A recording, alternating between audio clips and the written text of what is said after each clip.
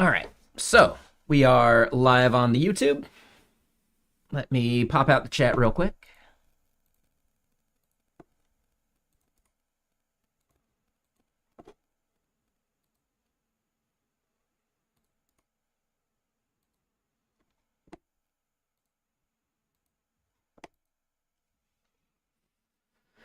Man, yeah, this monitor burning in is really annoying.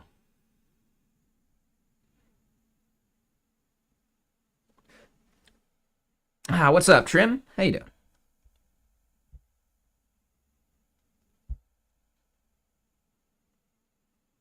doing? Wherever you see fit.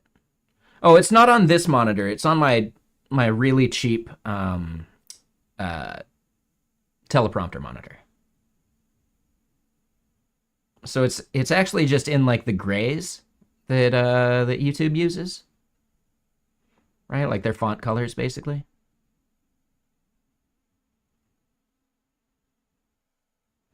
It's just a really, really, really cheap, like just mini USB monitor.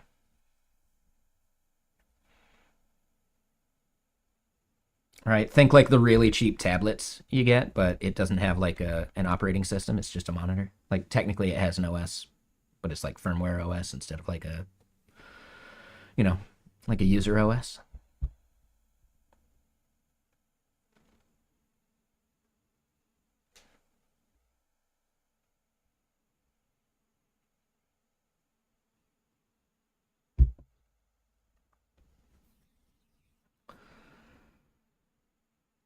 You have a Fire tablet?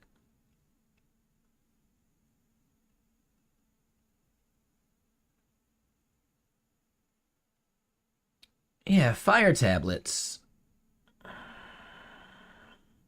They actually use pretty decent monitors or like screens, don't they?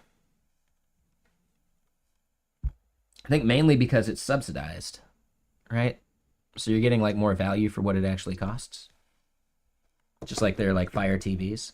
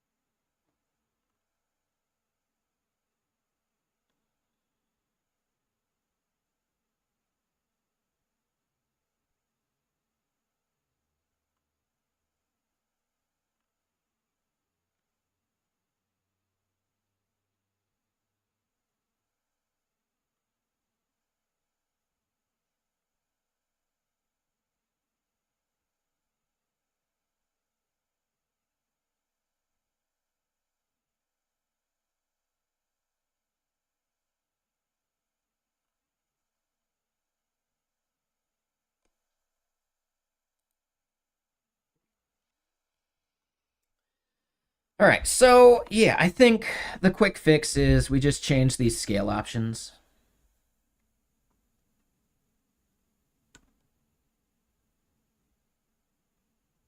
Right, yeah, exactly. The tricky part is getting like a safe APK for that.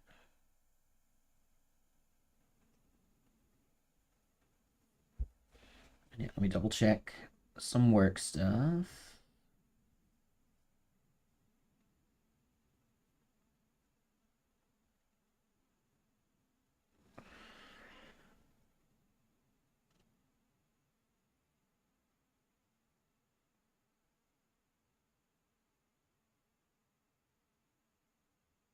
Okay.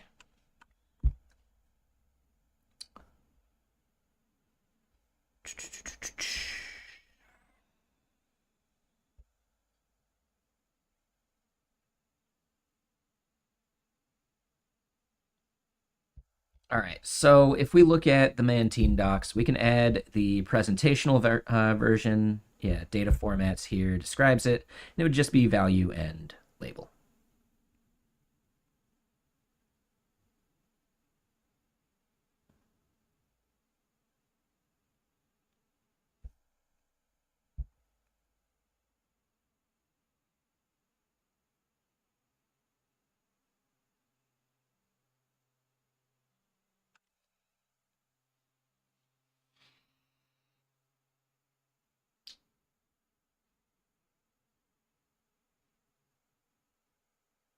We could even just shorten it to a single letter, right?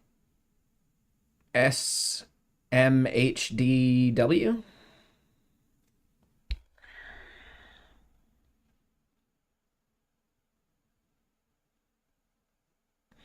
Because here's what I'm wondering, right?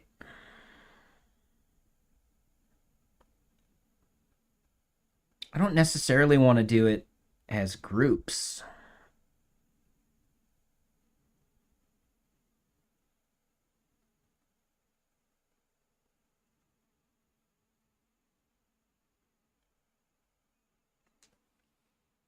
Oh, someone did suggest that?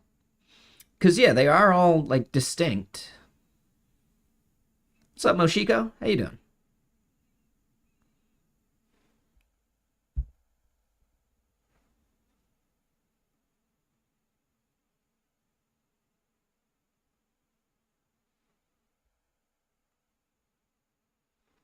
Sentry does that? Oh, okay.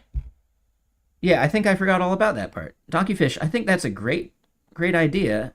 What we would have to do.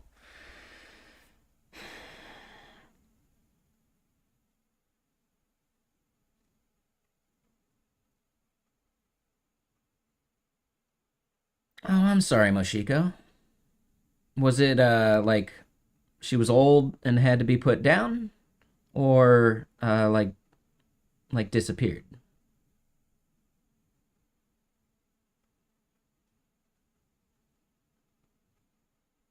I guess you would have said ran away or something if it disappeared. Old had to put her down. Yeah, I'm sorry. That sucks.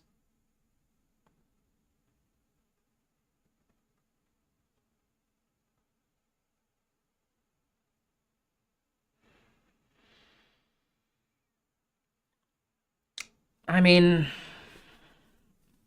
right? Dog was happy. They don't last forever. Just gotta appreciate the time that you have with them.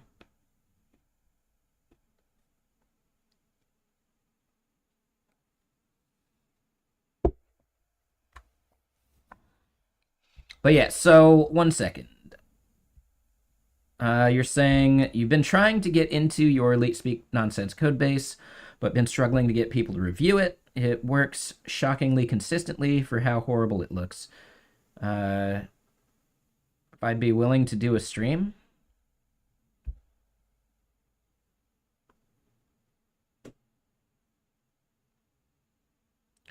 I I don't think I know what you mean.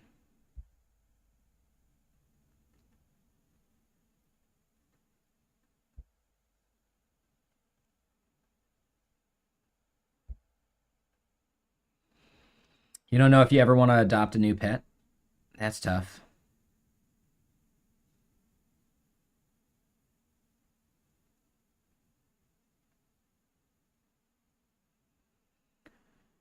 I don't know, Jack. A lot of streamers have their own stuff they want to work on. I think you should just start streaming. And you don't have to have a perfect OBS. You can improve it over time.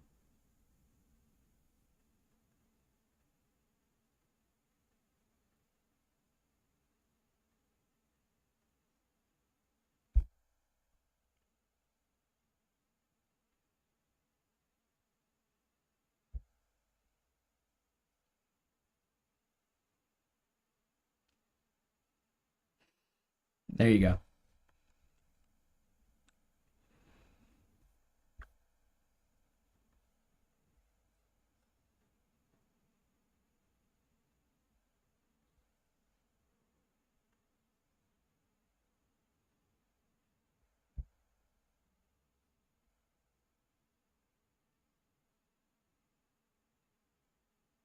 Changes to my OBS? Nah.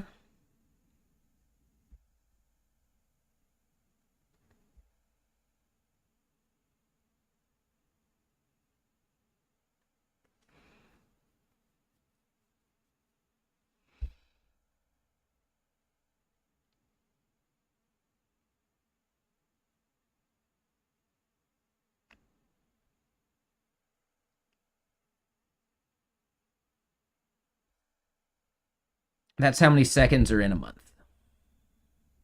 on average.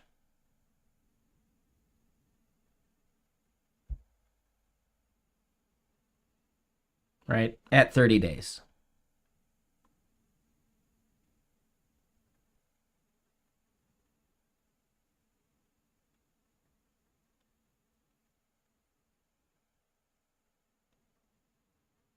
Peripherals?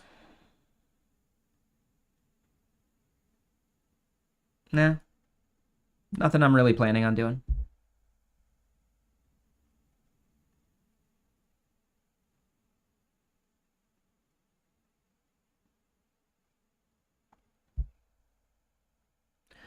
And yeah, what I'm thinking is we don't actually want to do that, right? Months. Instead, we probably just want to do that.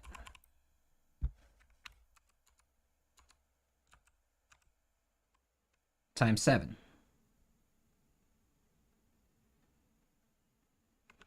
Right? So I'd say we can get rid of months.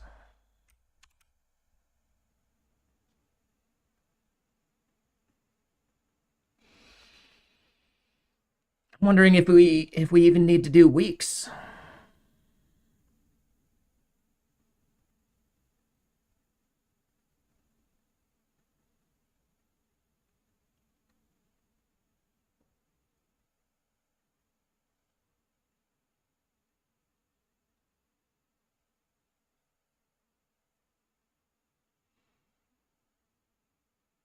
I'm not sure weeks even make sense.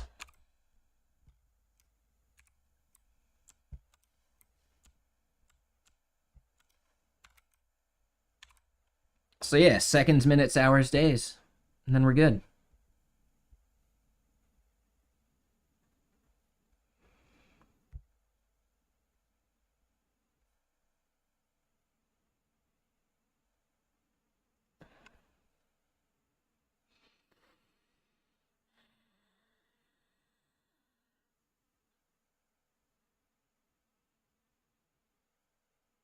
Yeah. Yeah, we're going to do that.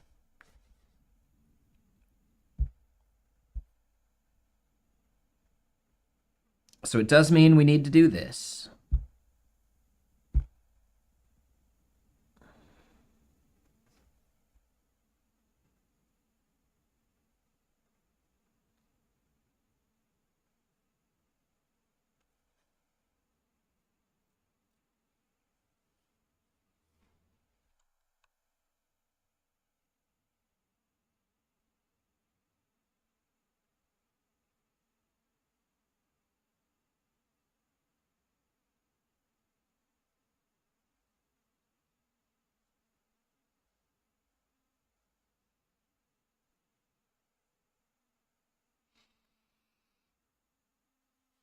Yeah, and I kind of see what they're doing here, which makes sense to me as well.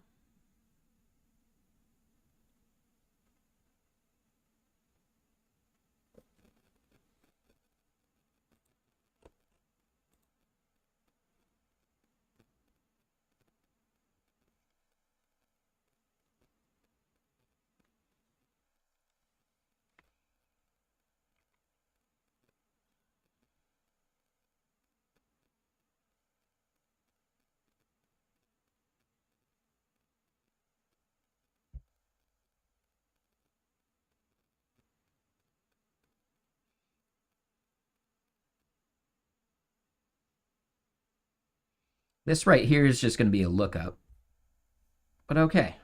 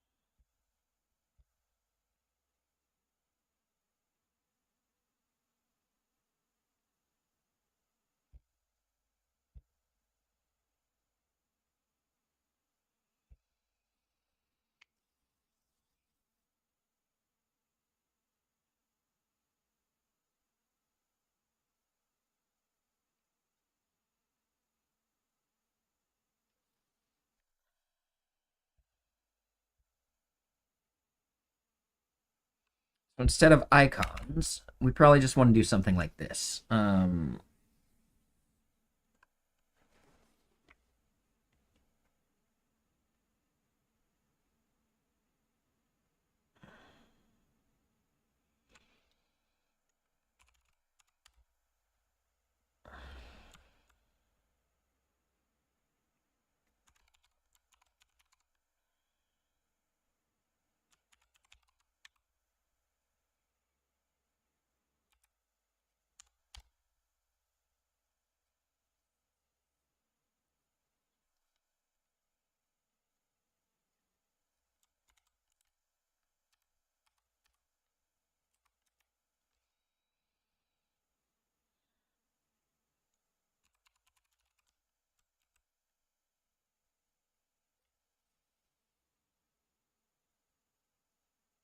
We actually want to do this the other way. So the label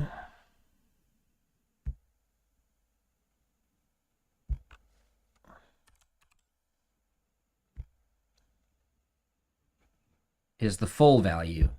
Yeah. So this is the value that we want to have in the dropdown. The value that we want to have next to the input is going to be the short value.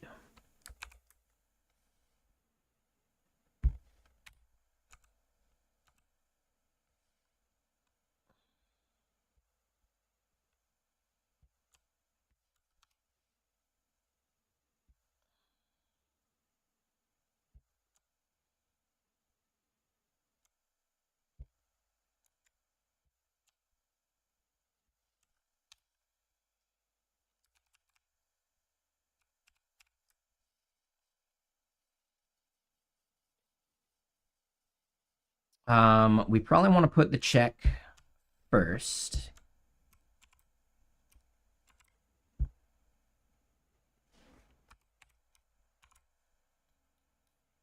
And we'll have to bring that in.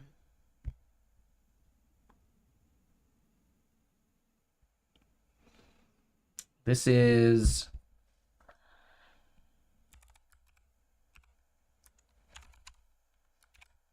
time value names.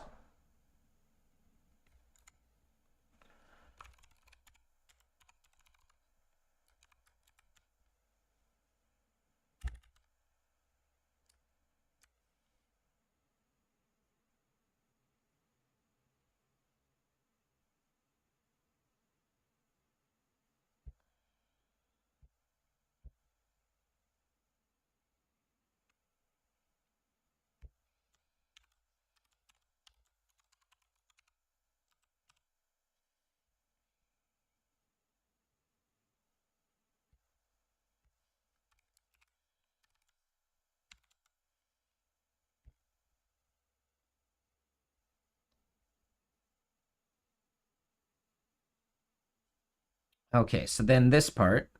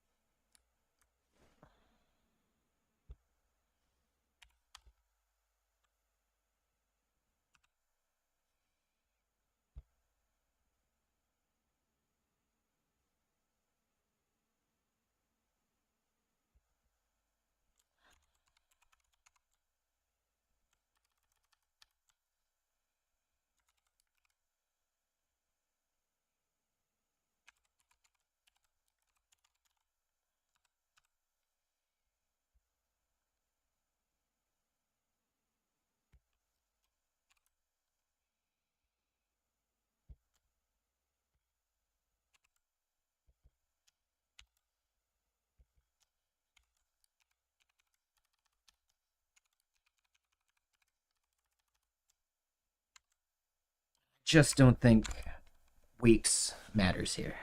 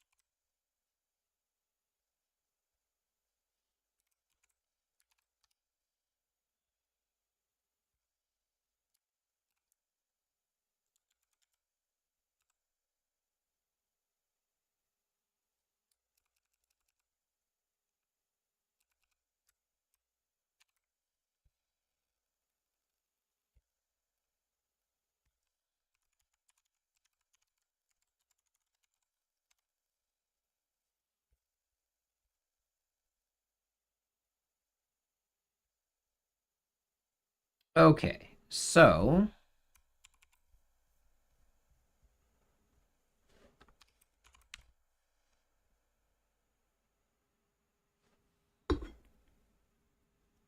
let's do the two-factor auth.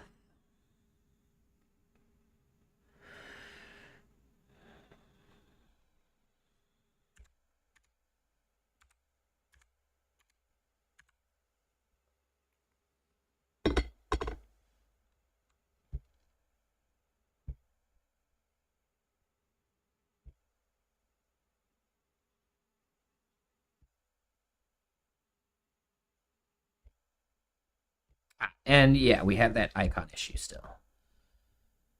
What we need to do is head to Iconify.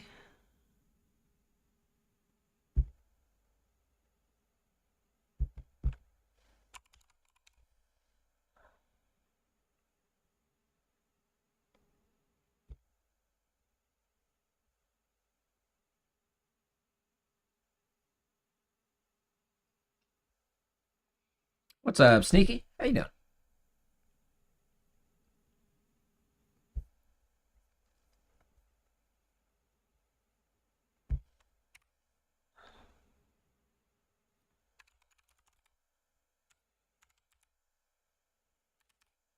So then this is check.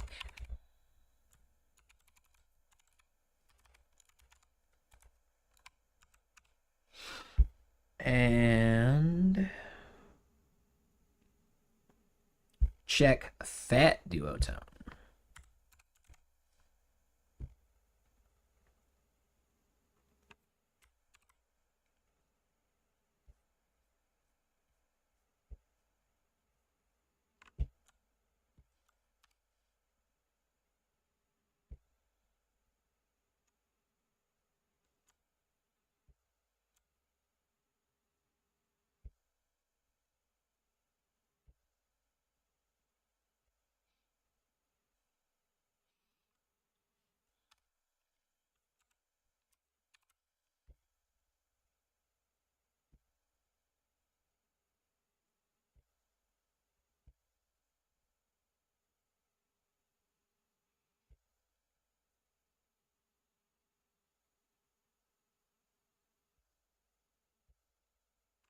Okay.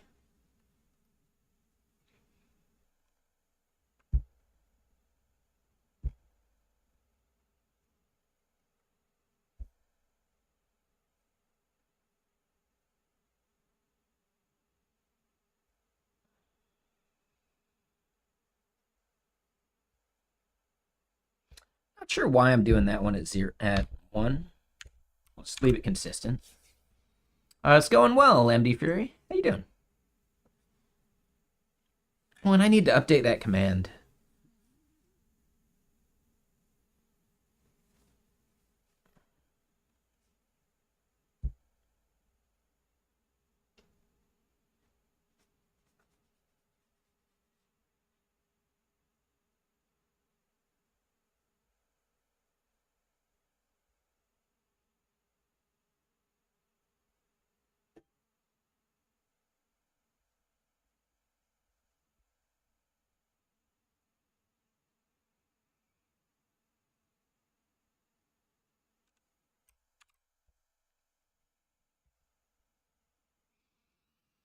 Yeah, I like this so far. So it's also seeming like our spacing is good.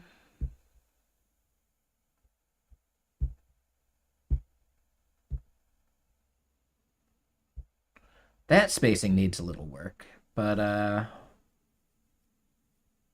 yeah. Let me go look at a different quota just to be sure.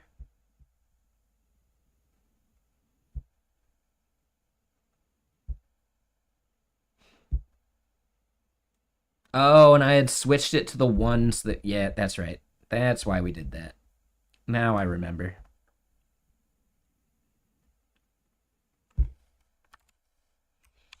We did it so we could evaluate the width of the character.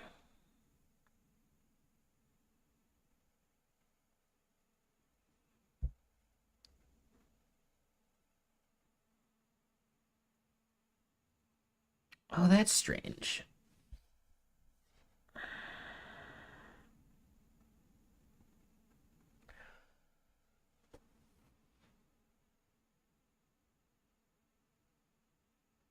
we didn't get it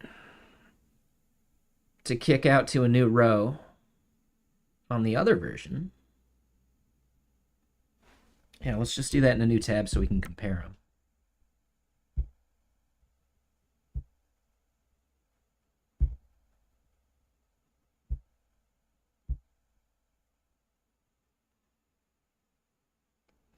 Right, so then that looks totally fine. Why is the other one not going wide enough?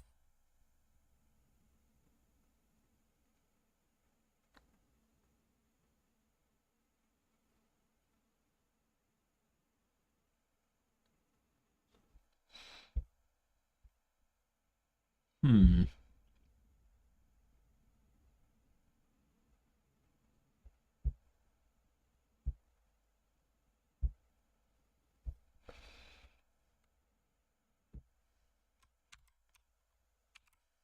I also want to see this part.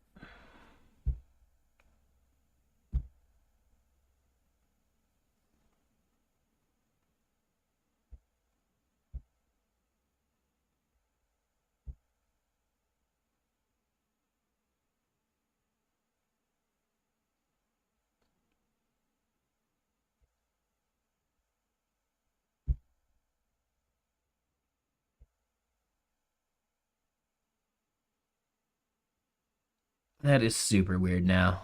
Come on.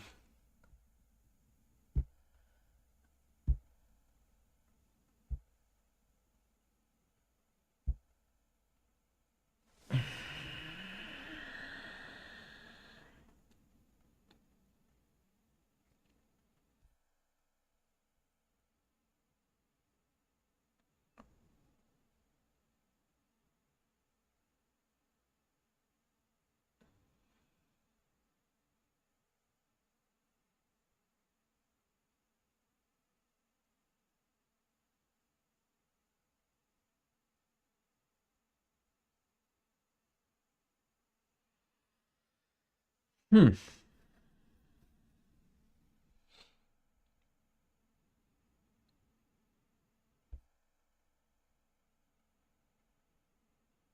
We could definitely do like a width no wrap, but I don't think that's going to solve our problem.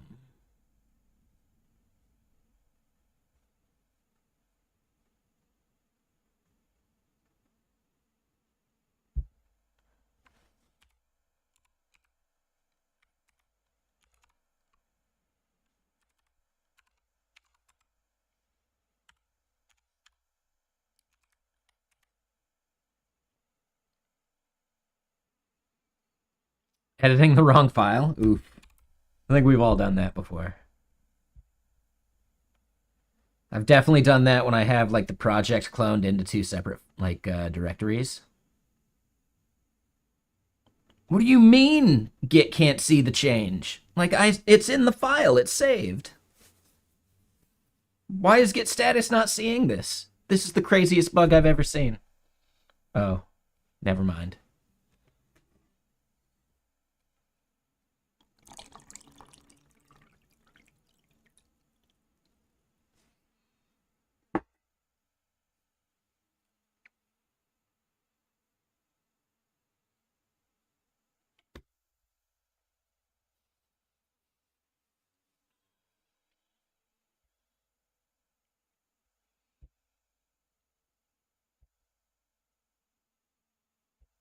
All right, so that one ends up working.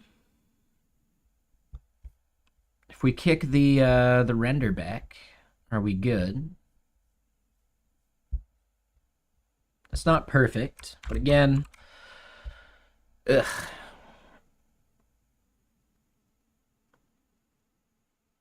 I haven't pulled that one before.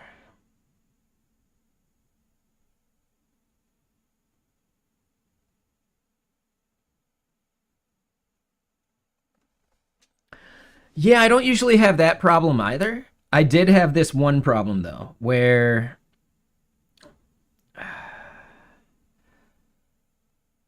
it was one of the first times I was even flying at all since like 9/11. This must have been like 2006 or 7. I want to say 2006.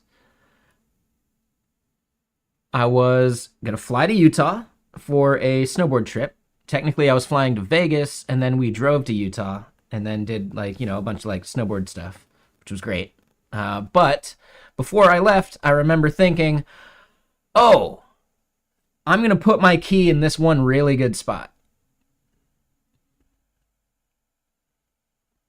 When I got back from that trip a couple weeks later, where was that spot? It was a really good spot. Like, I don't remember where it was, but it was a really good spot because if I couldn't find it, no way in hell someone else is going to find it.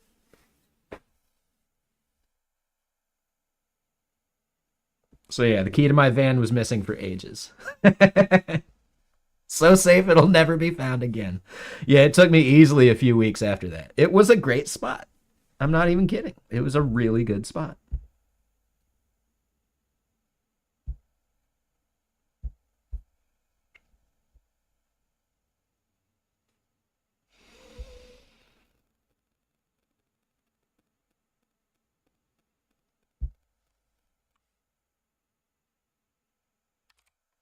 All right, so let's try shrinking that just a little.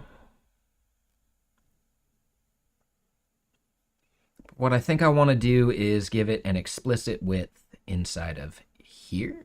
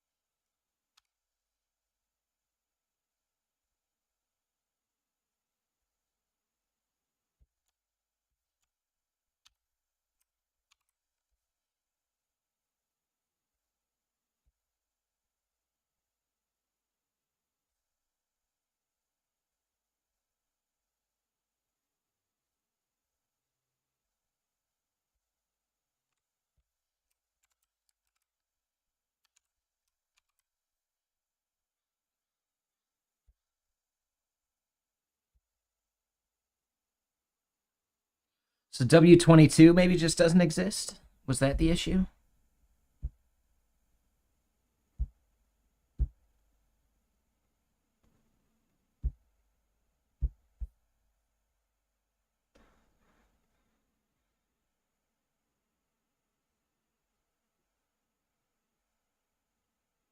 And then this part.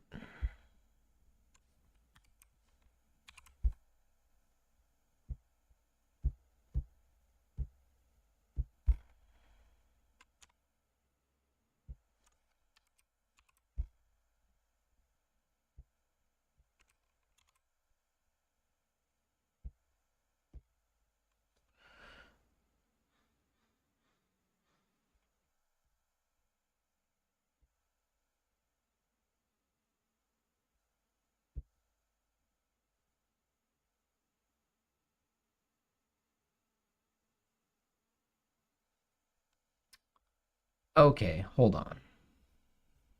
Let's go look at the full list of options. And then let me get more music going too.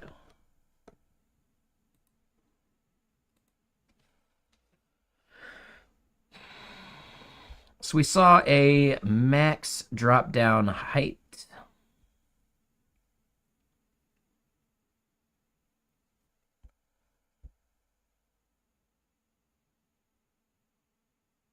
It's just got to be a styling thing. And yeah, what up, shoot thumbs?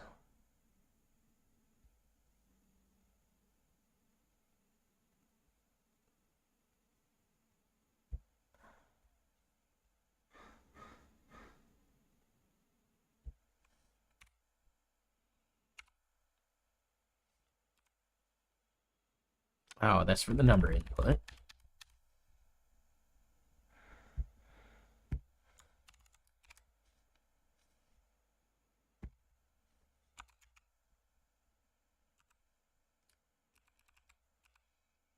Oh, and yeah, that was the part. Ah, that was the part right there that was doing it. Okay.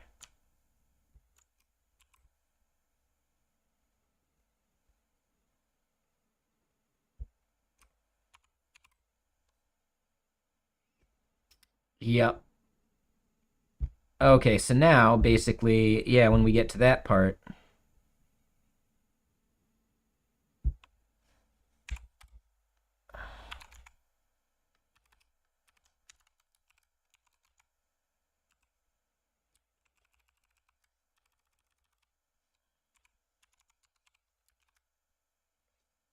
yeah, I'm using it with Tailwind, which is something I think they've actually come to support a lot better these days.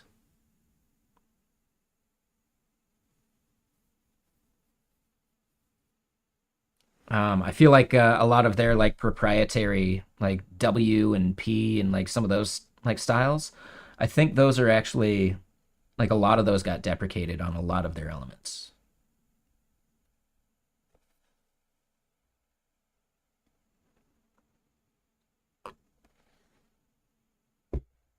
Maybe not. I do remember having to do a bunch of refactoring to remove a lot of that styling.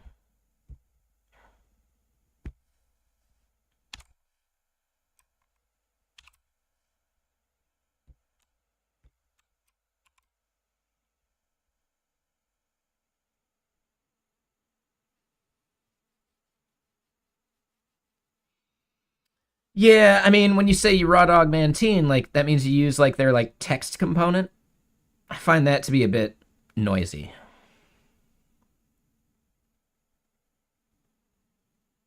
Yeah, yeah, it's not for me.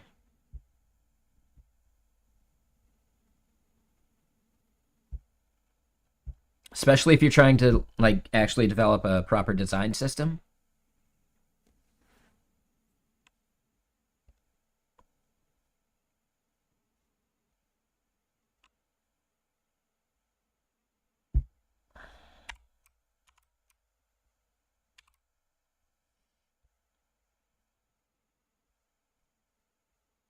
So yeah, like as a quick example, I find the idea of having to subclass the text element, or not necessarily subclass, but like wrap the text element inside your own like component that has a heading and then create like the API for all that. I found it way heavier than just doing a class variance authority or something, right? So for having consistent like title styling, would you rather wrap text or would you rather just call heading as a class name? I find this to be a lot more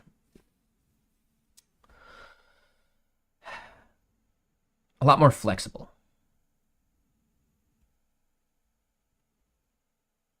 Use the style API basically.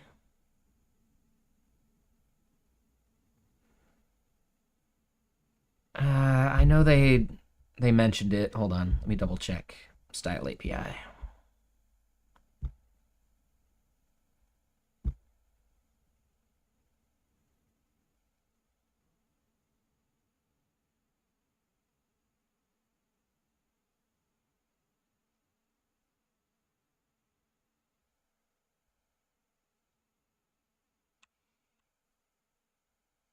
Yeah, that's actually my biggest complaint about React Native.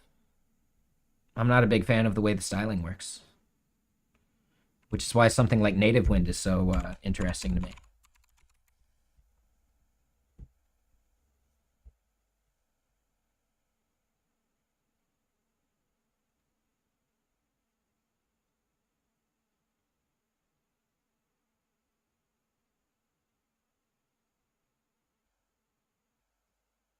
It's not perfect. So yeah, like I don't know, I haven't done enough React Native since discovering Native Wind.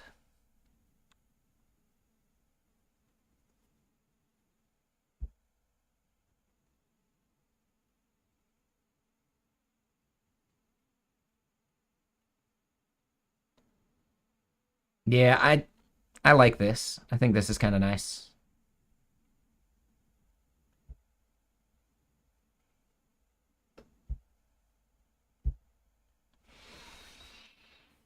Yeah, they're all trade-offs for sure.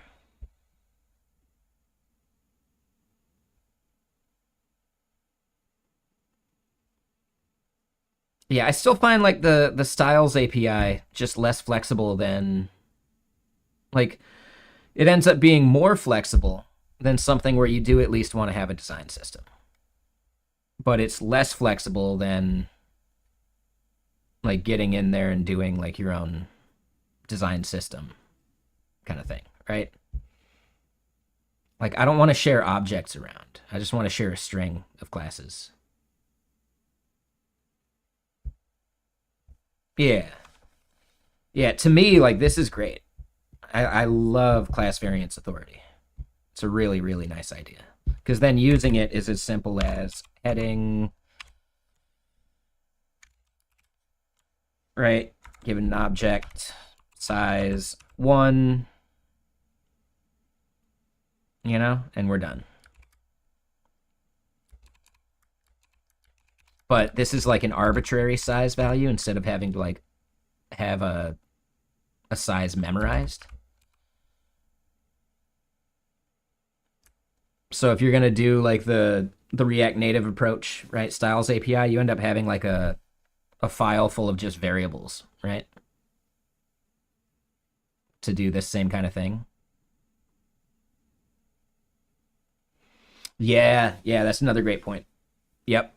And I think that's a big part of it. Like here you even see me doing that. By default it's this, at medium it's that. This is actually like really easy.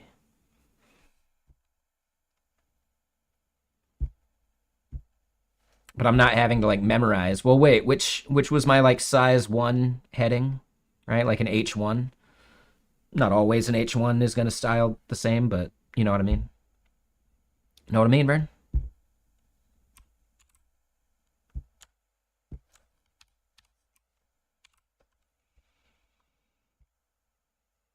But yeah, I think we might be good on this component now.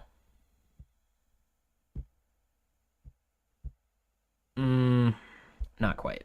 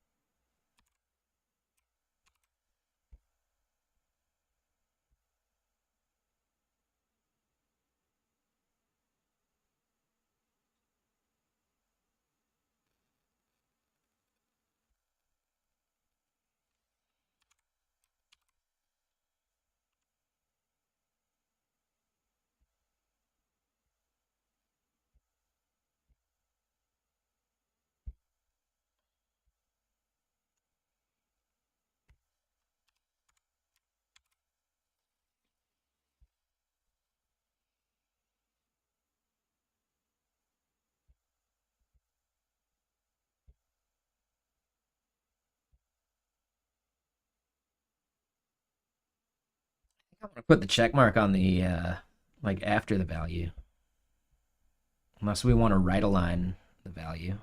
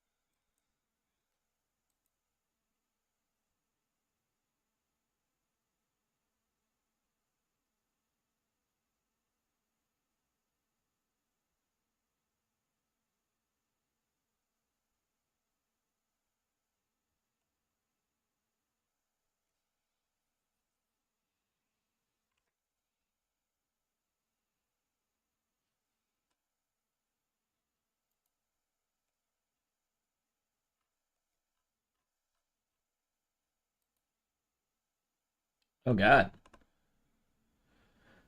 Was that starship that exploded? Were there people on it? Or was that an unmanned starship flight?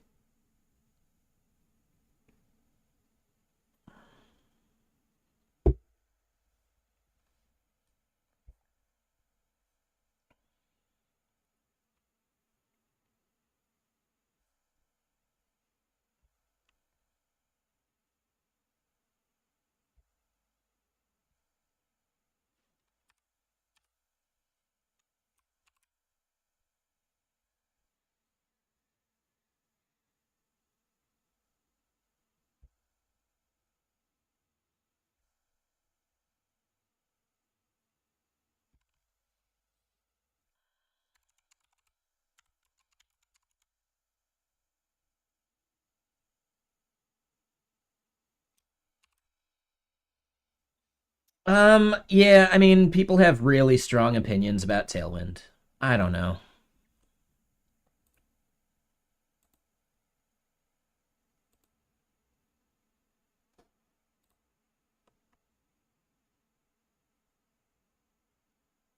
Ooh, there's an extreme cold weather event predicted in the coming days. Wait, really?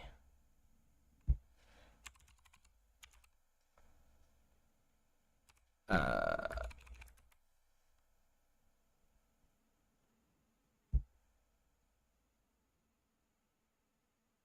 it's gonna get down to 15, 13, 11 degrees. Ooh, buddy.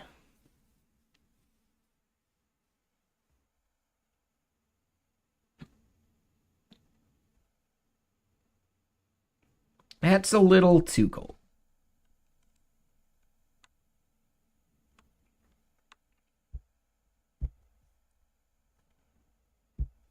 Yeah, I could see that source code. What I'd want to do is I'd want to style that globally rather than just for this component.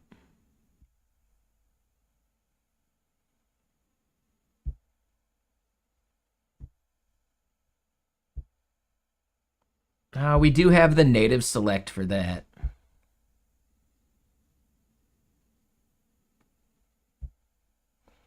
Hmm.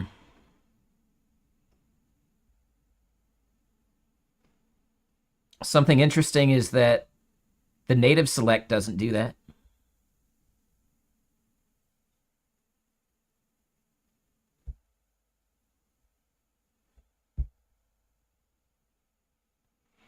We don't really do drop downs when we're creating balances or quotas, so I don't have that many other drop downs to handle. So that's a good point.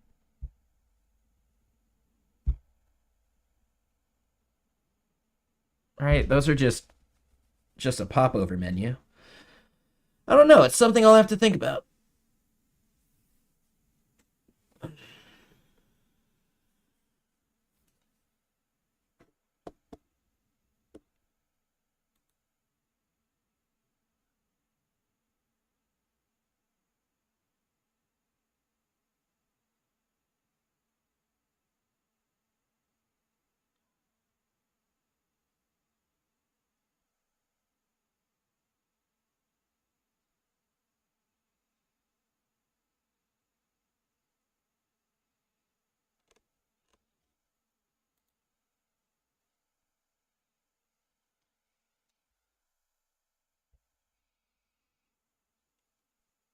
And yeah, even today. So yeah, let me just close up my windows just to be on the safe side.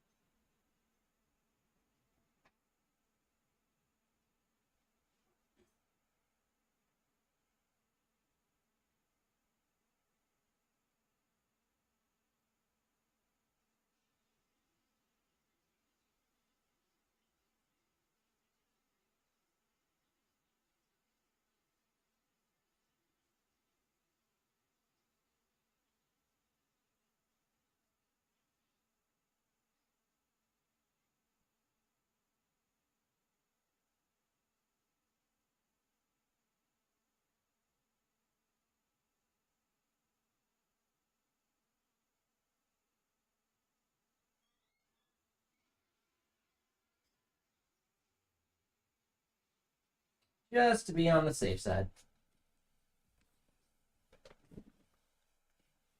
Uh, First time since moving to Spain 7 years ago.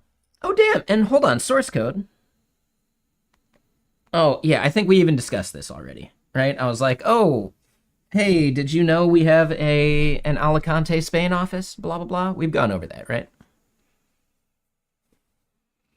Um, no, I don't know what this is from. I guess these are like masks that people wear for a holiday in Peru.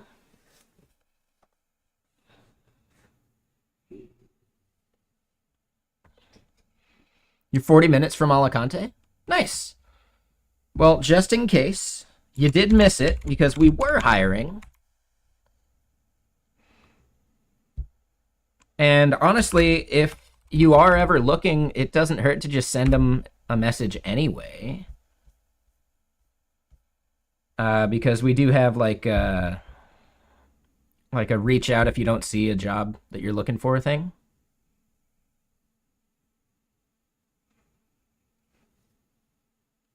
Right now it's not there, but yeah, we do have an Alicante, Spain office. If you know, if it's something you'd like to check out, I would say go for it. We recently just hired someone for some front end dev work. Yeah, I'd say keep your eyes open.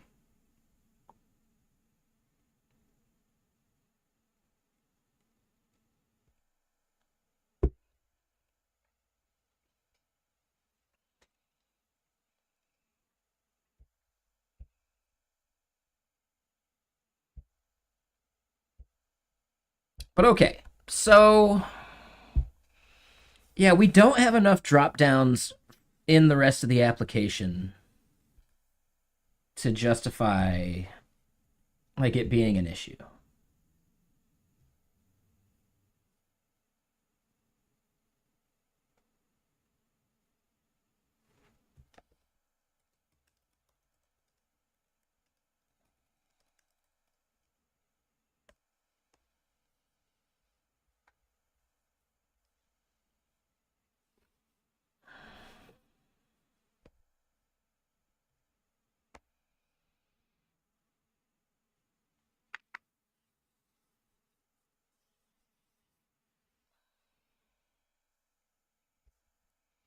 Okay. So yeah, back to looking at it.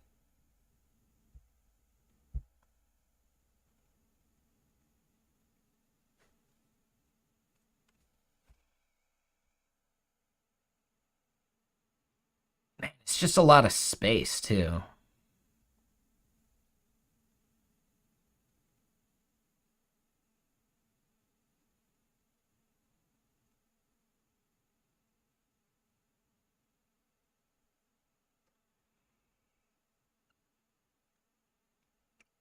Yeah, I'll want to think about what the background color would even be, just because it needs to be different from the hover color, and it's not part of Mantine's like defaults. I want to try and not stray too far from the defaults, just mainly because like we want this to be a good experience, but I'm not a designer. You know, I do as much as I can, but yeah, Mantine does the heavy lifting.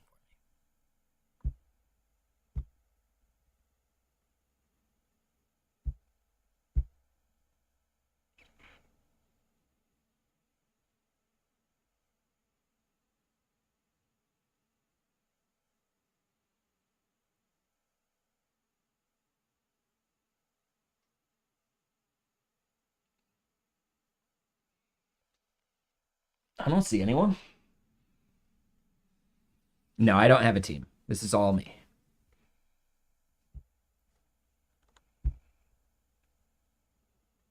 I thought that was a good joke. Come on.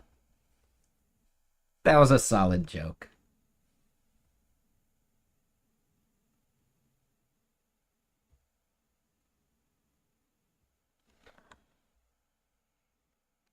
Wait, what do you mean, Sarah?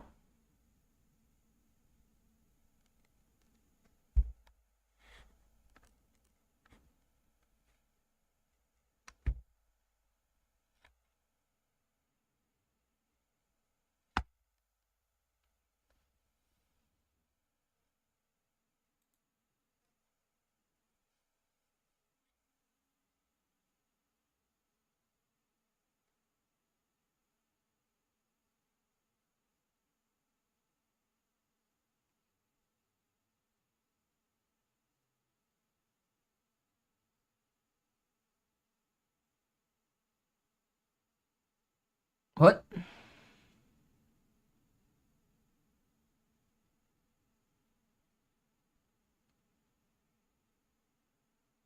Starting to sound a lot like some Sans bullshit Sans.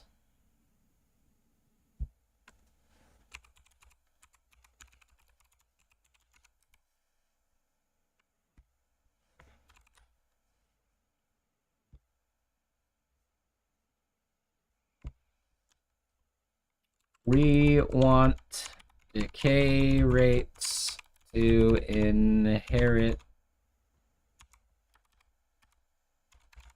integrity.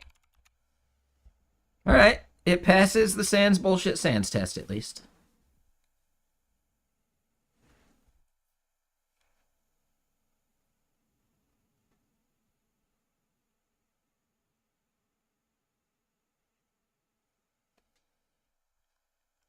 If you're looking for a way to spice up reading Wikipedia, Sans bullshit Sans is your friend.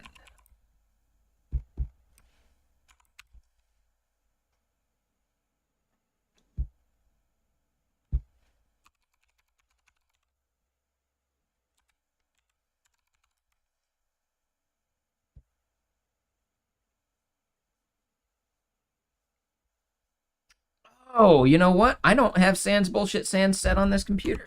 Well, that's a mistake. Yeah, let's get it.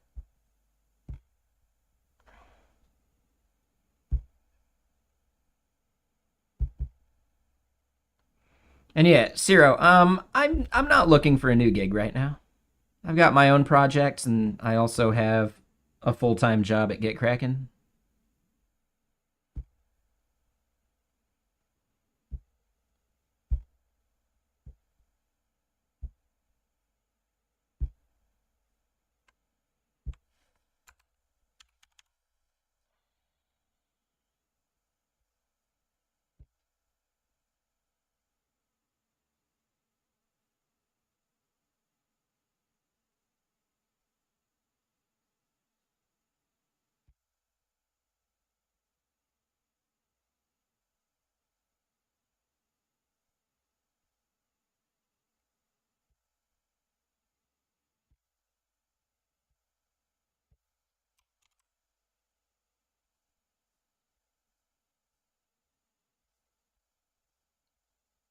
Okay, so it's not that one.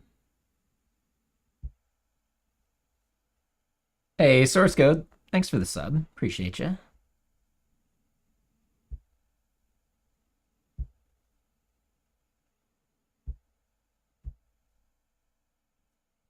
Looks like they use the sans serif.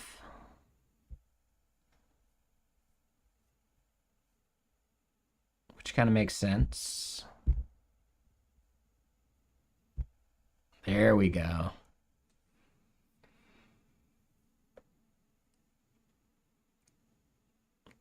Leveraging the synergy of ligatures.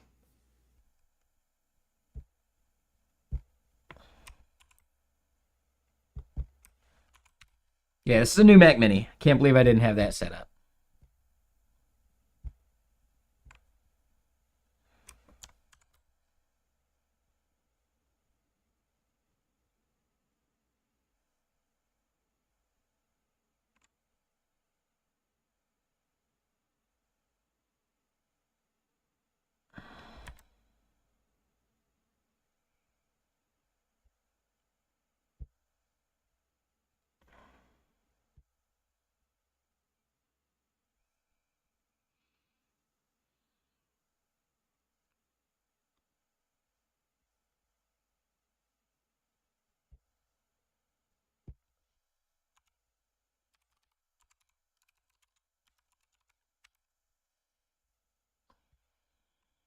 It's good. It's really good.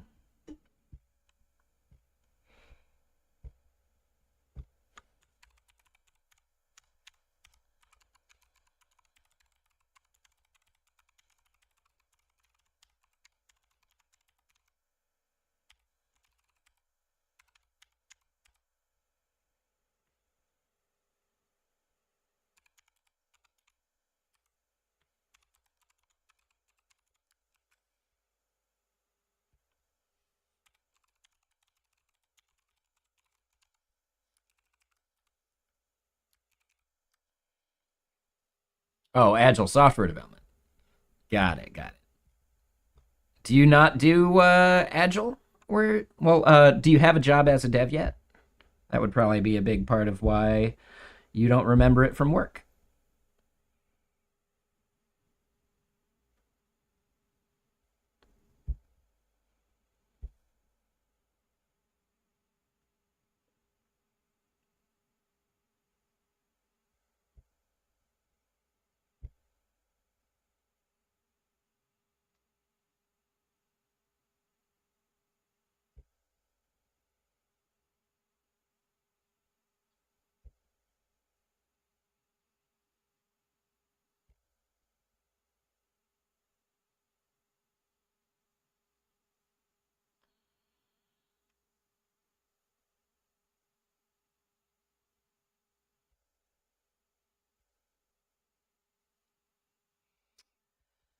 Okay, so what we want to do next.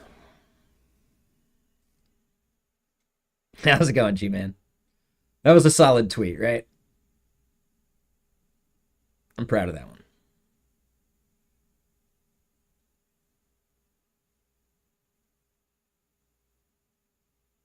No, I get it, Dr. Drep.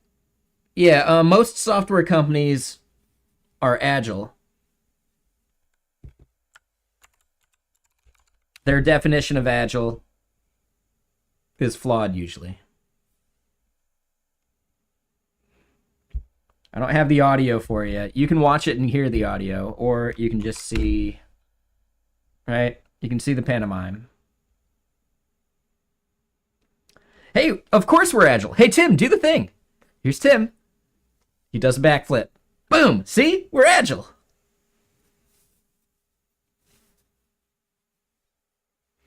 Agile fall. Yes, exactly. Water scrum.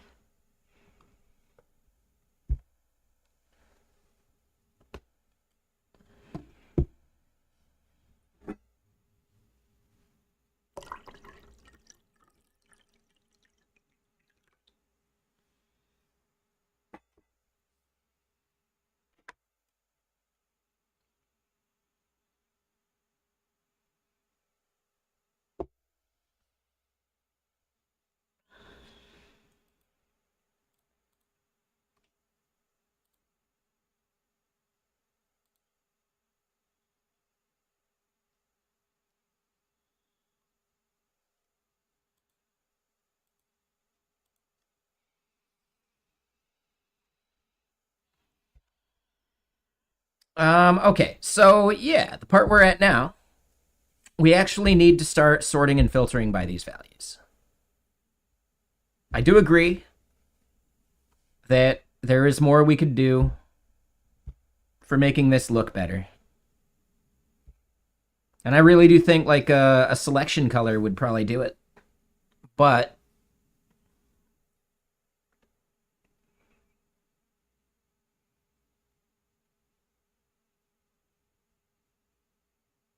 I just don't want to do it right now. It looks okay. I just think there's something we could do to make it look better. And we're also not tracking that value. So yeah, we need to wire that up actually properly and yeah, make that happen. So here in list filters, where we're actually loading this. And what's up, Nelixis? How you doing? That was the last song on the album too. Let's get another. Make sure I'm centered in the camera and all that.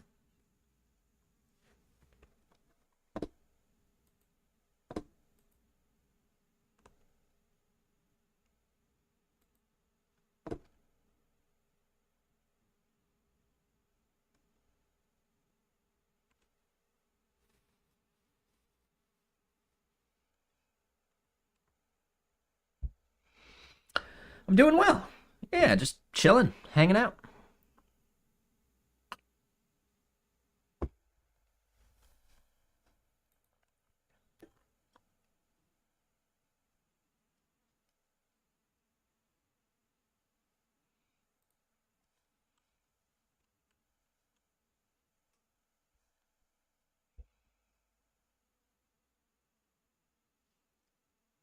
You're struggling with keeping up with your ADO stories and adding details slash hours.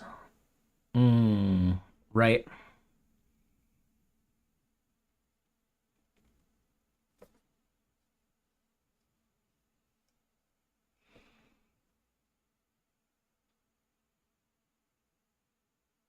Yeah, I've dealt with the same problem. I don't know the fix other than finding a better team. And that's not a great fix. So, yeah, I don't know.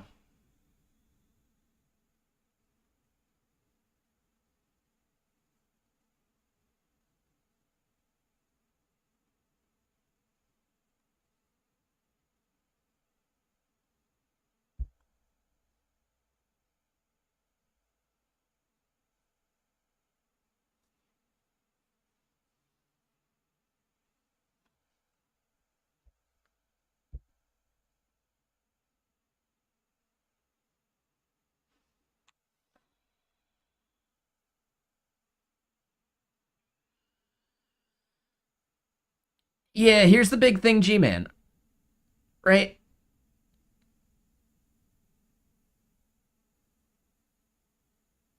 Tracking those kind of hours is usually like futile because,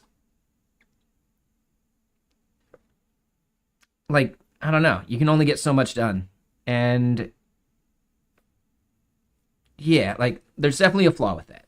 I think a big part, though, is if you work in client work, the company needs to track your hours so they can actually charge you. Or not charge you, so they can charge the client, right? So the company needs like hours when you're doing like client work. If you're not doing client work though, it becomes tougher. But there's also like if you're doing internal work, they need to figure out whose budget your time's coming out of if they spread you around a lot.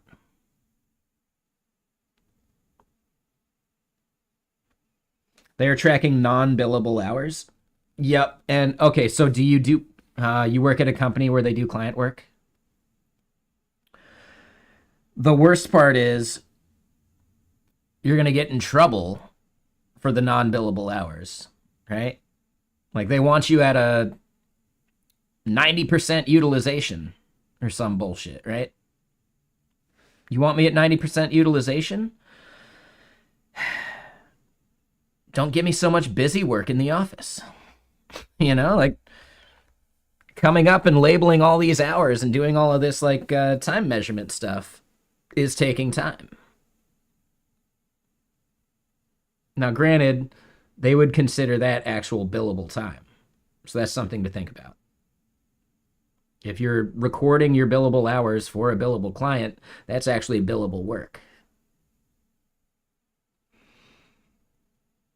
Yeah, at the agency I used to work at, we had to keep like a timer kind of thing going. I forget the product we were using.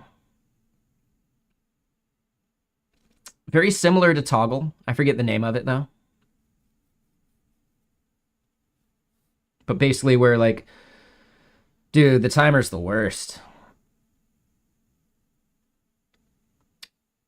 Yeah, and they need to bill the clients, but yeah, at some point, the timer is also just kind of like a guideline, right? You're gonna forget to bill a client from time to time, right? You're gonna have the wrong timer going. So the biggest thing is like you can estimate some of that stuff within reason.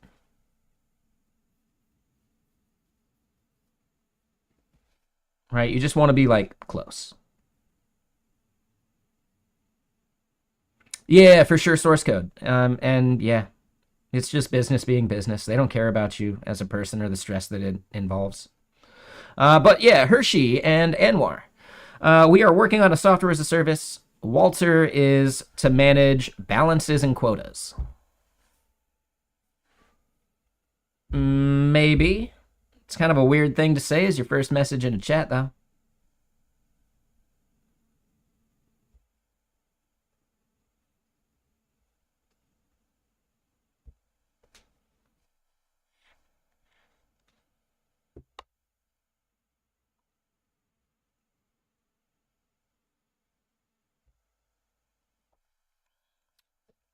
But yeah, so Anwar, basically, this is not a billing platform. This is what you can use to facilitate your billing.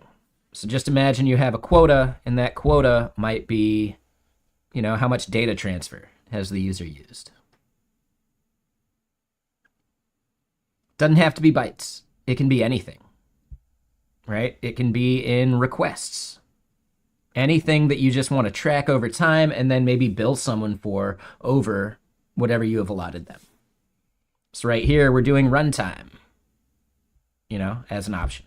And we can look at accounts that have accrued some usage of their quota, right? This user has used 5,325 days of time.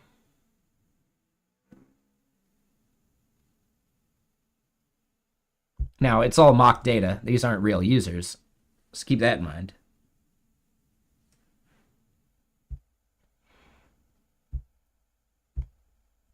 But we can go look at the user and see that, well, you know what? They actually have 11,000 days available, and we're not billing them at that properly. So we got a bug there for sure. And what's up, Rondolph? How you doing? Let's go look at that bug real quick.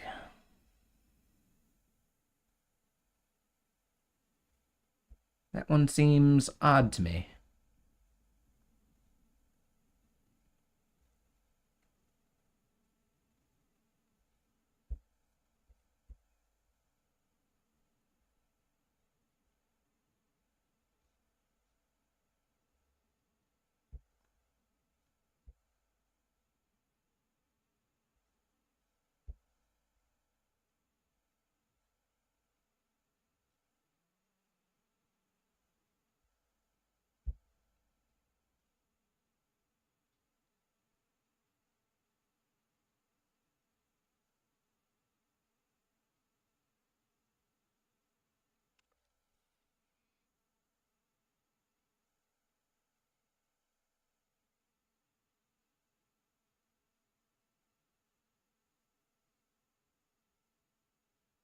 What's up, Doruk?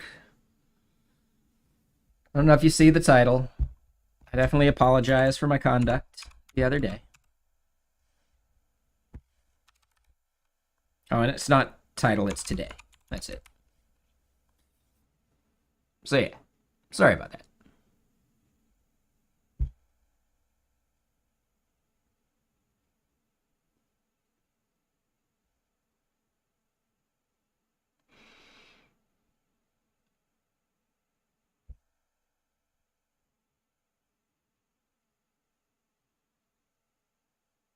So hold on. Semicircle progress. I thought it was supposed to be like a percentage value. I might need to multiply it by 100.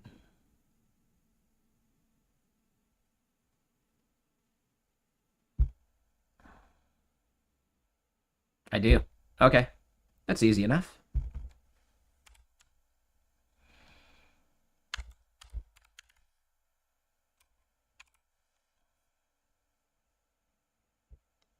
There we go.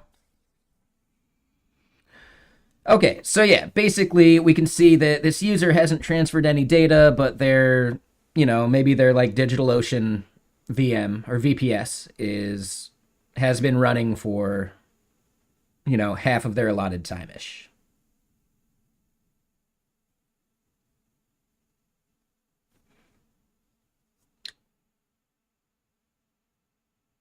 I feel like a percentage value would make more sense.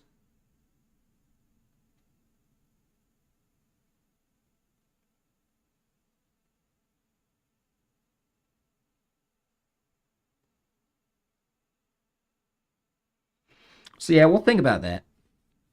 But hey, at least we fixed that bug. We got other stuff we should probably do first.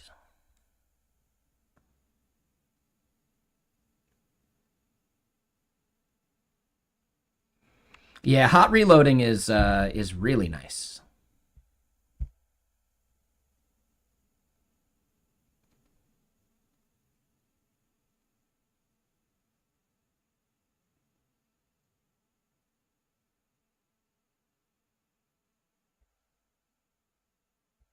All right, so then, yeah, this value needs to update.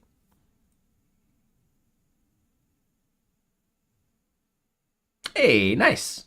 Yeah, no worries, Derek.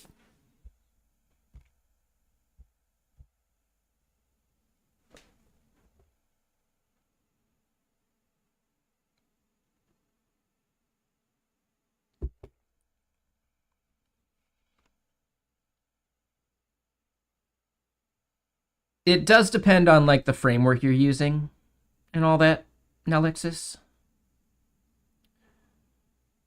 Like, here's the thing to recognize. There's a big difference between the entire page refreshing and just a section of that page refreshing.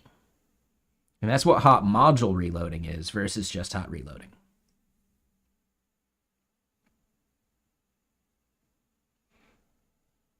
Yeah. So, you end up losing all of that page state no matter what. Whereas like you can still maintain state while you change stuff on the page, which is really like valuable.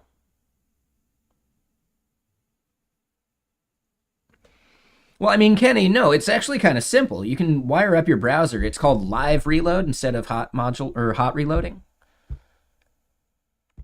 Right? Live reload is something that has existed for all sorts of stuff for ages. Because all you end up needing is just a server to kick the browser to force a refresh.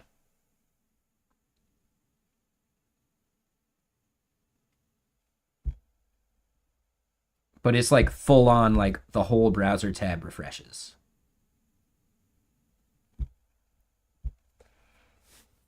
And yeah, I think Nelixis, even Laravel, still would require like a full page refresh because of just the way PHP has to run, right? The way it's like evaluated from top to bottom.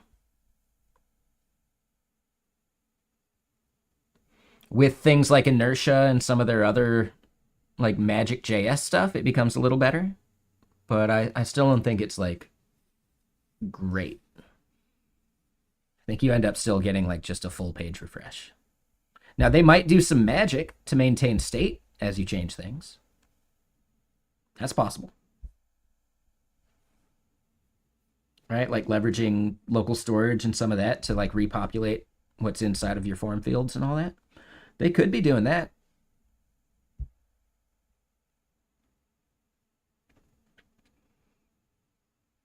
I don't think Laravel does that by default though. So yeah, there might be some like magic thing to do. I don't know. So again, when we say hot reloading, we mean I could change something down here, such as going to this list filters.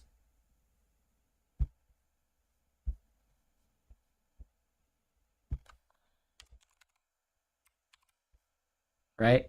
And the whole page doesn't refresh, just that element updates. Right? So this whole page state remained. And maybe inertia does that. I don't know. I haven't used inertia. But just pure Laravel without like the inertia JS magic on top would not do that.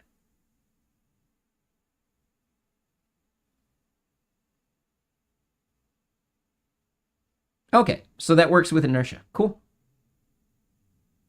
Yes, Dr. Dret. Yep, TypeScript is case sensitive. There is something nice about TypeScript where you can have your, like, like a class button. And then you can have like an interface for that button.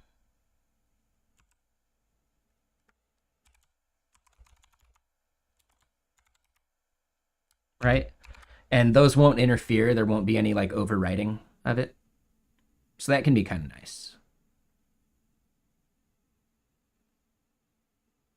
But oftentimes you kind of want to name it something different anyway. Like back in the day, you used to end up having someone do something like I button so that you didn't get it confused.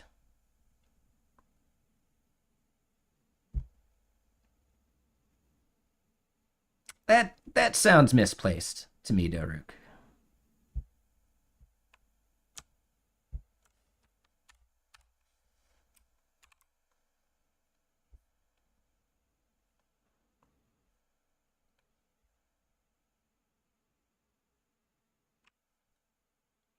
It is. It's convention in a lot of language, especially languages that don't allow you to shadow the thing that you're making the interface for.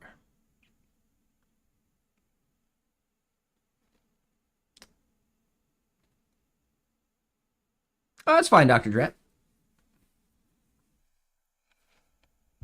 Most languages are case sensitive.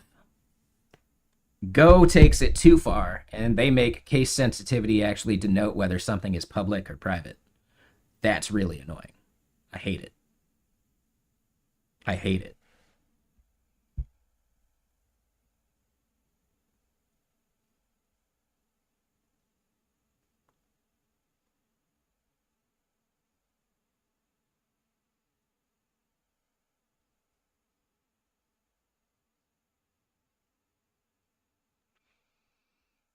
But yeah, so our filters here. We need to set up the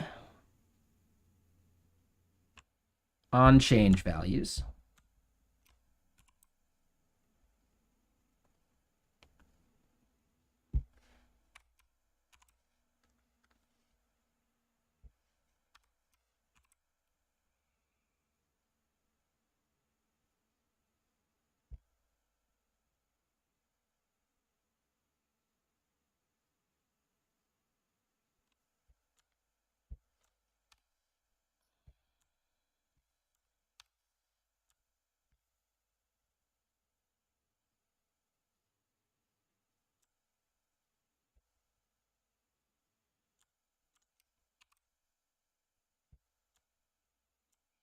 All right, and then, yeah, this value that we're setting there is end scale. But is that actually the prop name? It is, end scale.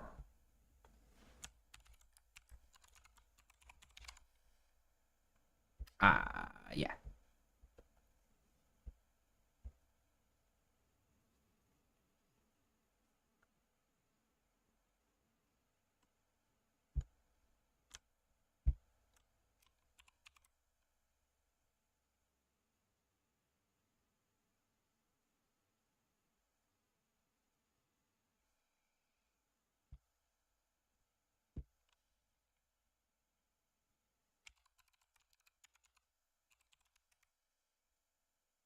That's the wrong Jeff Lindsay. Am I mixing up?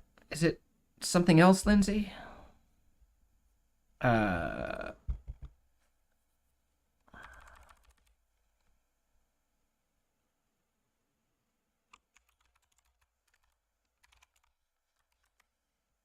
it is Jeff Lindsay. He just has a name that someone else has too. Damn it, he can grow a really good beard. But this guy, I believe he was one of the original creators of Docker. No, no, no, he's not the creator of Docker. He coined the term webhook. I remember that one. I think maybe he like. Hold on. Does he have a Wikipedia?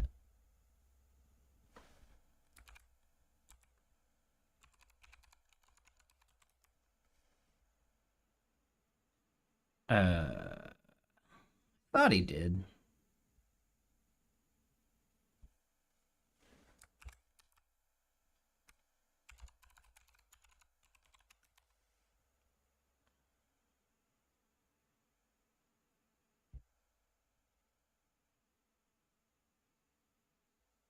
Co-founder of Hacker Dojo. Yep. Oh, I could have sworn he used to have a Wikipedia article. Oh, maybe I'm just thinking of here in the webhook part. In 2007, Jeff Lindsay coined the term.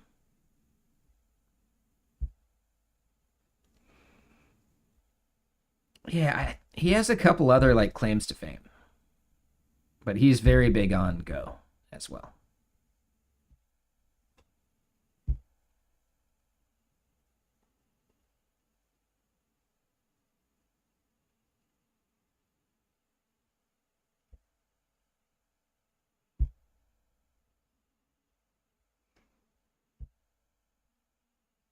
Let's do this. How about sort by stars as well as type sources? Local tunnel was a big thing he made. Yep, that's right. Busy box, another thing he made. Yep. Yeah, he's done a bunch of cool stuff.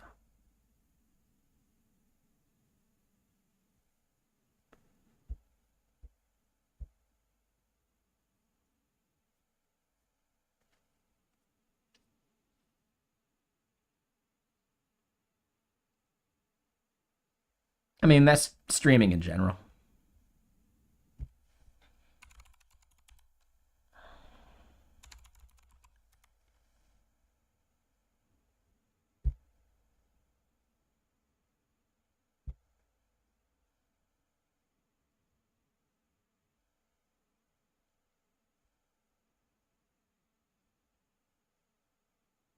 Yeah, I couldn't remember if he was in that list.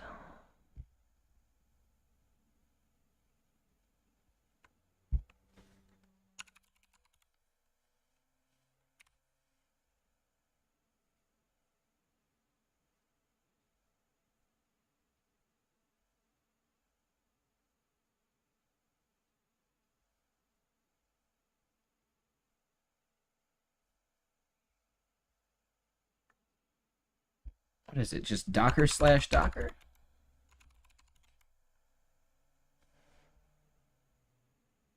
Which redirects to Moby?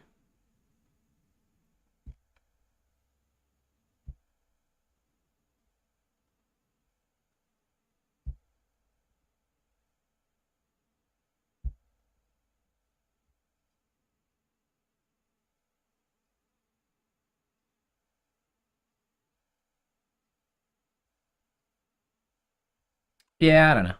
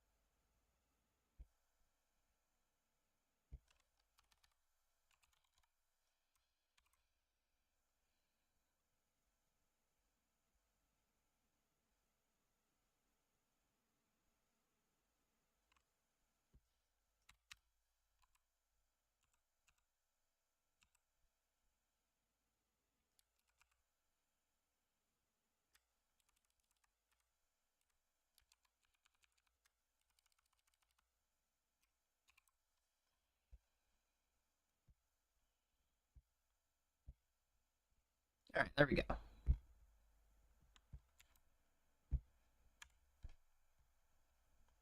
Let's make sure that persists. Ew. Oh, and you know what?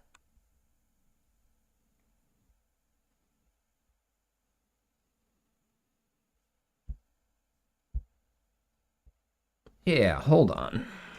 In this component.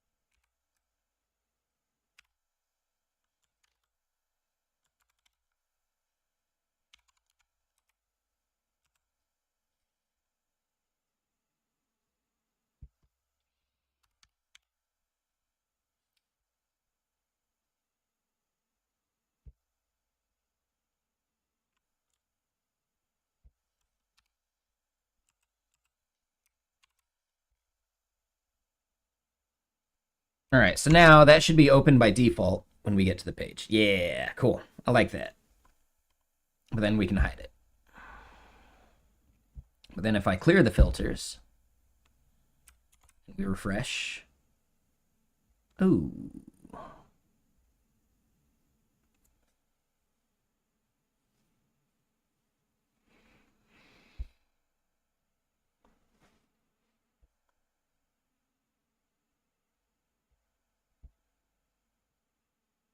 So that should not have stuck.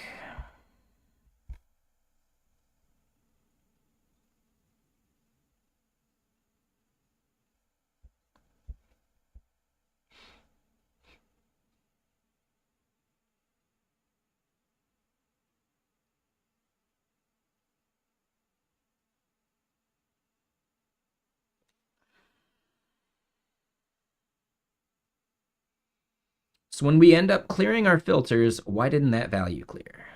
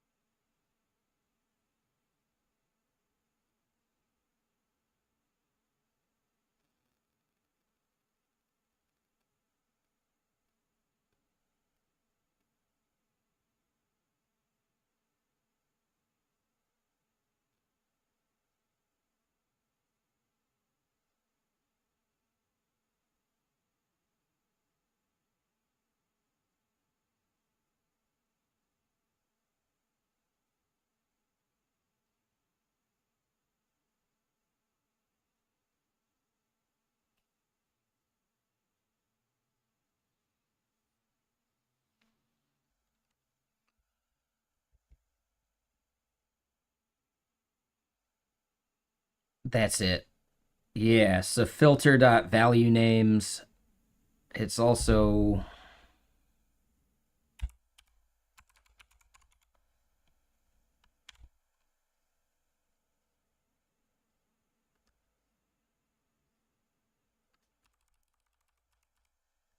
um,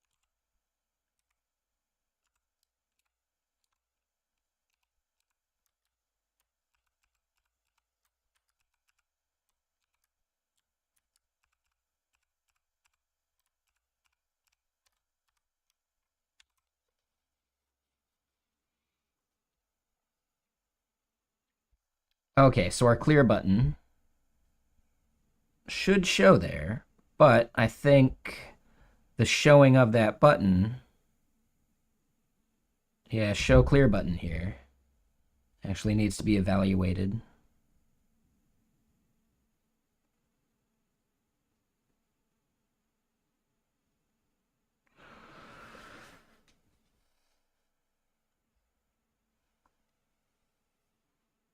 And I don't think we need to do this. So yeah, how are we passing that? If we go to quota accounts and show clear button,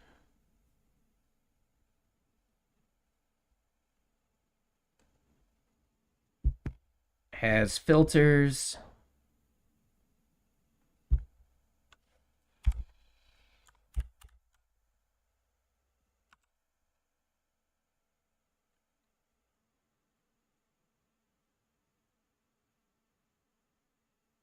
Right, that page isn't responsible for querying anything. So let's go find where search value is coming from. I believe up here.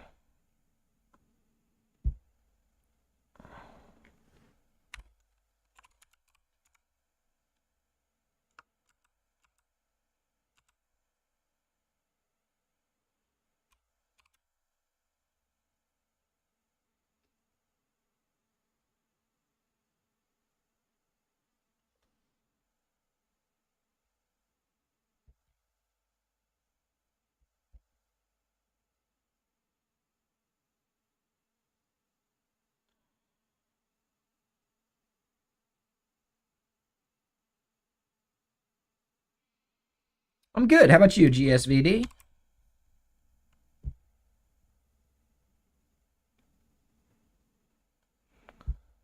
And what's up, my secure gift? Hold on, let me do one thing here. There we go. Yeah, how you doing, my secure gift? All right, so now we clear filters. They go back to normal. Cool. Should we close the filters box when we click clear filters? All right, should it hide? How do y'all feel about that?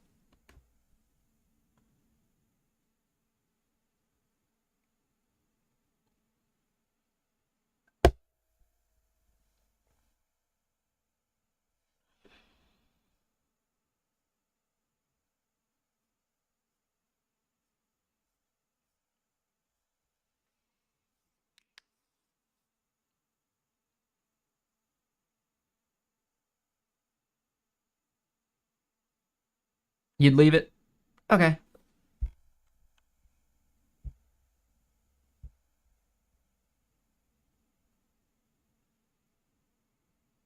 That's what I'm saying. Like, should the accordion actually disappear, right? So when we click clear filters, should that also fade up?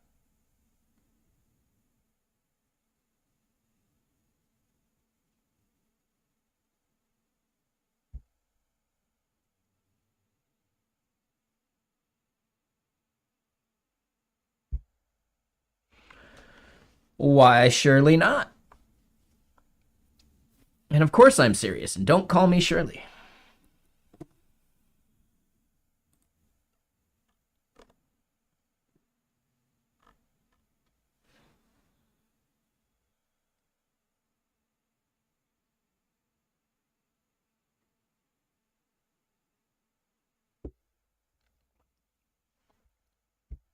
I don't know. What if you do want to just clear the filters?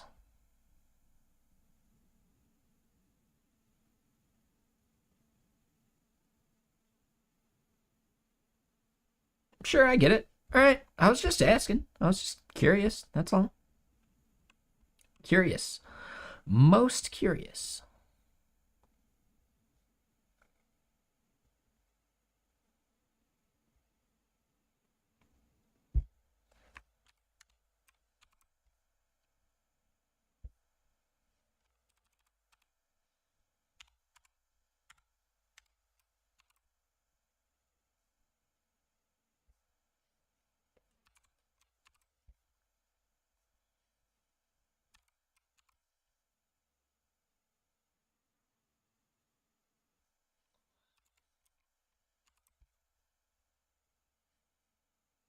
It looks better. Okay.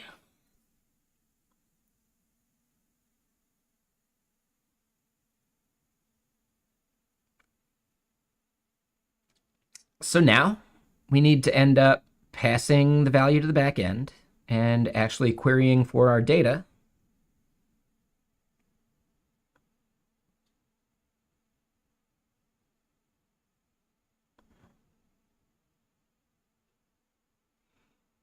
And man, yeah, they weren't kidding. It is chilly.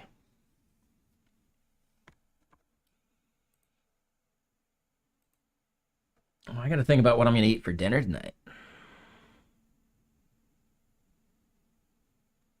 I'm doing well, my secure gift.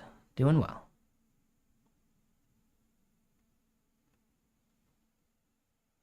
Let me pour some more water, and I will go Yeah, let me pour more in my tea here.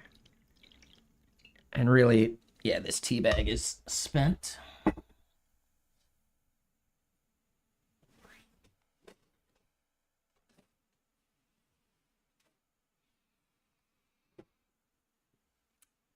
And yeah, so let me go use the restroom and pour some more water into my pitcher. And let me go get some pork started thawing for dinner tonight.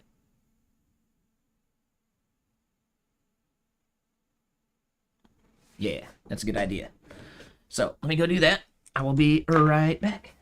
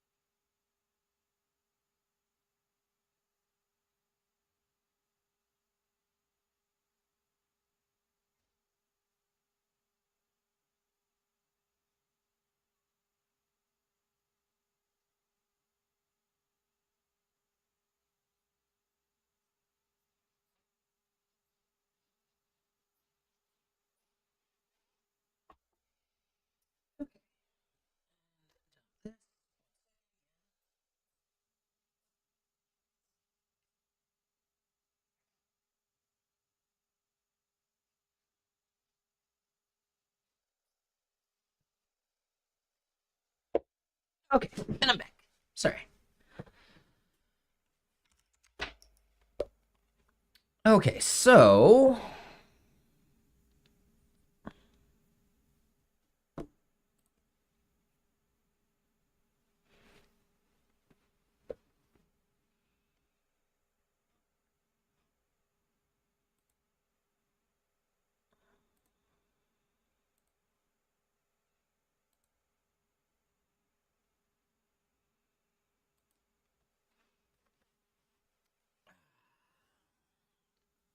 C Sharp Fritz. Yeah, he's great.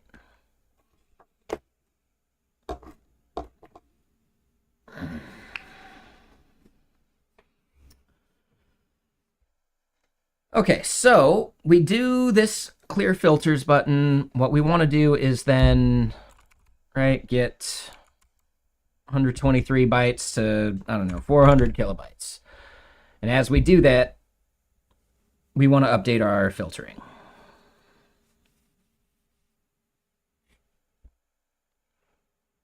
What is that emote? Nice, FD. Nice.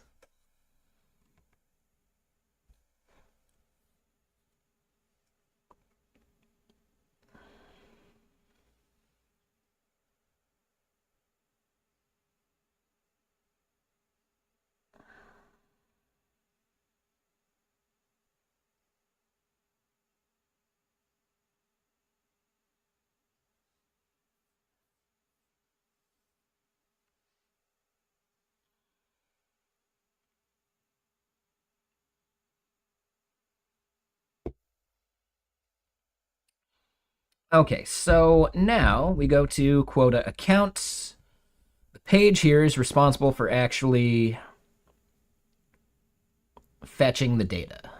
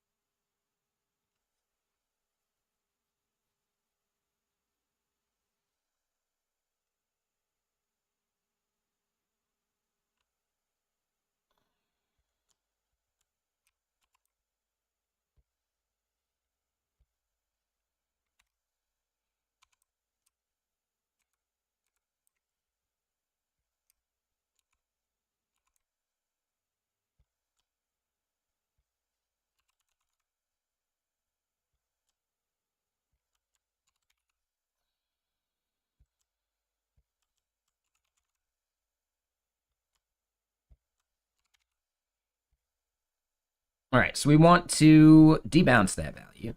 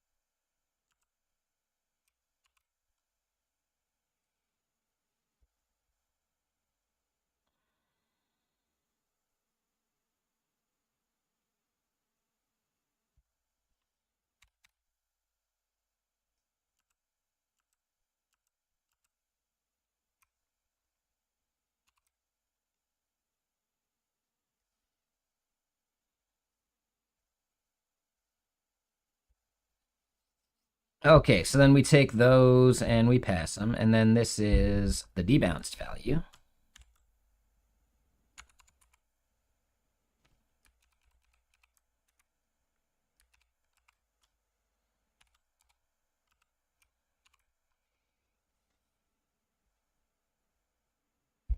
So now we're sending those to the back end.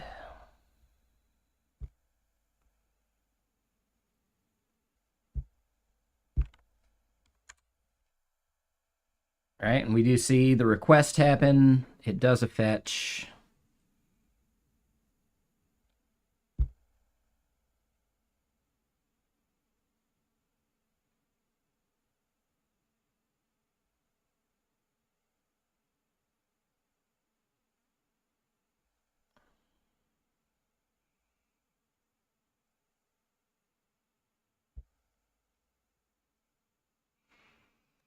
Interesting. So hold on. The start value and the end value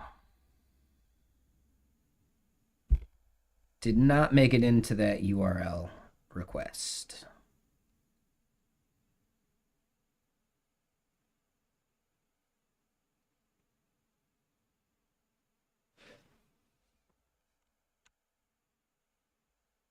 Hmm.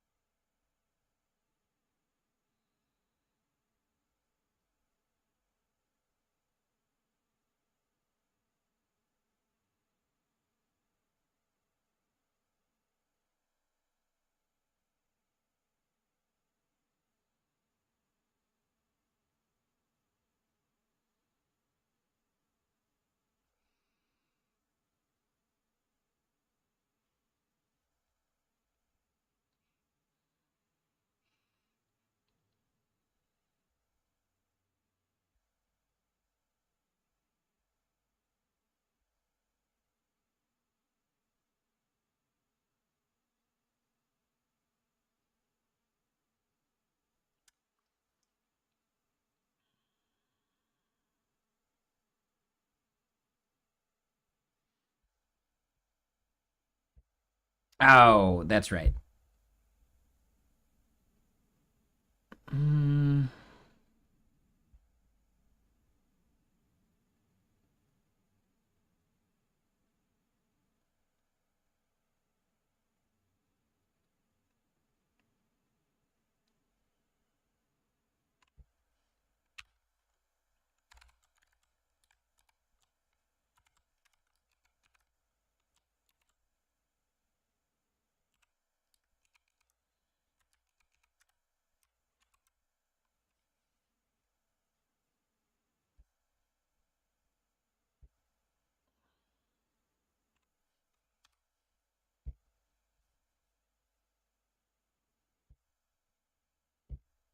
all right, cool. Now we're not getting that NaN value. Perfect.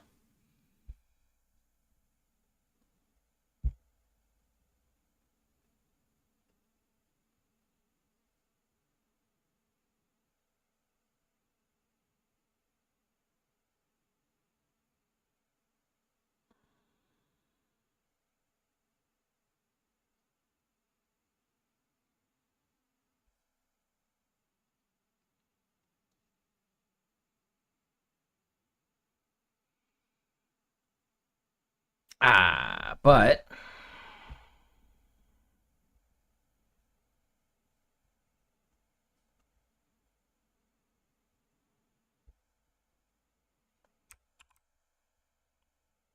I want to do this as well. Then for that debounced value,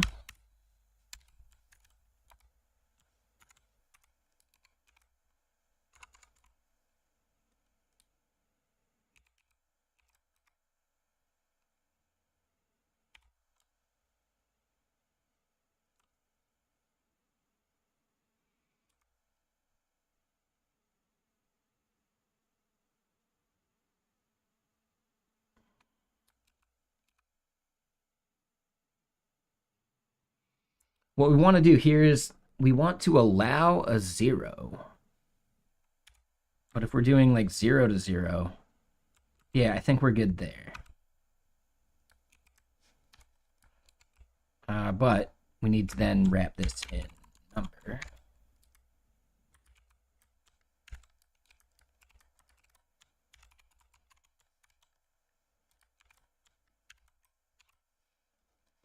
And we need to get more music going.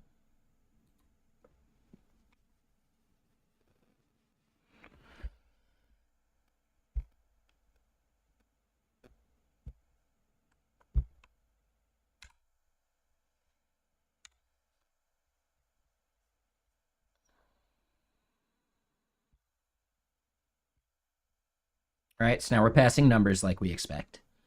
And then from there, we want to pass those values to the back end. But do we actually see that going through on the network request? And I don't.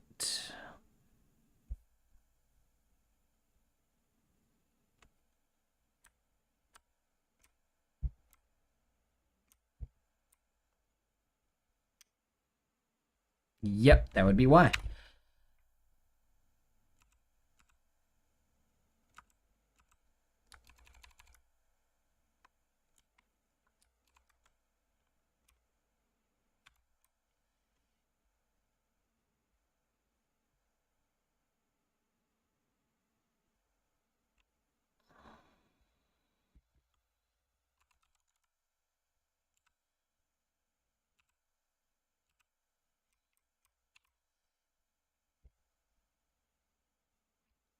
Well, and I almost want to do like min value, max value. Hmm. We'll think about changing that. We don't need to at the moment, though.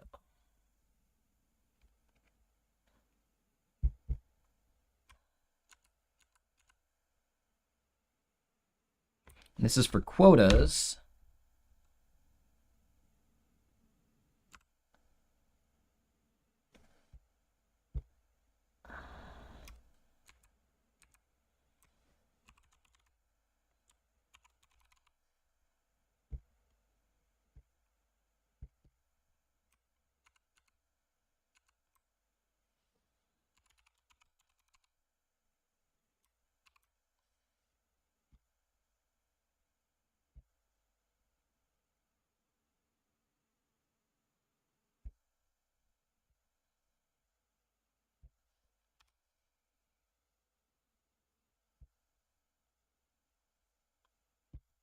And now we see those values get passed. Perfect. All right, so then one thing I want to do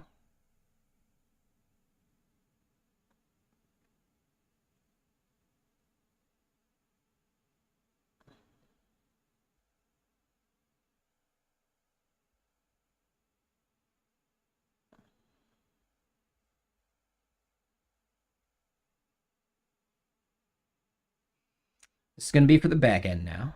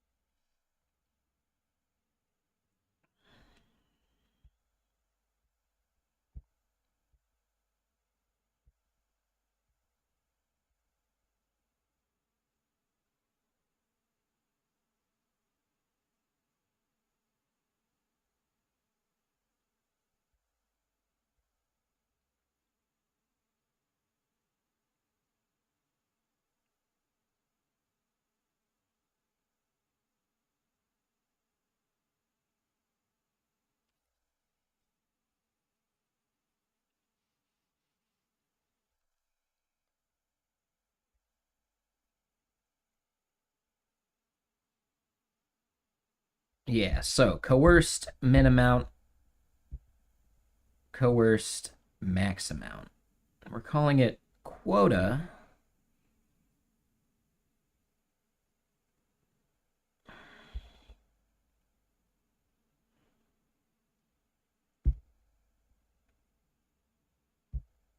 Yeah, we're going to go make that change.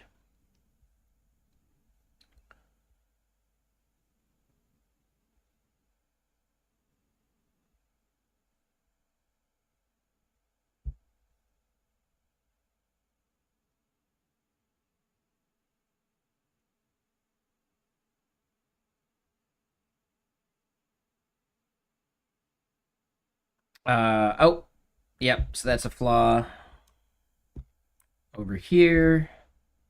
This is not number, that is string.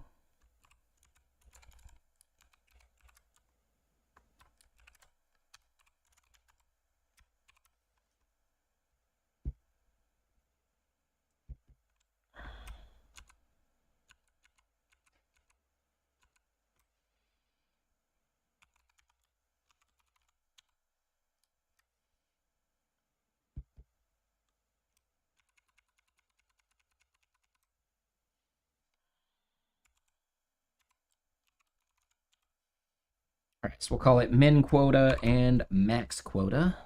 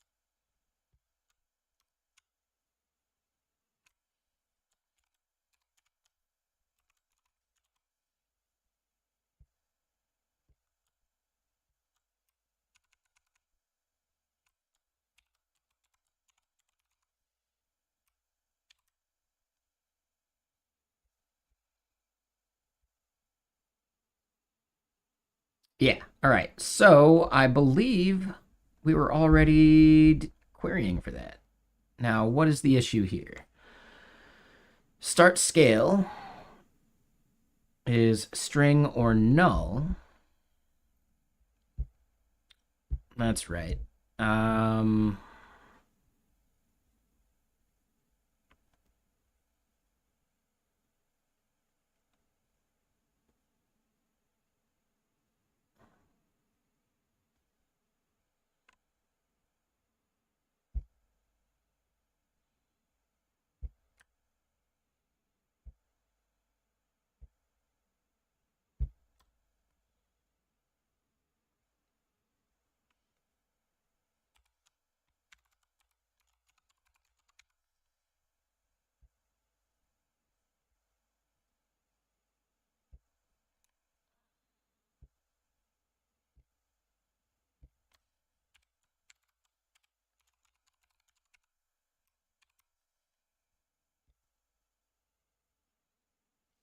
Okay, so that fixes that issue. Then from here, values get passed to the back end.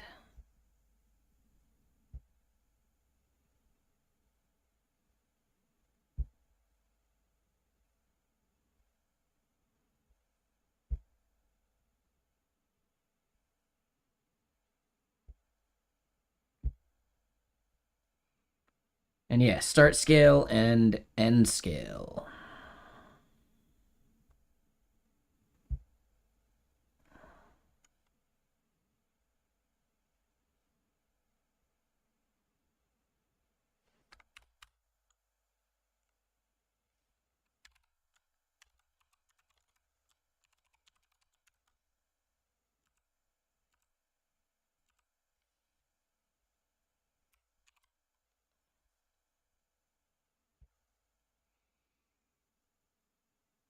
All right, so the scale values should make it back. I got one thing to fix over in list filters, though.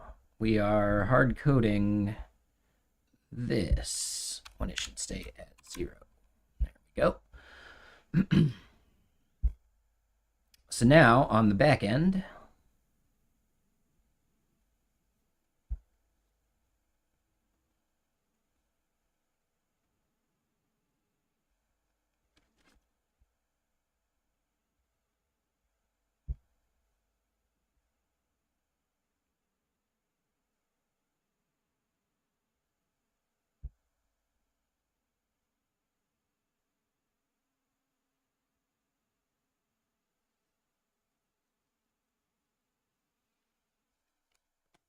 just double check something.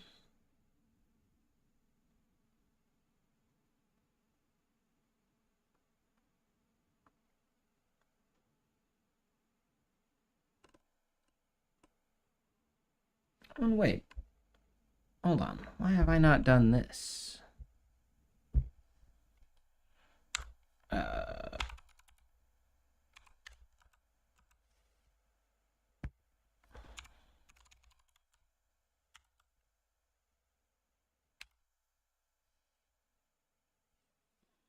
There we go. I think I needed to do that a while ago.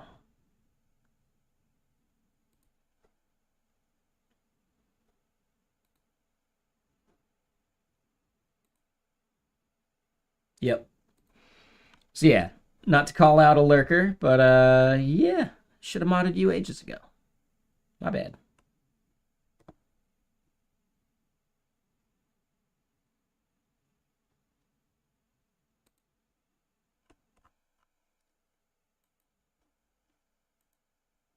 If anything, so that like as another streamer, you know,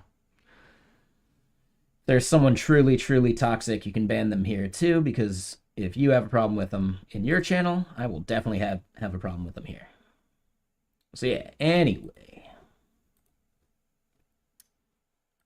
Let me double check this.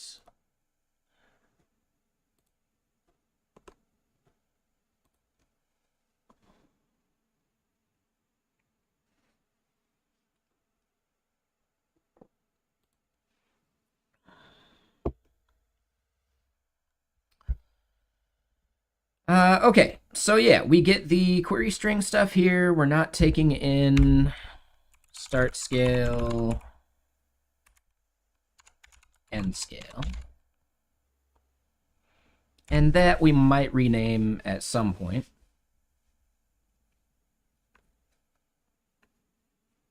I think I want to do this as a let.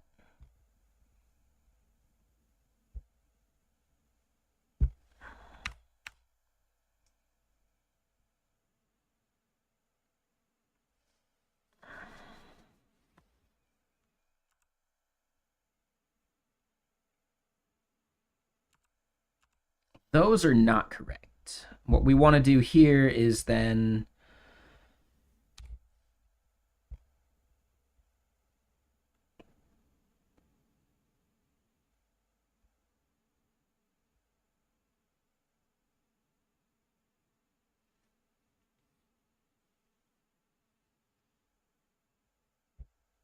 yeah, coerced min amount is actually what we're looking for there. But it's not just the min quota, max quota. What we end up wanting to do is something like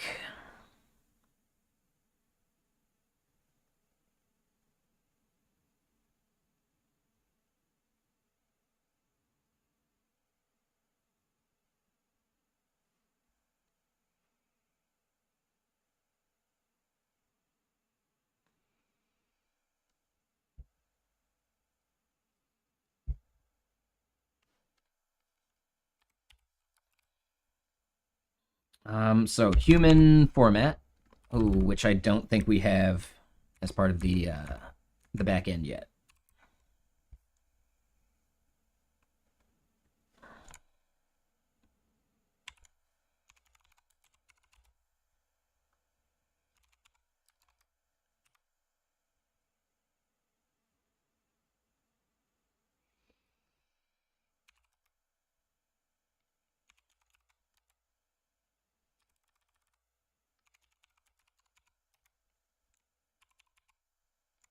Yeah, it's just pnpm dev.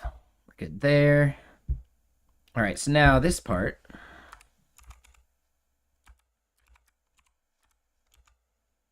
Human format dot parse.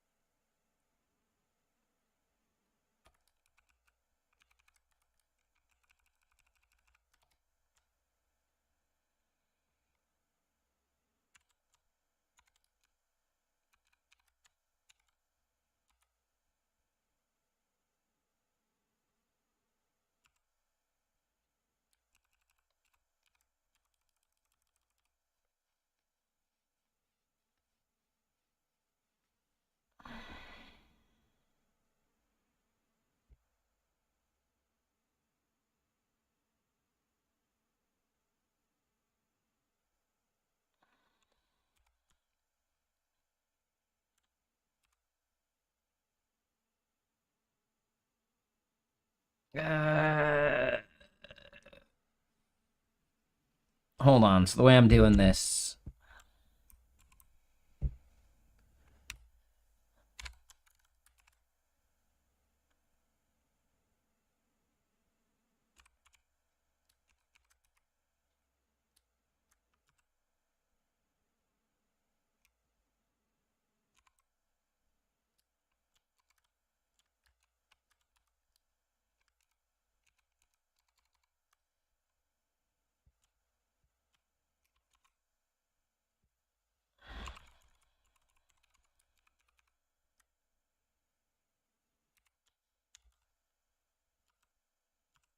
there we go. Yeah, so something like that.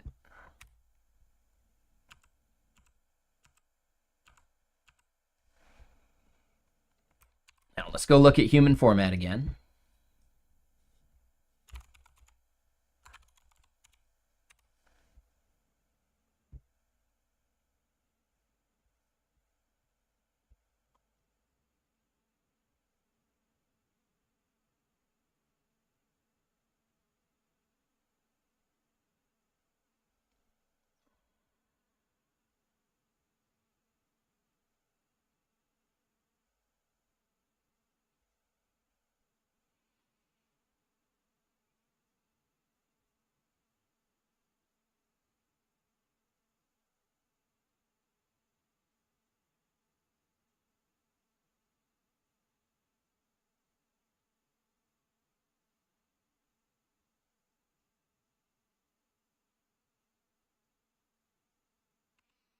Ah, okay.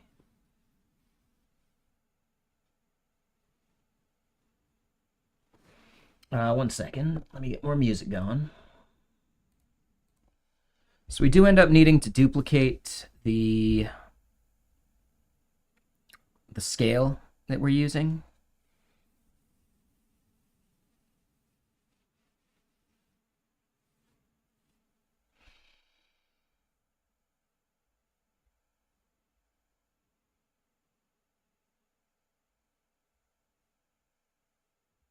And yeah, we got too many of these open. But yeah, so this scale right here.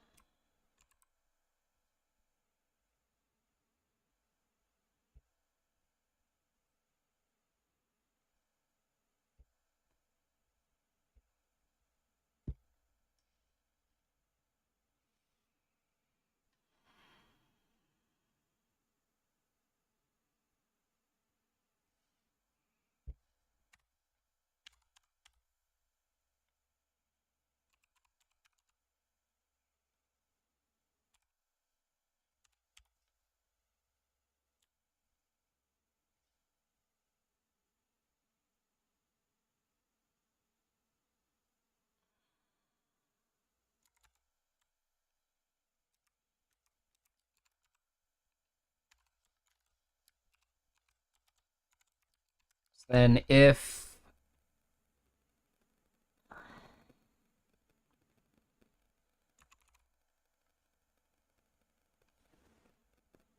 wait, do we not have the quota? Ah.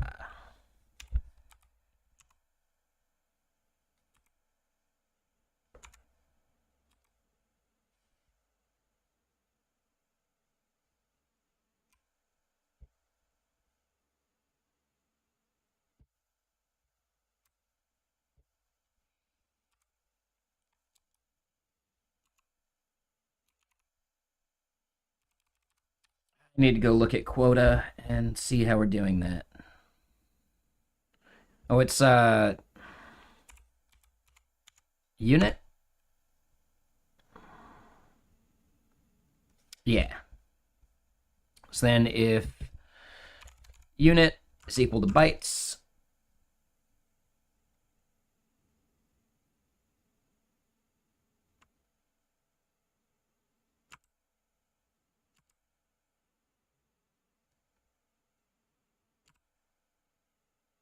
okay, so that's not a thing.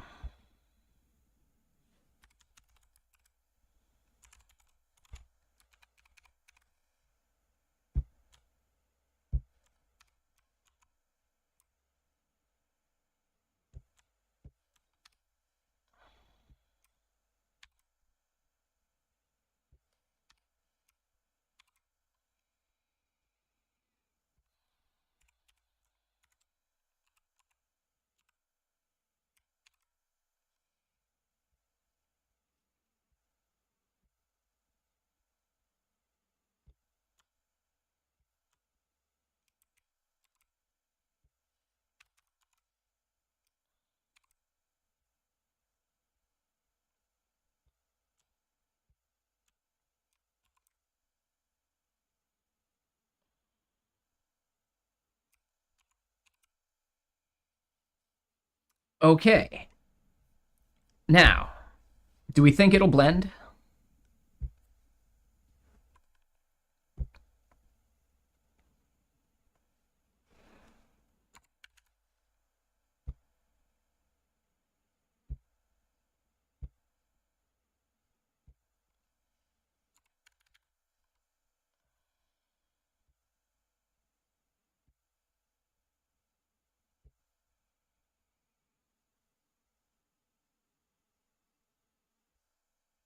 What I think I need to do here is log those.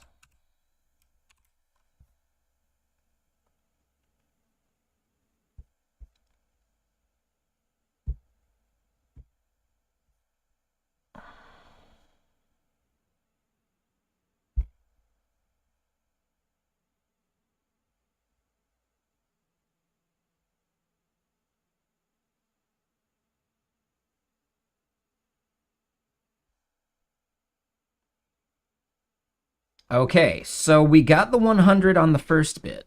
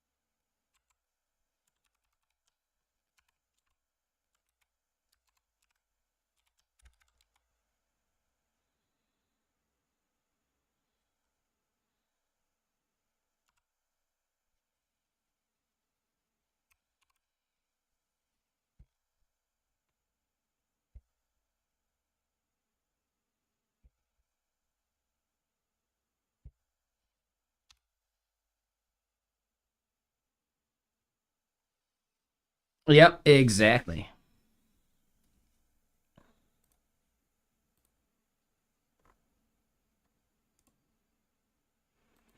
Let me double check this. And yeah. Yeah, honestly, yeah, Sergeant Pepper. Basically, as a streamer, you will occasionally deal with some pretty rough trolls. And I know that you are not nearly as ban happy as I am. So if you're like seeing fit to ban someone that just is terrible, I would happily welcome you banning them here as well, as long as you leave like a reason for the ban or like a mod comment is actually the best way to do it.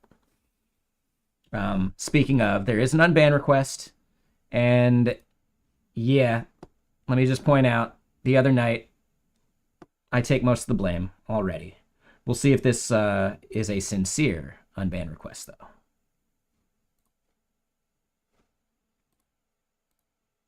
They aren't always sincere. But yeah, thinking I should probably be taking the blame for most of Tuesday.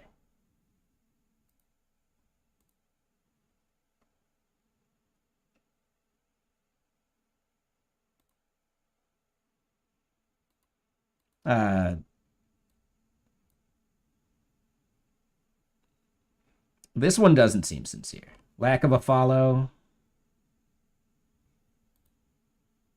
Like mods, check that one out.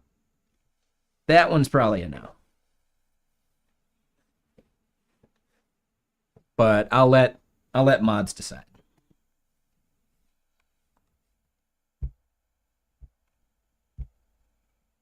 The answer may be correct, but as a third message, I don't know, man. Or sorry, fifth message.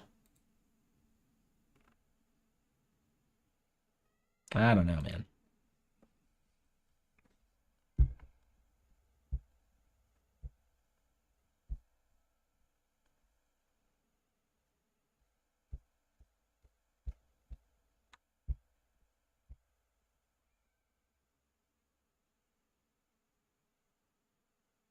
All right, so we do see min range, max range.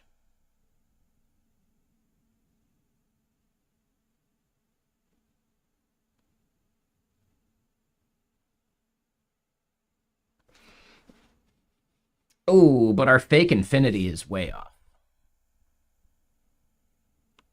That's what I think too.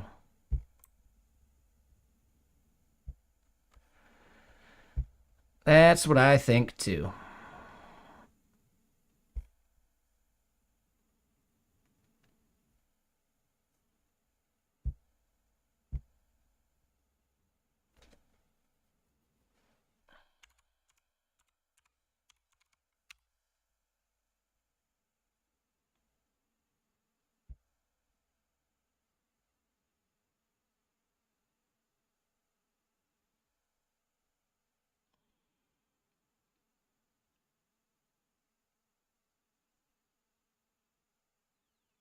What, Doruk? No. No, no, no. This is someone who did an unban request. And their fifth message in chat was definitely not that cool. It was definitely related to that moment, but they seem to me like someone who's just one of those people that likes to hate watch and then pile on, which we do get.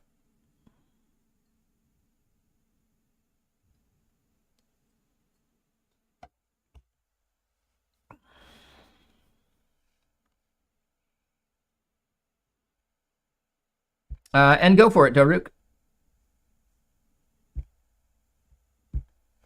Yeah, you can do your honest opinion. But no, we were not talking about you.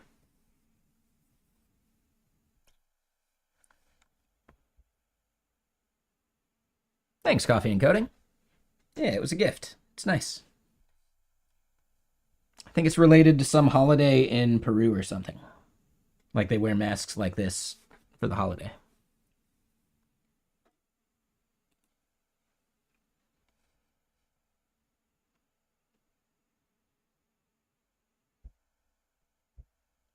But yeah, what I want to do is I want to set like a good maximum value here. So it's 1, 2, 3, 4, 5.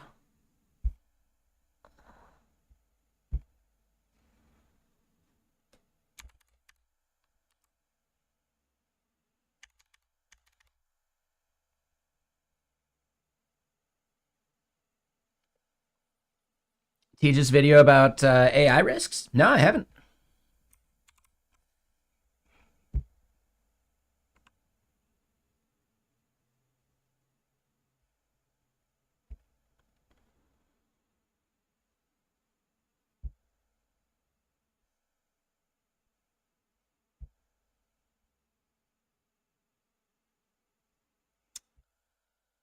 And then yes, 64-bit number max. Way more than that. 1, 2, 3, 4, 5, 6. Yeah, fine. We'll make the fake infinity 6. Why not?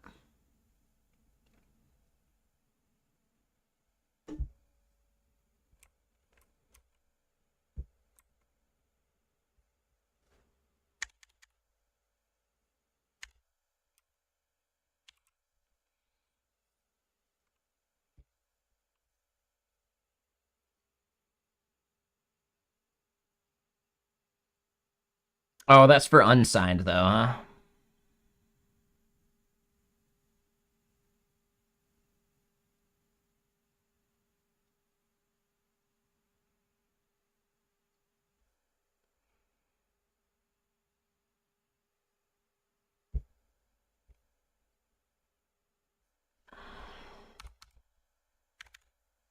Sure.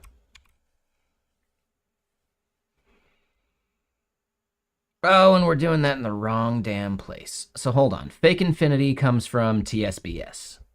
Shit.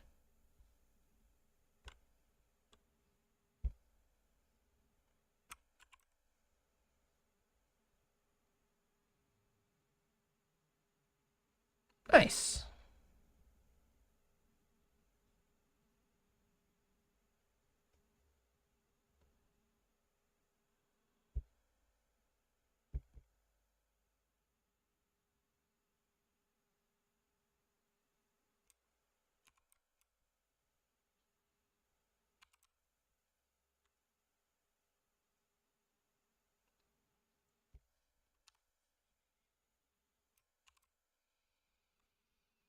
I don't know if I've ever had Peruvian food.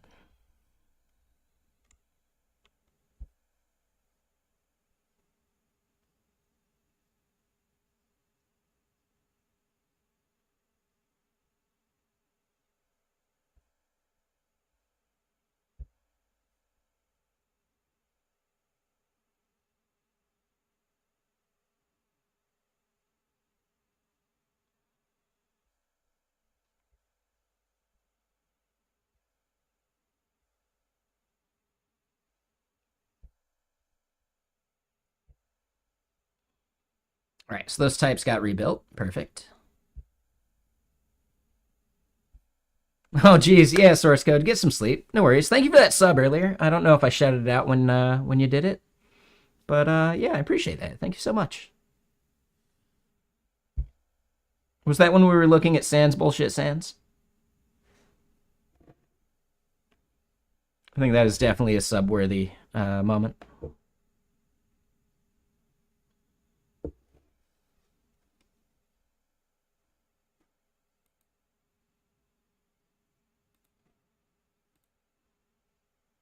Nice.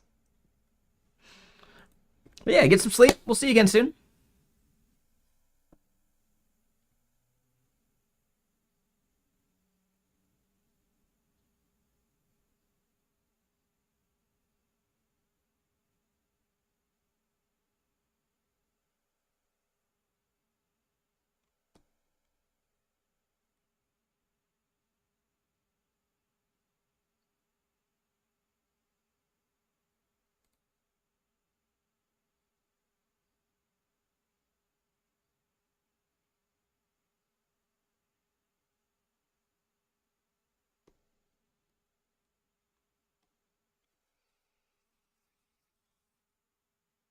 Titan chairs are too lethal, too comfy. Interesting. Yeah, I've got a Herman Miller. Never had a Titan chair.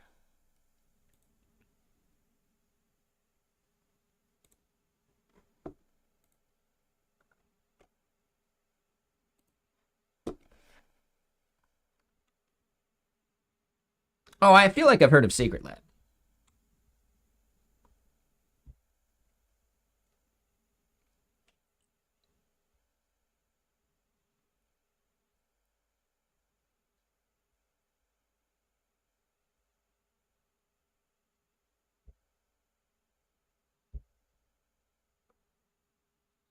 Oh, yeah, yeah, Sergeant Pepper. I made a good tweet about it. I should actually start pulling up the Blue Sky instead, but yeah, yeah.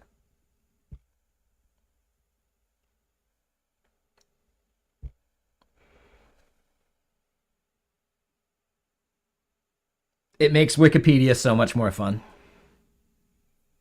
Just don't forget that you have it installed when you're possibly giving like a presentation.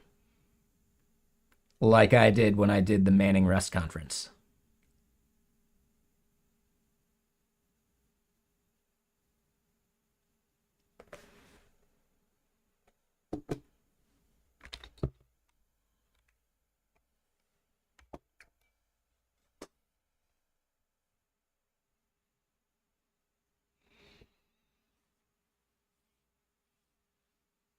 You know.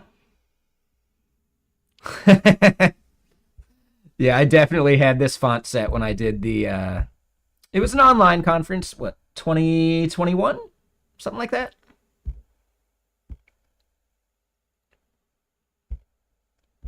It's a really good font. And it's using ligatures, so it's not actually changing your text at all.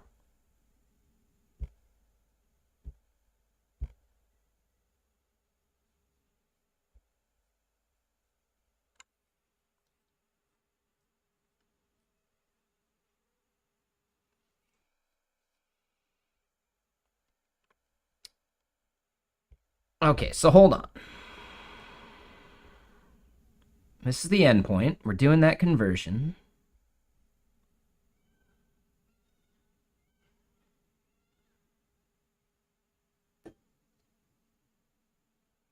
I feel like that human format.parse should be giving us a good value. And we do see min range, max range.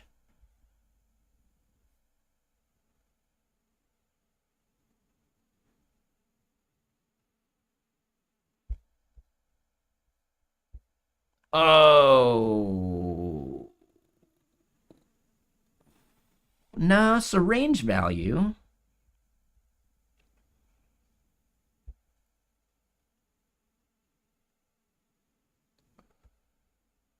We see range key.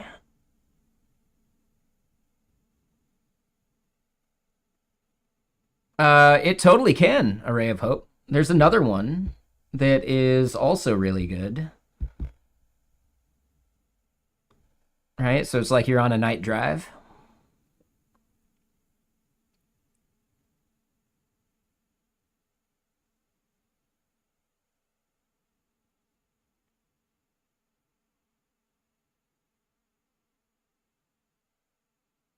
Yeah, it's really good.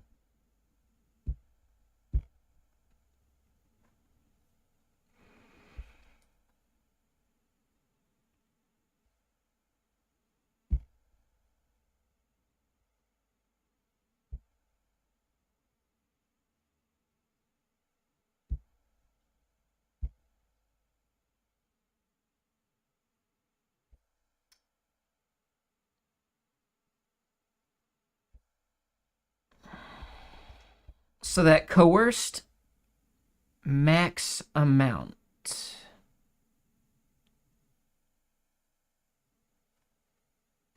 Oh, hold on.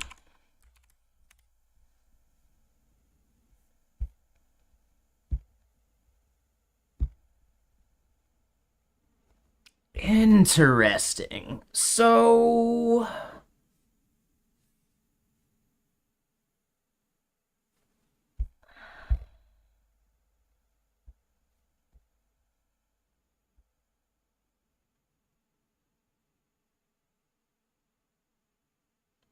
Well, hold on now.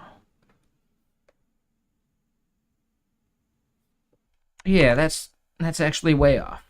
So it's doing the query like we wanted, but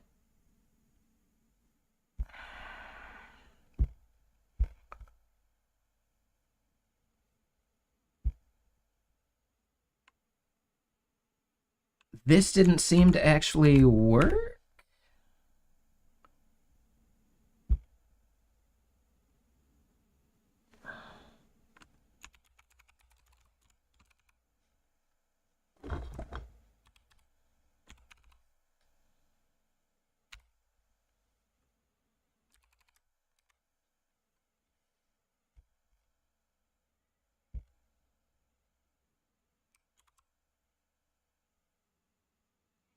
Okay, there we go.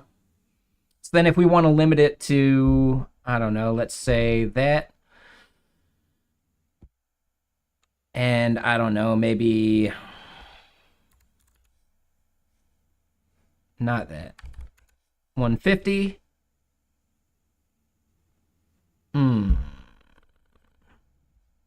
What we end up seeing is that we're still querying by that value because we're getting a coerced min amount 0, a coerced max amount is undefined. Not necessarily chart data. What we're trying to do is sort, or not sort, but filter by accounts with a quota between a certain value. So this is like our filtering logic.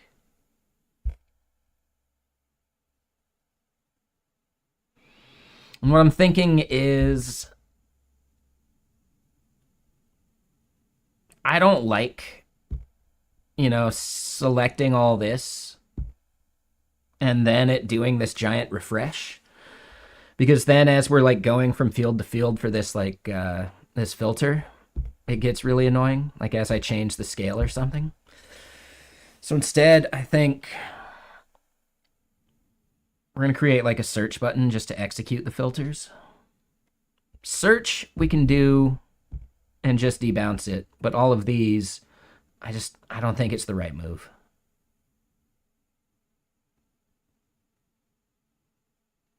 I just don't think it's the right move. Which means we're going to have to like really re-architect the filters, but I'm okay with that. We'll deal with the bad user experience of it right now.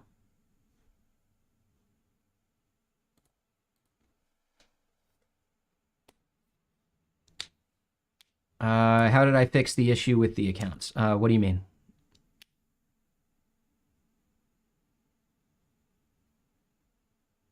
When it was making more than 10 or something before? Oh, you're saying the pagination issue. So if I do load more, right, we see all 15. Right now, we don't have the problem. In the past, we have had the problem where like the 10th value got duplicated. But, right, like it's inconsistent. So it's something that we're just not touching right now.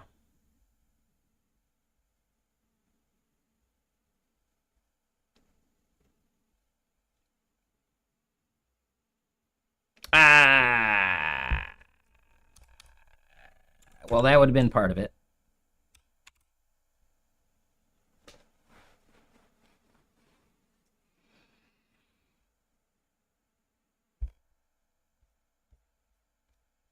That should not have been undefined, though.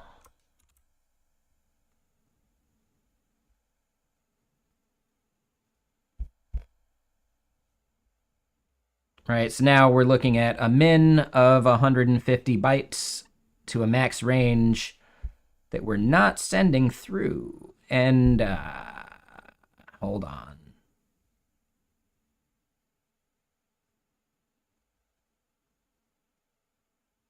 Min quota, max quota. We definitely have like a copy paste error right there. But where? So it's not right there. Sorry, what I should say is it's possibly where we're coercing the value to send it to the back end. Oh.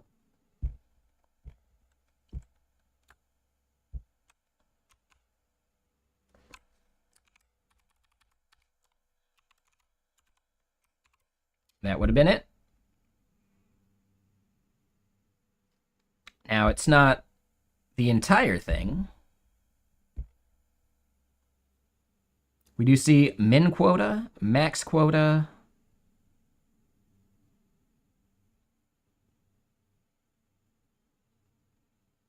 That scale should be okay, though. So we're basically looking for the value of 0 to 150. Our coerced min is wrong. And you know what? Hold on. We got way too many things open.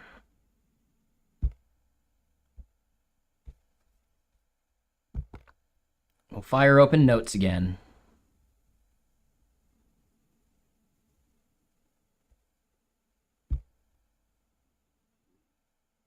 We see min quota, max quota there. In fact, hold on. Let's do this. Let's look at what we're sending over the wire.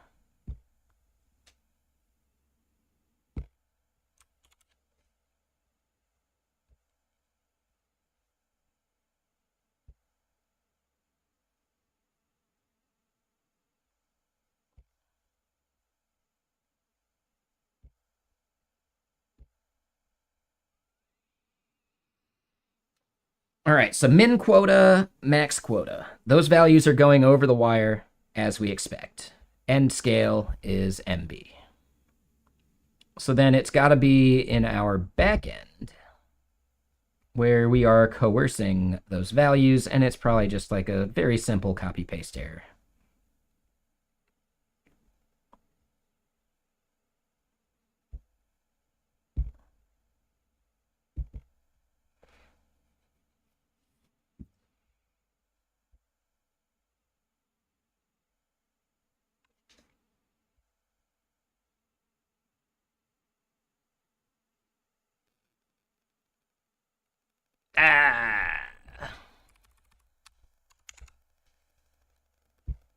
All right, so min amount.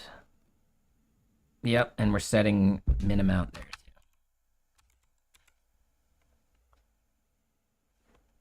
Min, max. So then, will it blend?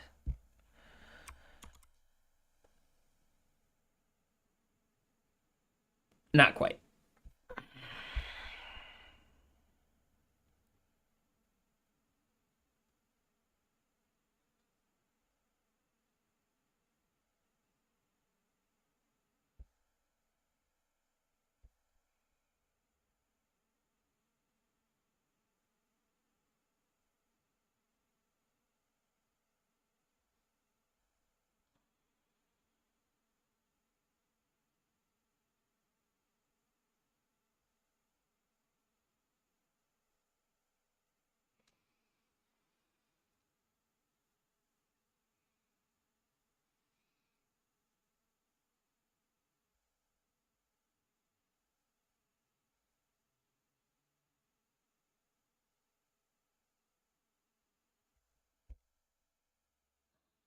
We definitely see that we got 150 MB there.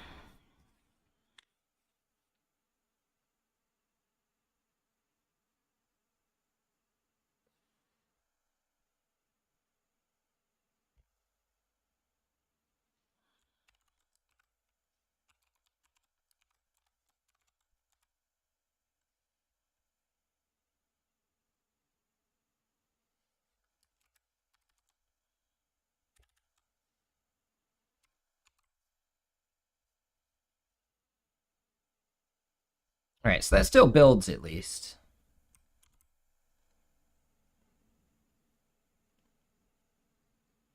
And if I set it to MIB, we're good.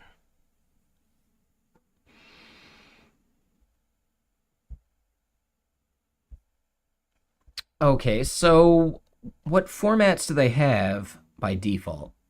I think we got to go look at the source code here for a second.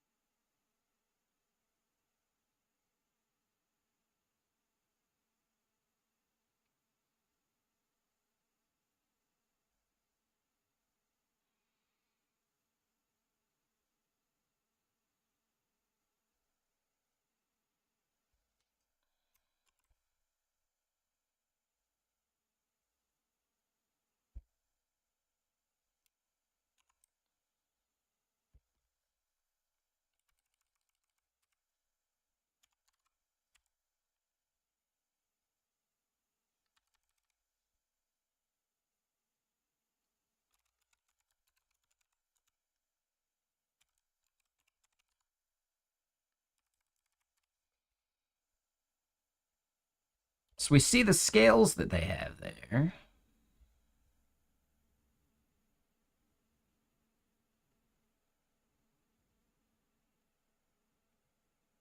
Nope. Sorry, that is not the goal of this product at all.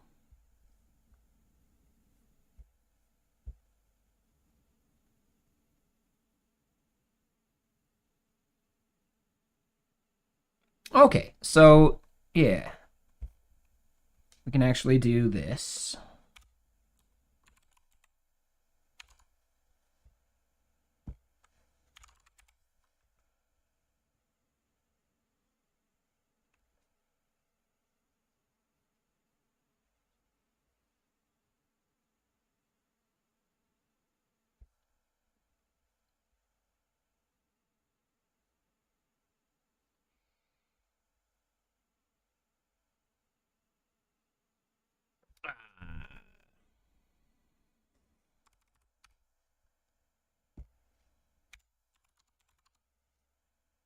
There we go.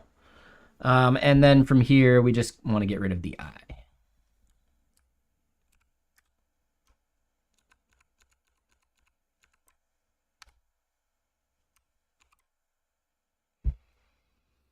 This is a tool. So we're creating an API that you would hit whenever an event happens that you want to track against a quota or a balance.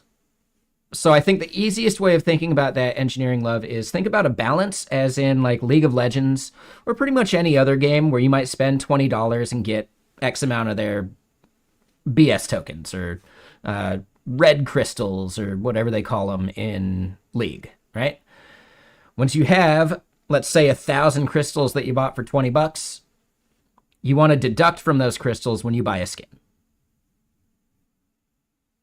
right?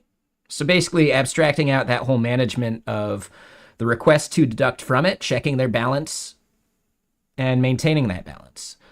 So I would be listening for the events from your API of when a payment went through to add to the balance, and I would be listening to requests from your API to deduct from that balance. Pretty simple, right? The idea of a quota is very similar, but just imagine you want to give users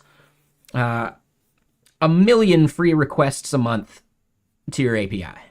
And then if they start going over that, that's when you maybe start charging them extra for that. So that is the idea of a quota versus a balance. And then there's a subtle difference between like a usage-based balance and a transactional balance. Just think of usage-based balance as DigitalOcean, right? The way you spend $20, you get a balance, and then your usage, based upon the events from the API that just say what your like usage rate is, you just let me know when that rate changes, and we deduct.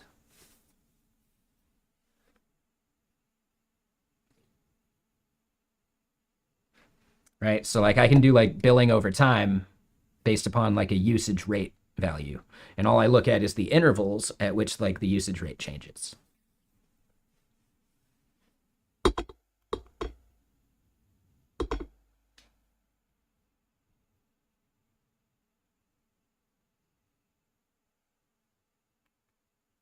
So does that make sense? Right now it just lives as an API that you would hit from your API.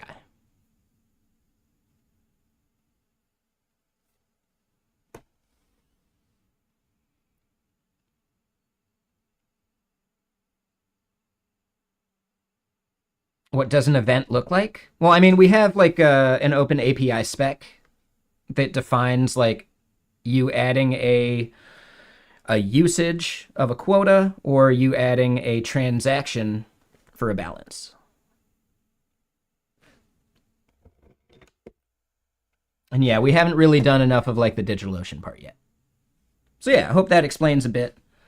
Let me do this because I think that should actually fix what we were doing here. Yeah, no, not quite like that. I used to work at a company that did something very similar for like Kubernetes, but it was more about like measuring cluster stuff. And ooh, buddy. All right. All right. Okay, we did it. We now have an ability to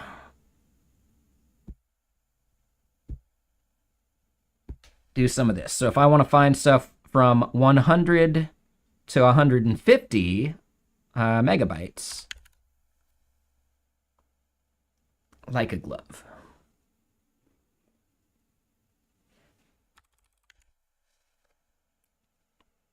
If we do a 0, it's inclusive. Perfect. All right, I was double checking that too.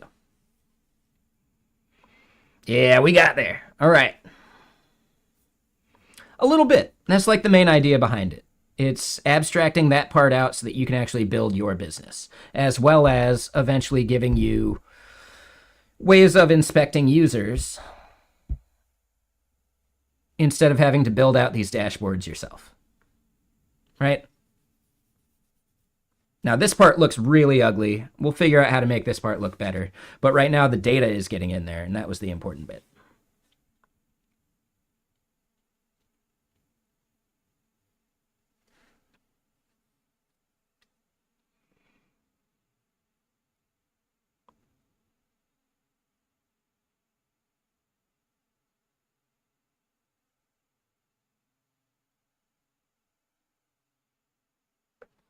I am using Iconify. So basically, Iconify is a really great icon library. Technically, it's like a collection of all of the other icon libraries. So the actual icon library is Phosphor icons, but Iconify does a lot of like the rigmarole of, you know, only getting the SVGs that you're actually using instead of like the old school like font icon or like icon font like BS. Because a font you would have to like really fine tune, and there was a nice library for actually like finely crafting your fonts. Icomoon.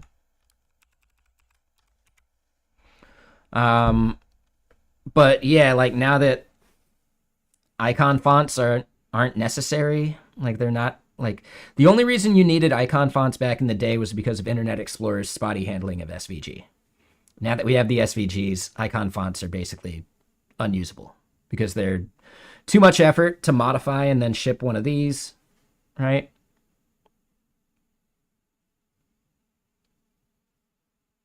So if you're like tree shaking your icon font, That's like an extra dev step that just isn't worth it anymore. Or you're not tree shaking and you're shipping way too big of a icon library.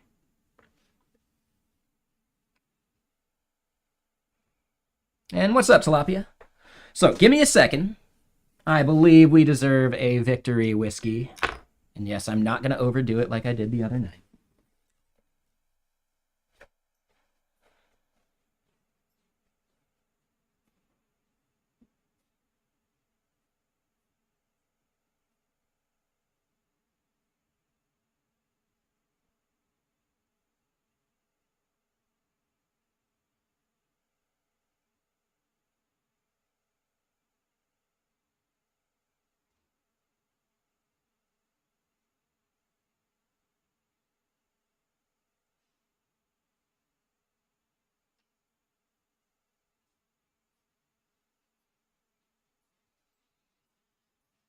I also needed to go flip the pork.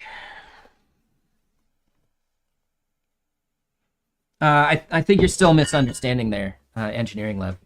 Angular has no possible way of tree shaking the icons you're not using from an icon font. I mean literally a font file. That's not something Angular is capable of.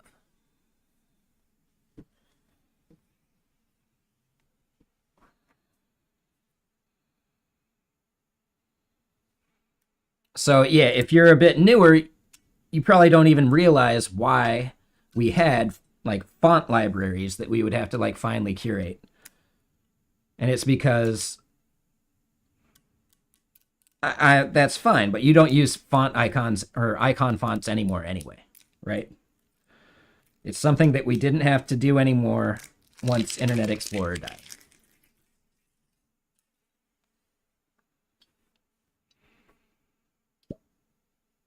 So if you haven't been a dev for like, I don't know, 8 years, it's not something you ever had to do, so you wouldn't even concern yourself with it.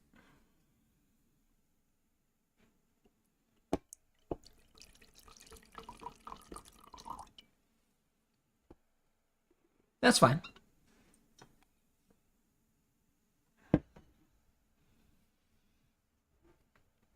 And what's up, Coin Trotter?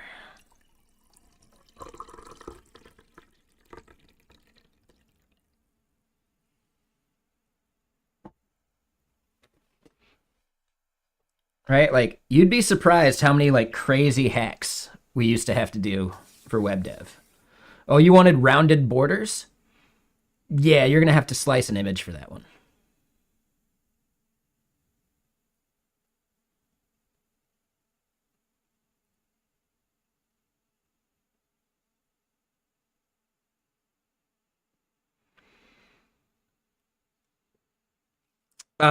Google ships with support for that. But yeah, like, you need to actually, like, build out the font itself from the server that's doing that. So yeah, Sergeant Pepper, it's still something that like you can do, but your backend would have to do it. Oh, you were using Google Fonts? You should have been able to get like a finely sized font. I'm not sure of the bug there, but it should have been working.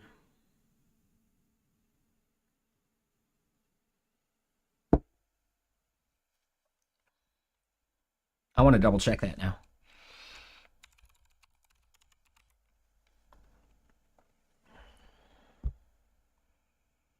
All right, so let's just say Roboto. Perfect. So we get the font, download all. Let's go look at it. And then we go back to Roboto. Sure. So then now,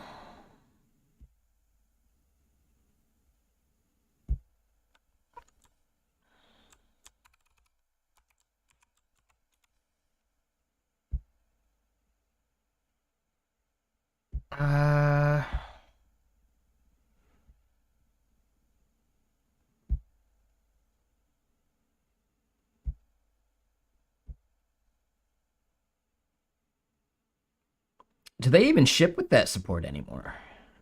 I don't know if they ship with that support anymore. Yeah, I'm not even seeing a way to set that. You used to be able to do it pretty easily.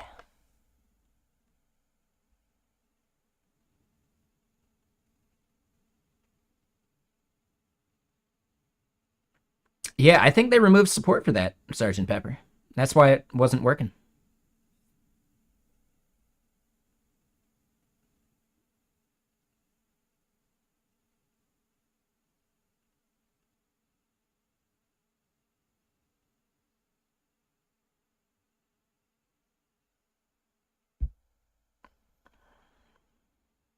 What up, Afonso?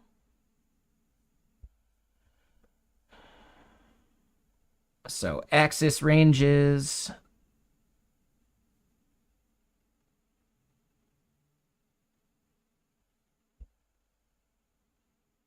Okay, so hold on. Text.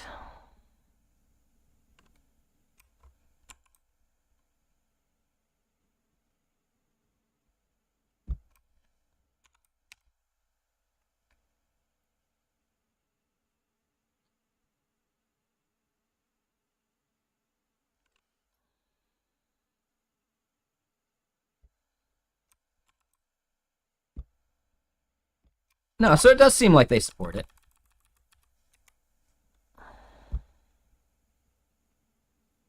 Yeah, 1 PT, 1 PT.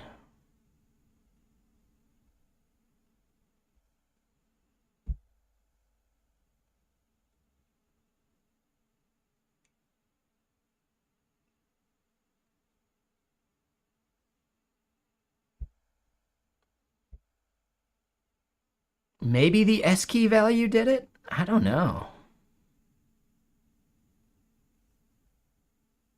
Yeah, I mean, it does look like they have the support.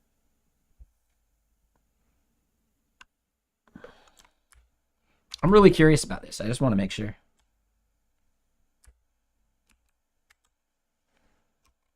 I am extremely curious about this now. All right, so 1K versus the normal 400.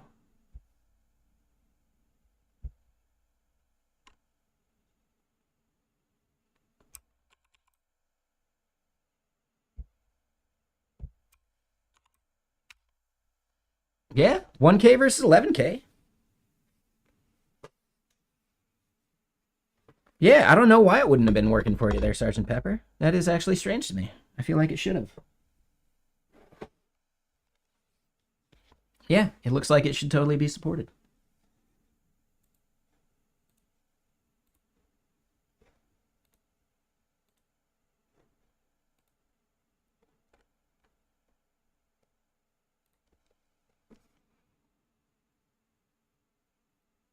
Yeah. Yeah, that would definitely be really annoying. Let me get another album.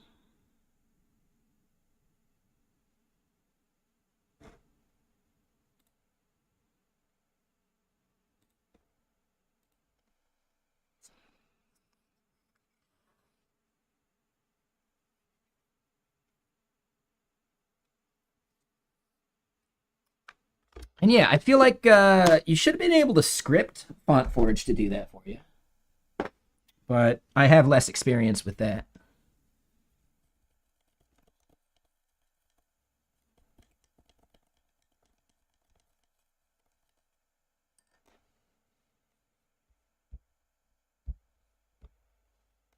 Make a font out of JPEGs in under 135K?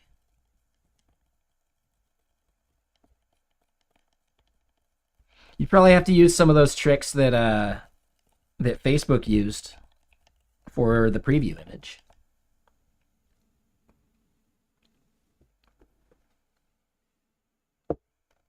I don't know if you guys remember that the technology behind preview photos.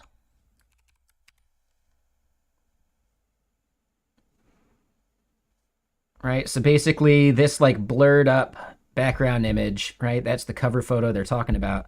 They were able to squeeze that into 200 bytes.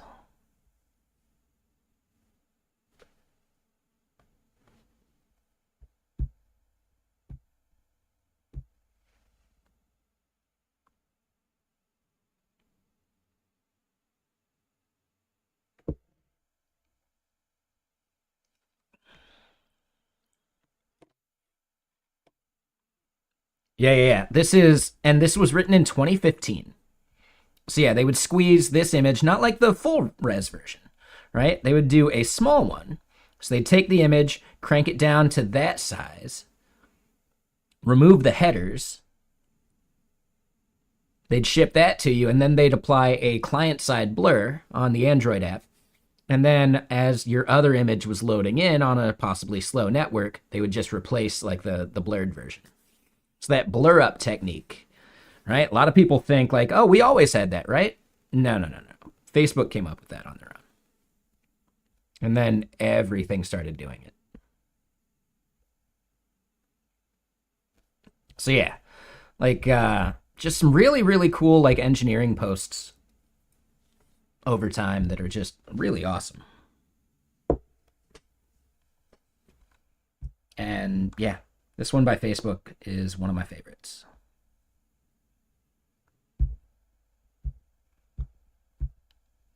All right, so let's close a few of these.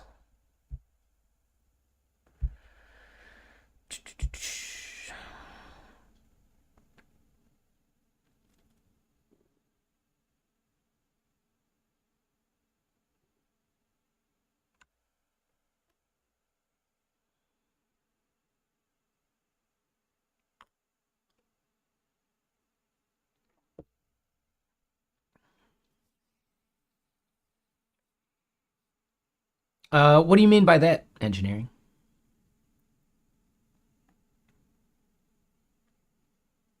Oh, no. By blurring the image, you end up breaking the entire like value of compressing the image because then you still have like all those colors to deal with. So think about it this way, right? The amount of data, like the size of an image, is based upon like the amount of colors in that image. Not completely, right? But at least for JPEG, that's one way to recognize that. So by blurring, you're creating way more colors encoded per pixel, like per the amount of pixels. So you actually ruin it. But you also have to encode the pixels too. So yeah, you're better off shipping it small and doing like you have to do the blur client side. Like if you were to make the image small and blur that small image on the server, when you blew it up, it would still be like this pixelated grossness, right? So the blur has to be client side. And maybe that's not the question you were asking, but you know, I'm sure other people were wondering something similar.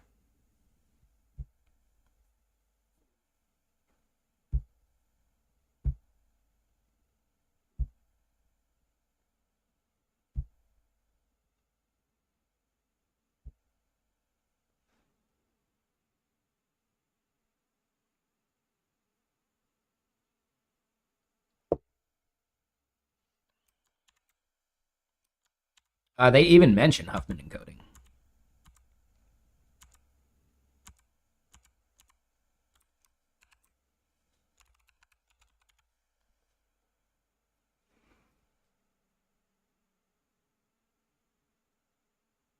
Right? Yeah, so they even go into the Huffman encoding of it. I would say check out the article.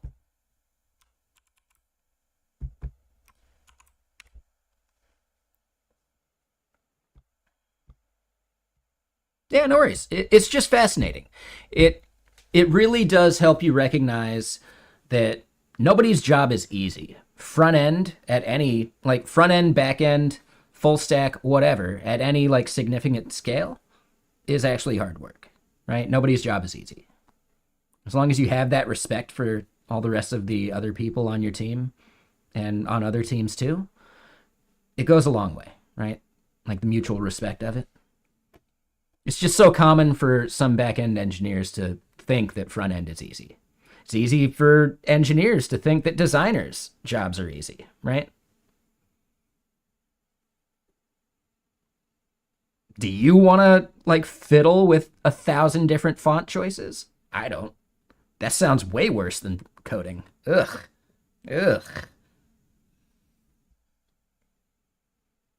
That sounds way worse than coding. As a designer, you actually have to have like user interviews. Ugh.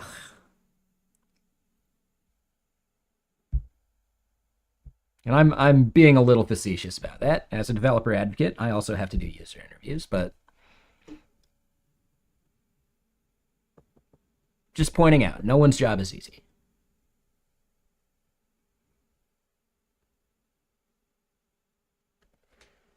Yeah, like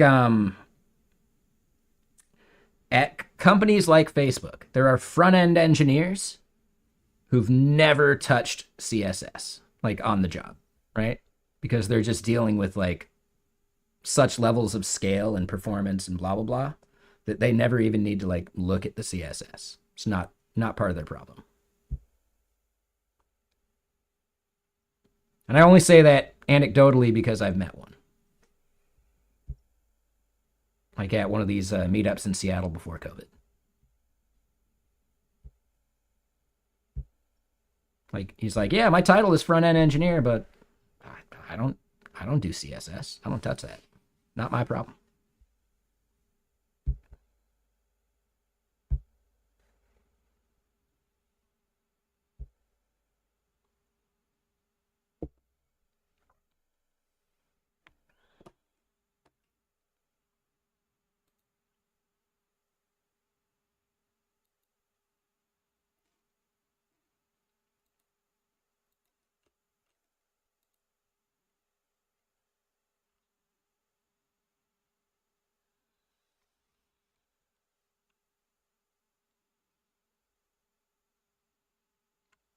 Okay, so we're able to do quota filtering. We're not doing it based upon usage or adjustments. But no, buddy. Oh, we broke something. Oh yeah. We didn't get quota usage finished. What's our bug there?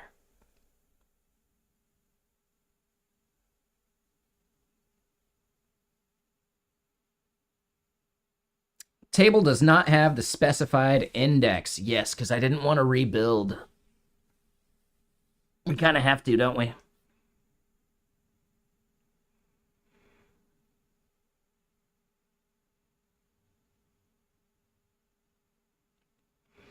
Yeah, it's a shame that RxJS is basically being deprecated. I don't like the mixture of signals in RxJS. Now, granted, there's definitely like a training problem with Angular because you have to train up on like Angular's patterns and then you have to teach RxJS too, which makes it really tough. But RxJS is just so powerful. Like there's a lot of value to it. But yeah, having to teach people the difference between like different types of subjects. What's a behavior subject? What's a blah blah blah subject? I forget the others. I think behavior was the main one. Replay subject was another, I think. Yeah, there you go. Yeah.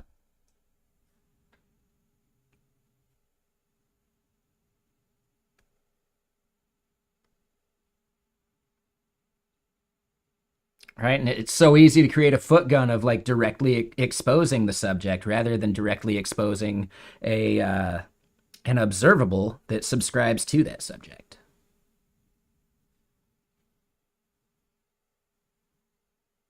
Uh-huh. Exactly.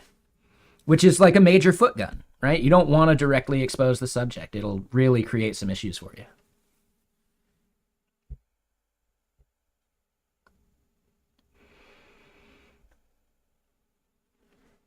So yeah, see, I've done Angular too.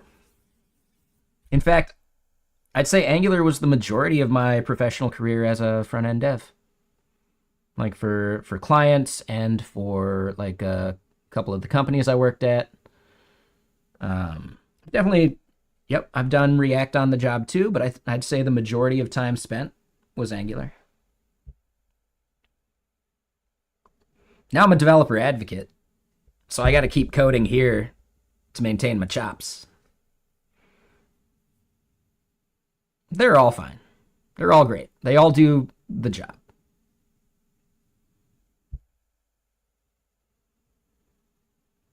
Keegan, if you were using it, you wouldn't have had to ask about HTTP requests. They've got their own HTTP library. You just use that. You just use that.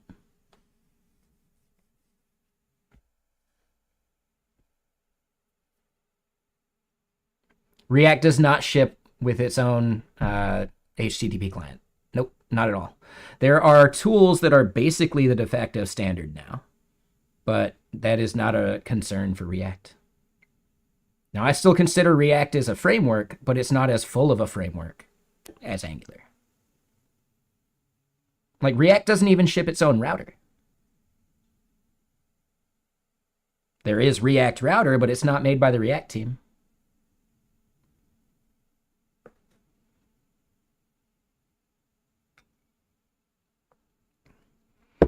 So Keegan, basically, that's the pattern. You would wrap the client into a service, and then the service exposes business logic.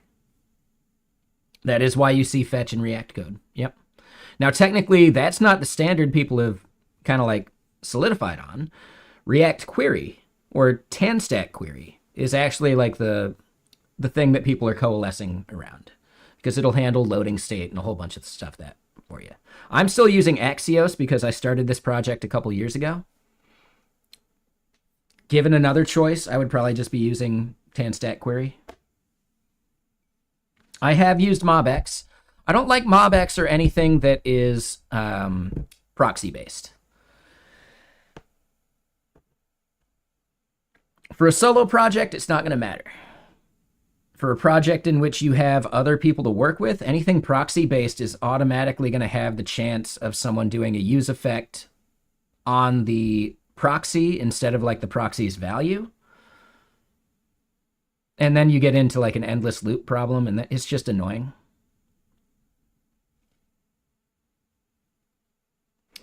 Yeah, Keegan, there was a time that MobX didn't rely on proxies.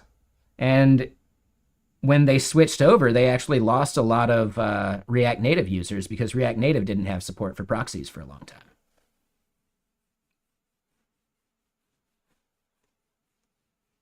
I'm going to point out, like, years of experience doesn't make someone a good dev, but years of experience will at least give you some of this, like, logical timeline of where things were and where things are now, which I do think is valuable. So, yeah, like, I was there, Gandalf. I was there 1,000 years ago, right?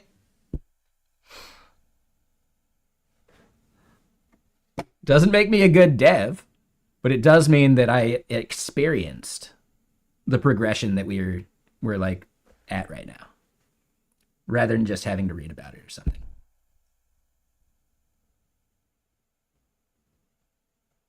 I'm 40. I didn't get into dev until I was 30. I think I'm actually lucky. I got into dev at the exact right time. Like if I had gotten in like fresh out of high school, jQuery wasn't even invented yet.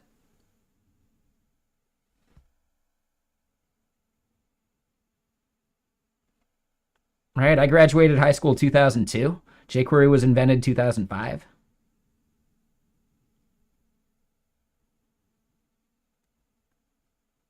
Unix did not have the idea of XML HTTP request. Like, come on. No. That's too broad of a statement there, engineering.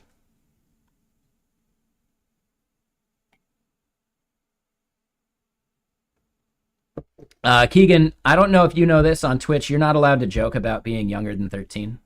Like, legally, they could delete your entire account. It's not a legal thing they want to deal with whatsoever. They have basically a zero tolerance policy. We know you're not as young as you said you were, but you can't joke about that on Twitch.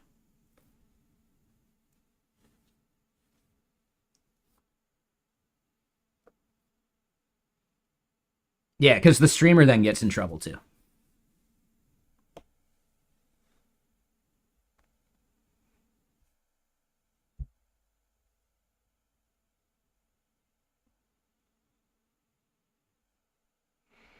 Pretty much, you can't do that on any platform.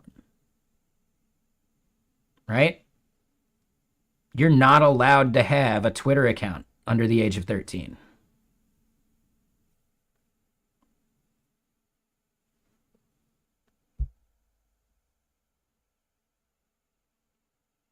Now, will they enforce it? I don't know. They used to. I don't know if they do anymore.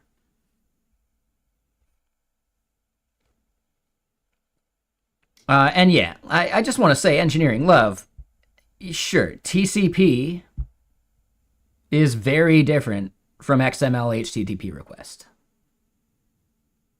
which is very different from fetch, which is very like to lump these things together saying Unix did it.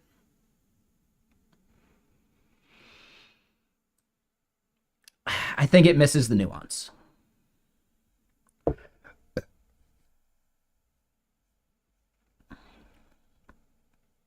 All right, so real quick, someone asked about TRPC and saying that it's based on React on React query, Tanstack query. Is it? I don't think it is. I think TRPC is completely separate.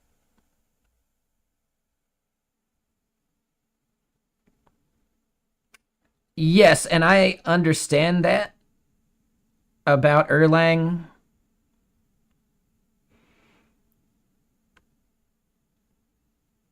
You're still just you're overgeneralizing engineering love, and it's not fun to talk to someone like that. It's all ones and zeros. They invented that shit in the 50s. Come on. Technically correct is the best kind of correct. I don't care, engineering love. I don't give a shit. That's my point. That's an argument you're trying to have that I just don't care about, dude. I don't give a fuck. It's totally irrelevant to what I'm talking about right now. Like, dude.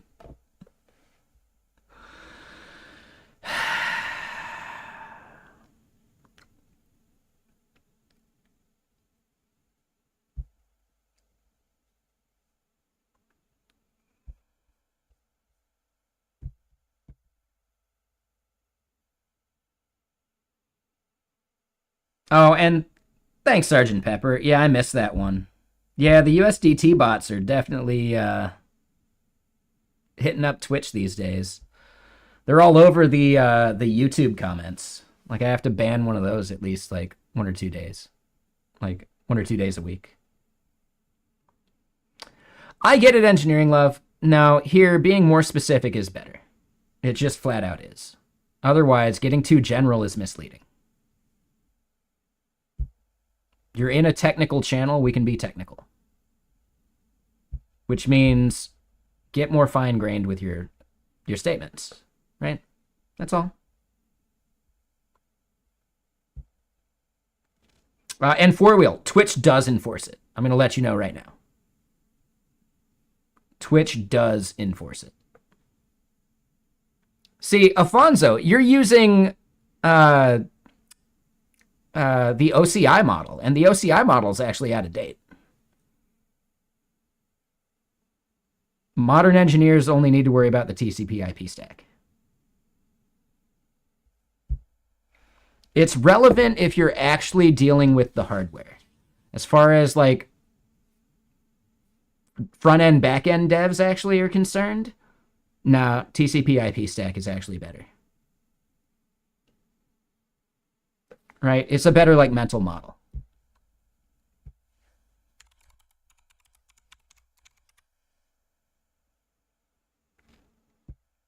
Right? Like this image right here.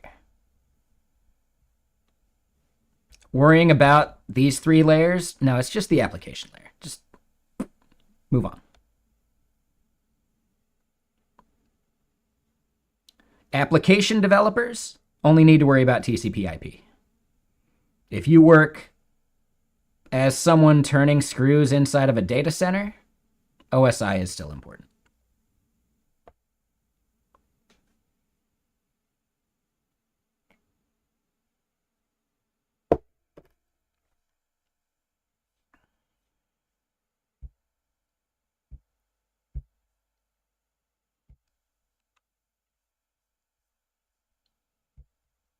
But okay, I am really curious about that. TRPC. And yeah, Engineering Love, they weren't talking about TCP, they were talking about TRPC, and they literally meant TRPC. So I don't know if that was maybe a miscommunication there, if you thought they were meaning something else, but they meant literally this library called TRPC.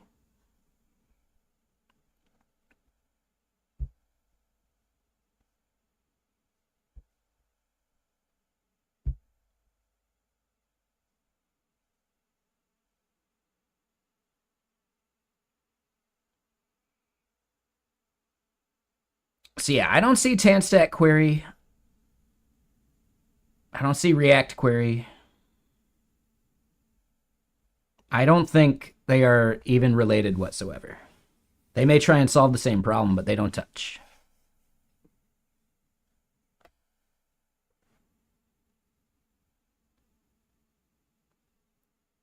My big thing is I think TRPC is actually the wrong abstraction.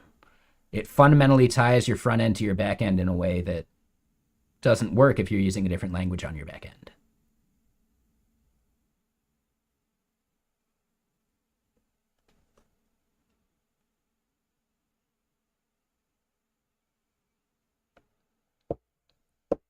Does that answer your question? Sorry, I forgot who asked.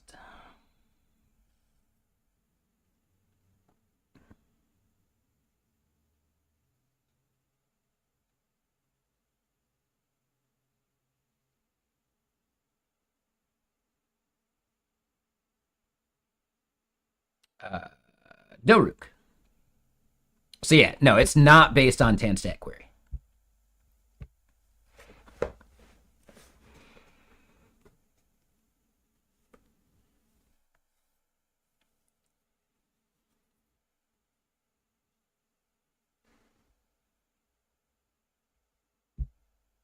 So Sergeant Pepper, the big thing there is you can just use OpenAPI to have a schema that is consumable by front end and back end. And then you're good. I consider live view absolutely an anti-pattern. Yes. I think, what is it? Live view is the Elixir version. What's the Rails version of it?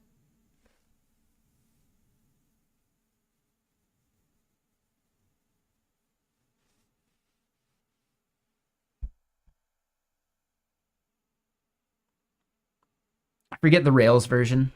But yeah. Is inertia also the same thing? PHP has live wire. That's right. Rails has a similar one. I forget their name for it. So yeah, PHP has live wire. Rails has hot wire. There you go. Elixir has live view. I think all of those are anti-patterns in my opinion.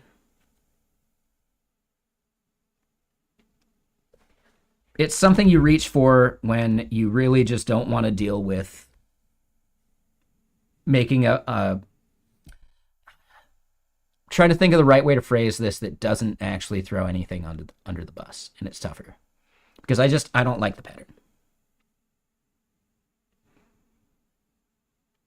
Again, it's like fundamentally tying rendering to your API server. I don't want my API server rendering anything. My API server is serving responses in JSON format or maybe some other format, and something else is responsible for the rendering. Hopefully the client's machine, so I don't got to pay for that shit.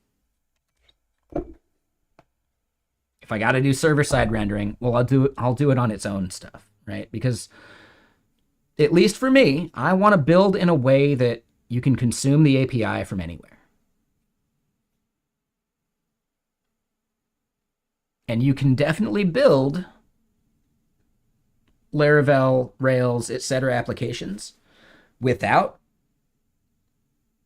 throwing away the REST API like paradigm.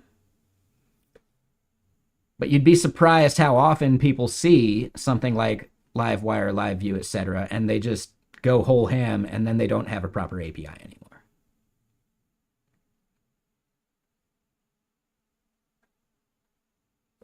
So I really push back. I want a proper canonical REST API. And then if I need some server-side rendering, that becomes its own separate thing, which is just a back-end for front-end to do the SSR part, to simplify the logic on the front end for data fetching, things like that. I agree that like waterfall requests on the front end are a problem. But shifting all of that to your canonical like core API is definitely not the answer either. Brute force, yes, you can use Python for building an API, absolutely.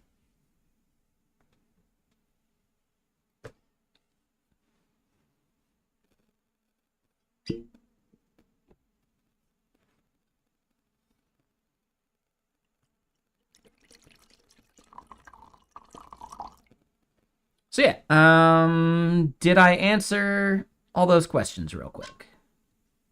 Just want to make sure. I don't want to move on too quick, because I think there were a lot of good questions in there. Besides, like, the level of stack comments. Who cares? Who cares about where the complexity lives in the stack? Again, the entire point is that everyone's job is hard. Nobody's job is easy. Complexity abounds.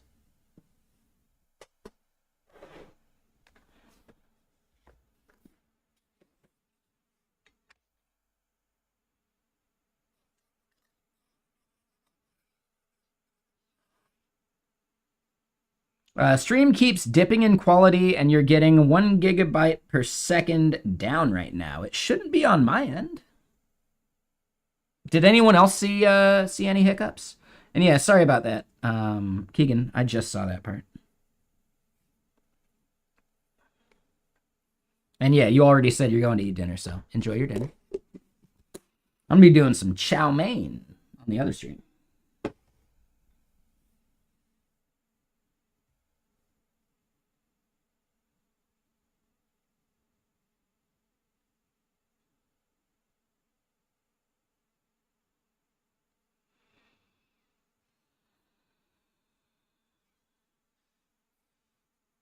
Okay. Cool. Thank you.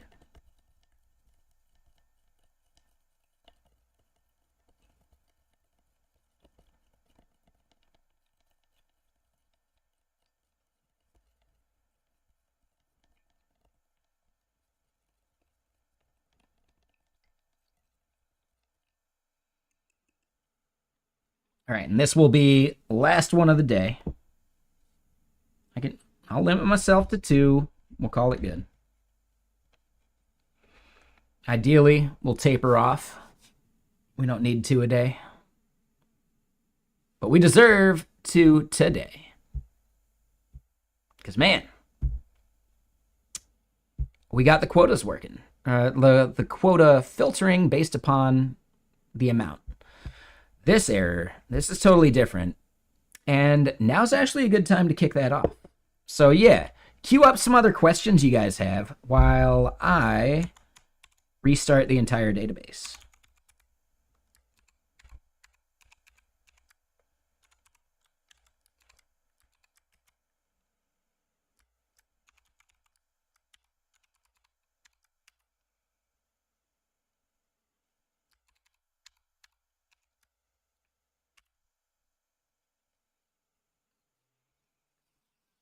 Yeah, anyone got any other main questions? So hold on. Make my code bigger. It's hard to see. This code doesn't matter. This code should be totally easily read.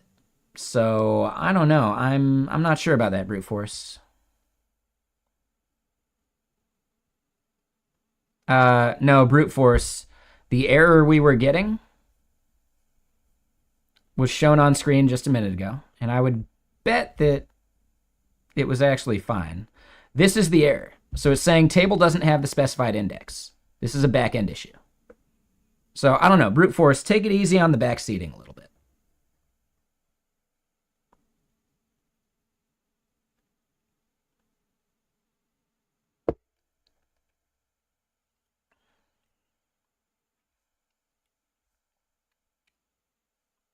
Like, I know where the bug was, okay? Just chill. Often, if I'm looking for help, I will ask for it. If you hang out long enough, you'll understand. Do I know why the index is wrong? Because we haven't actually refreshed the database. So that index doesn't exist because we have to set our indexes over here in this ARC file. And we just recently modified it to have this. And oh, you know what? I actually spelled it wrong. So that is a flaw on my end. What I need to think about here is, do I want to align this? Right? Is it quota usage ID or quota usage ID? I think quota usage ID. It's not necessarily the spelling, it's the name. So it's looking for that, and this is what we have. What I'm wondering is, which one do we think is correct? And really, like, the prop that we're doing it on is quota usage ID. So I think we leave that, we call it good, but that means I need to go update the back end that was doing it. Oh, and yeah, we can get rid of this now. And yeah, Raimu, give me just a second.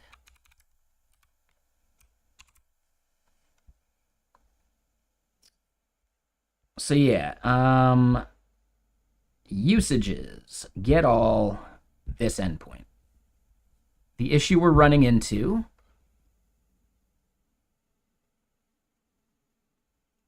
is that we passed usage ID.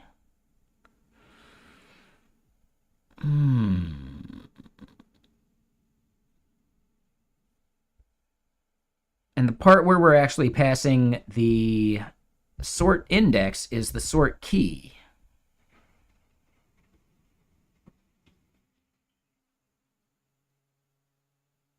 Sort key is defaulting to that, but we're sending a request with the wrong value from the front end. So that's something we got to look at. So yeah, real quick. And yeah, I saw your question. The Docker Compose is running DynamoDB local, which is a local version of DynamoDB.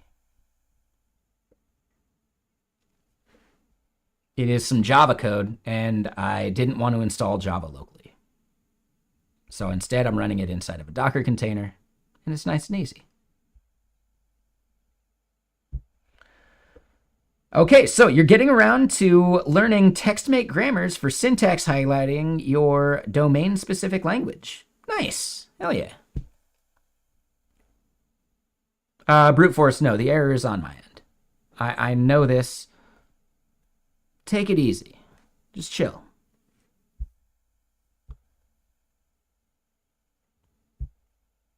I even said where I believe the error is coming from. Like, just chill.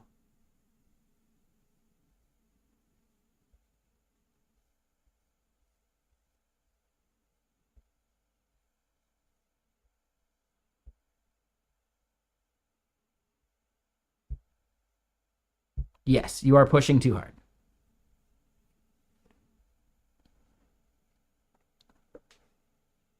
I know, hence the name brute force. I get it. Very appropriate.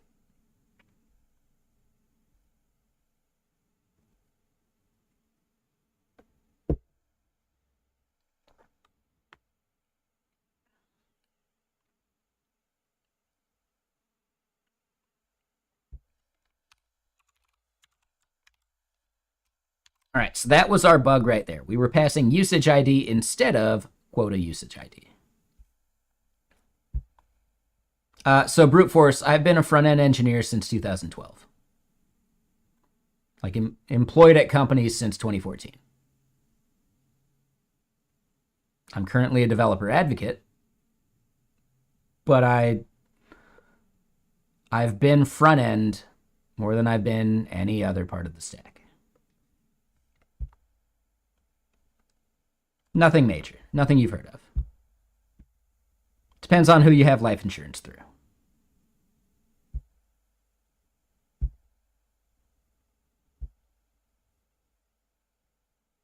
Depends on if you've done Kubernetes.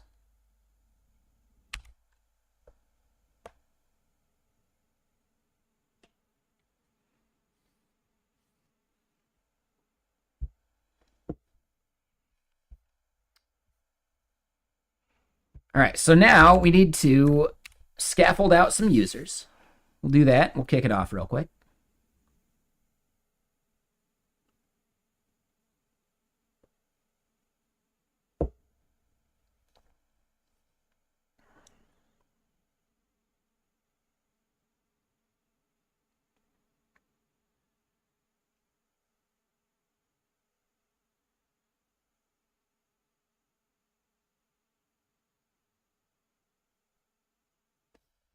And technically, it's happening over here. It says done creating fixtures. I don't believe you.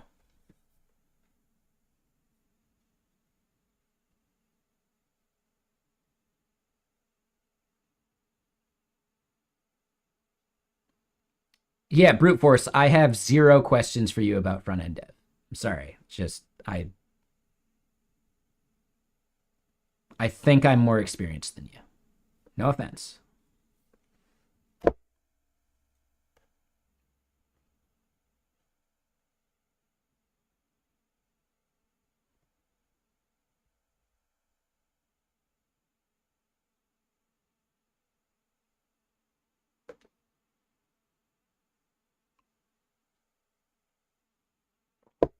Kubernetes is extremely complicated, and getting good with it is a superpower.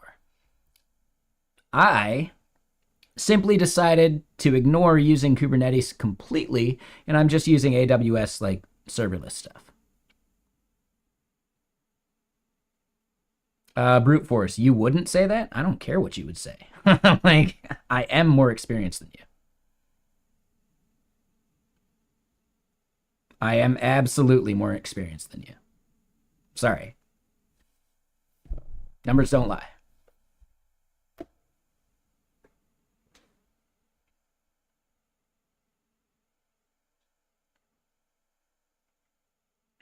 I have led teams. I have taught people Angular.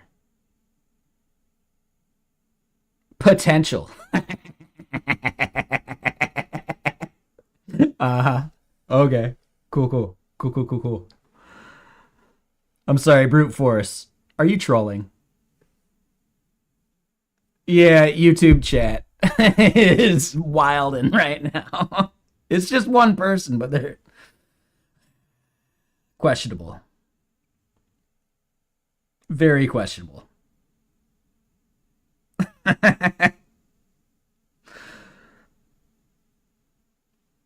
Doggyfish's dad is the CEO of Angular, all right? Yeah, basically, as Steel Toad on Twitch is saying, brute force, I know more than you. That's fine. I'm just letting you know. I'm not saying I know everything. But I've been a front-end engineer and lead for most of my career, and that career goes at least 10 years. So I'm not saying just the numbers. I'm saying actual like effort and understanding. I know, I hate the appeal to authority.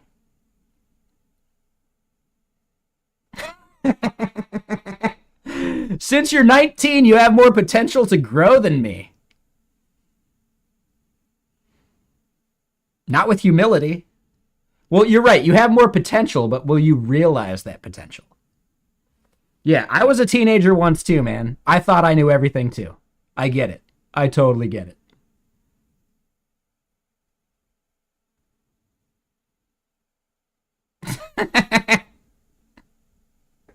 Yeah, dude, I was a teenager too. I knew everything back then as well. I get it, man. I totally get it.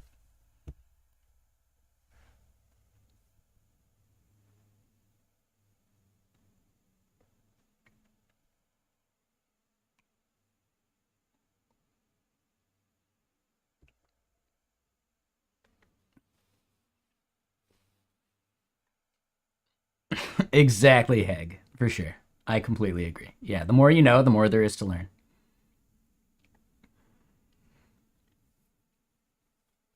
Yeah, so brute force, real quick. Back in the olden times, there was a band called Incubus. Right? We're talking like pre the year 2000. And they had a song on one of their albums that talked about how, with the discovery of the electron microscope, we have learned that there is so much more to the universe than what we thought we knew. So the more we learn that there's more to learn.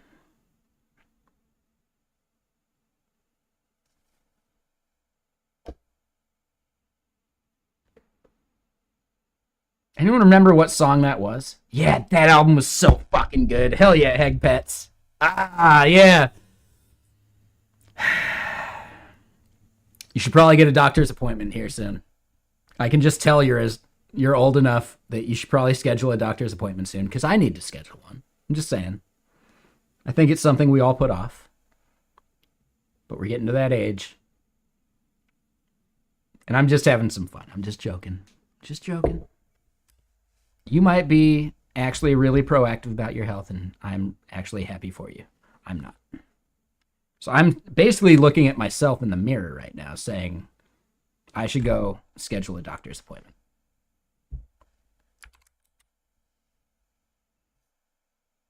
But yeah, dude, Science, such a good album.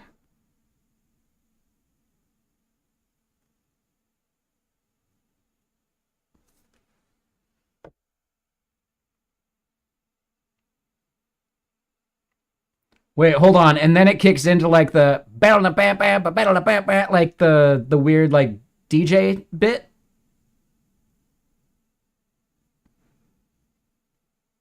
Yeah.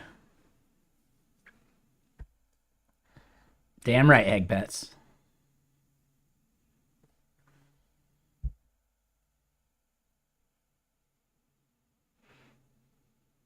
Oh no, so I'm thinking of the wrong part. No, there's like a weird like DJ bit that I'm thinking of, but it's probably after a different riff.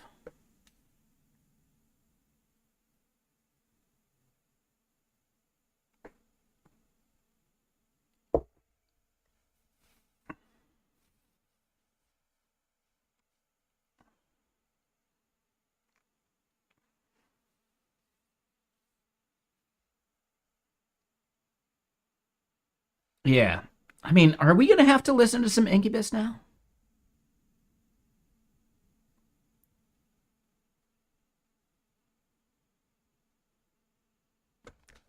We got to do it. I mean, it's the end of this album anyway. This song sucks anyway. Oh, Brute Force, don't worry. No, you're over on YouTube. That's the big thing. That's the difference. YouTube, listen to whatever music you want, man. I don't give a shit. Right? You don't get the music over there. If you want to hear the music I'm hearing, well then, yeah. You head over to Twitch. So that's actually like the thing. You get to pick. Yeah, the YouTube people don't get the music. Mainly because YouTube's like algorithms suck. Like, dude, I was playing royalty-free music. And I still got copy striked. Not like actual proper copy strikes. But, man. Like, so much so that, like, the royalty-free songs would get flagged one by one, and they don't have, like, a mass, like, hey, these are all from the same link, and it says royalty-free in the title, so come on. So it's just not worth the effort. It is eerily quiet over there. You're right. Yeah. But it means that, you know, a Zoomer like Brute Force, no offense, hope that term's not derogatory, can just play whatever music they want, right? Some skibbity toilet shit.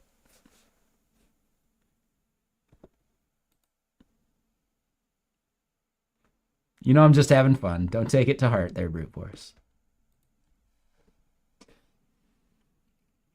I might have even said skibbity wrong. I don't care.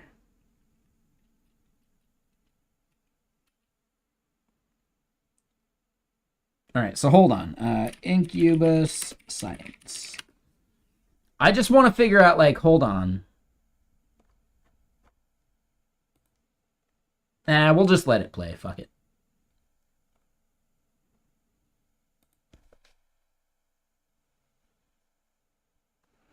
Oh, okay. No, you were quoting Redefine, like, this first song. Oh, right.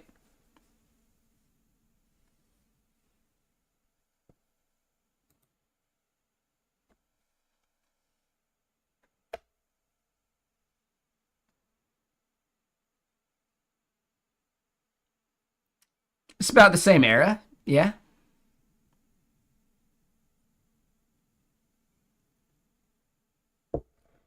It does have the DJ scratching. No, I was thinking,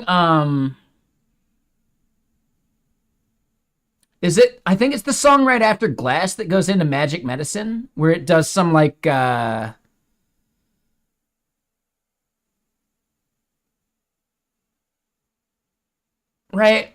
Where it's like, some, like, record, like, clip, or, like, something from some old, like, movie or something, and it's like, like, it does, like, some DJ, like, looped thing. I swear it's like, I don't remember what the DJ song is, right? Yeah, you know the song I'm talking about. I thought that was the line you were quoting, like the weird, like, like, yeah, I'm using my SimSpeak voice.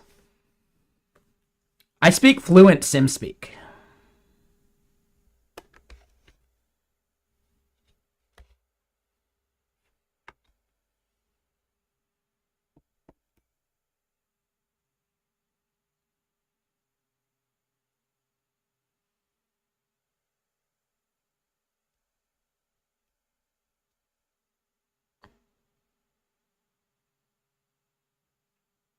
All right, brute force. Now I just think you're trolling. I don't know, man. Simlish is what they call it. Ah, there you go. Yeah, I speak fluent Simlish. That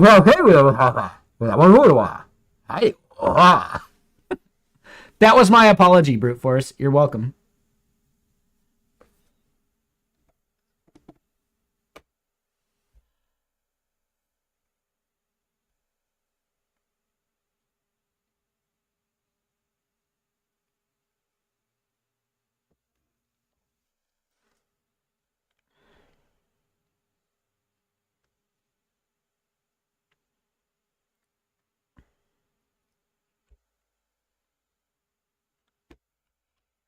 But brute force, what kind of music do you listen to? How about that one?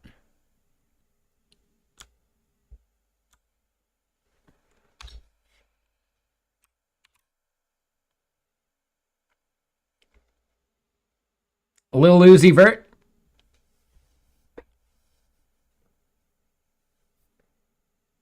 NF.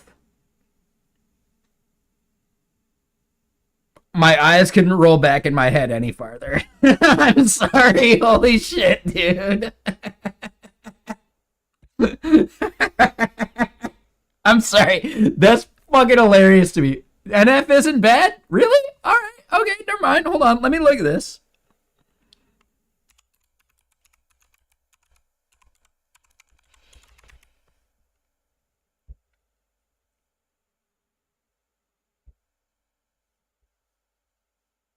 They're in the list. Are you kidding me? Are you fucking kidding me? He's the absolute bottom.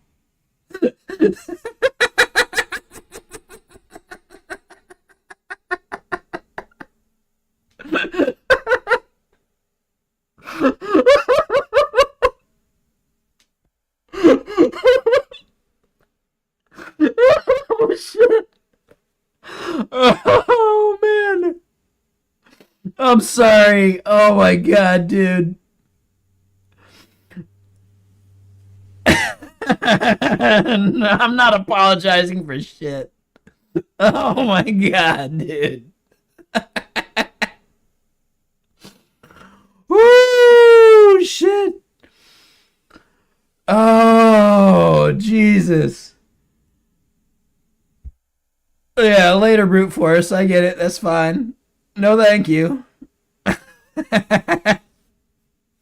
Jesus. Oh, shit.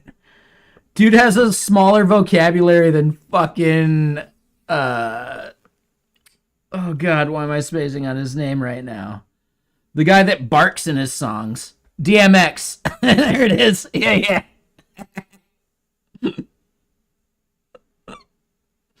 Oh, shit.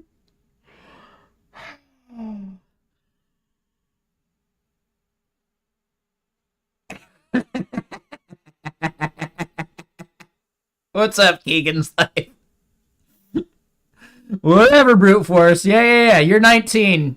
You know better than everyone. Totally, man. Totally. Wink. Yeah, I said wink out loud. I'll even double wink you. Double wink.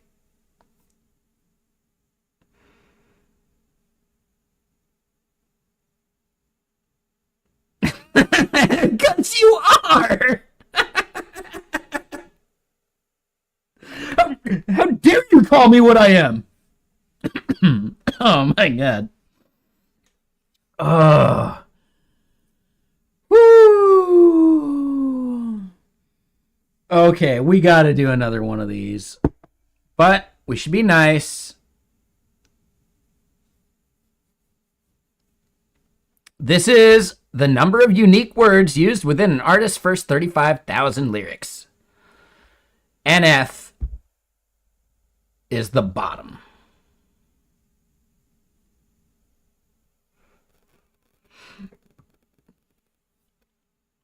So unique lyric count is what you're seeing right now.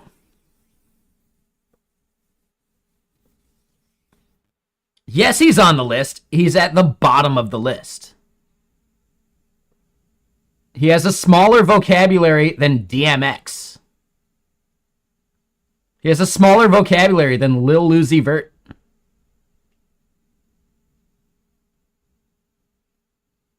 Lil Durk, 21 Savage, YG.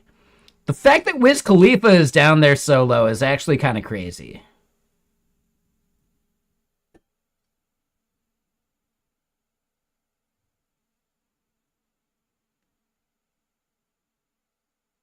Yeah, more like a pop artist than an actual rapper. I get it. No, that makes sense. Right? Like, hold on. Where's Childish Gambino in this one? He's way down there, too. He's, like, way down there.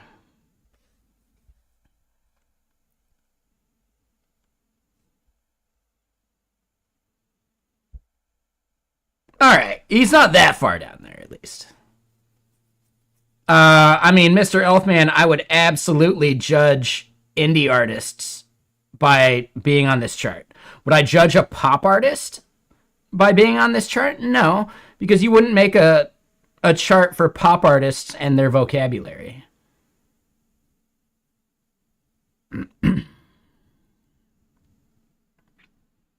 Yes, we get it, brute force.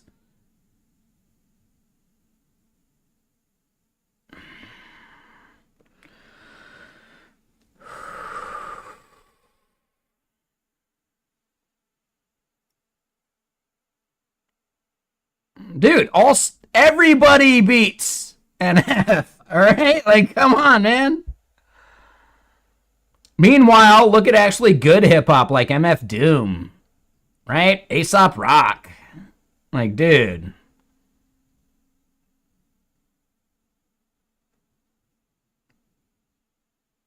All right, yeah, Brian. Sorry. It seems to be brute force that you are the Brian here. So, goodbye.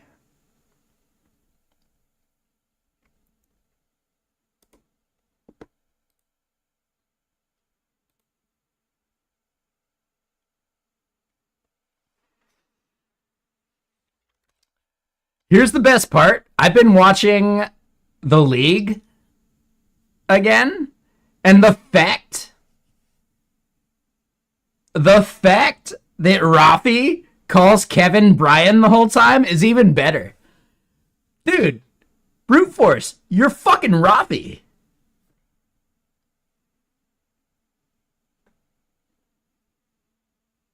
So yeah, go ahead and go make a meal in your toilet kitchen and take it easy, all right?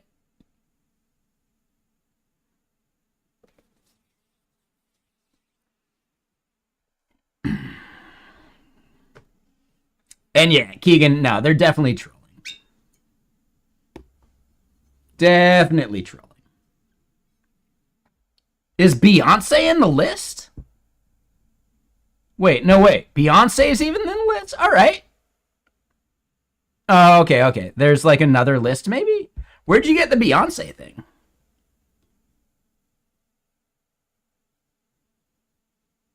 Oh, she didn't make the cut. Oh, is that like later in the list?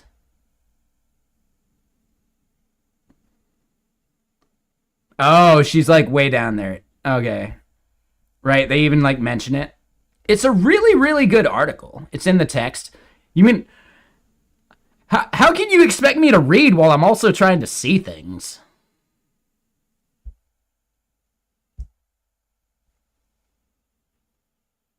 Yes, that's an IT crowd reference. Come on.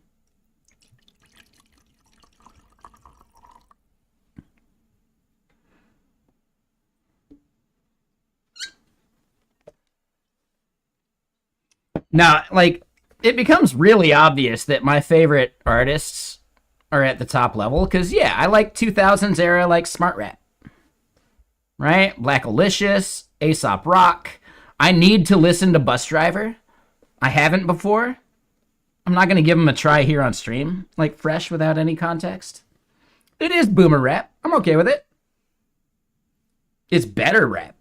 You're welcome. Are you going to tell me you're going to put on Rapper's Delight and not like it? You're going to listen to some MF Doom and not be stoked? Come on. You are living up to your name, though, there, 5IQ. So, touche. I see that you're role playing. I get it. Deltron 3030? Damn right, dude. Is he in the list? He should be. Del the Funky Homo Sapien. Yeah, yeah. Black Elvis. Yep.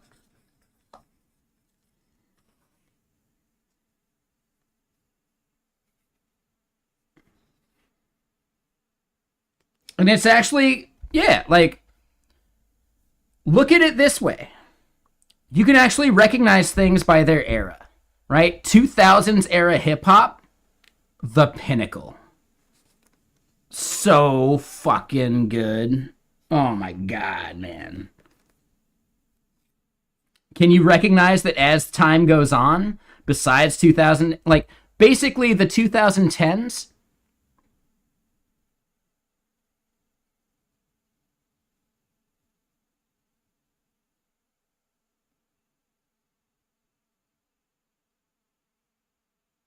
Rhinosaur, it seems like you're actually trolling. I don't know, man. I was actually like questioning, like, wait, did I ban Rhinosaur the other day? I feel bad for that now. But now that you're just over there, I don't know, man.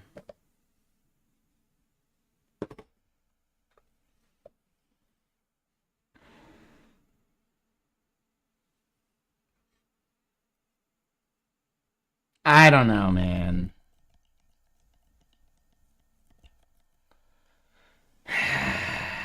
We'll give it one more chance, but Rhinosaur, I am really, really questioning this at the moment. Like, I actually was wondering if I should have unbanned you because I overdid it on Tuesday, and now I'm thinking I was totally justified. Now I need to go watch that.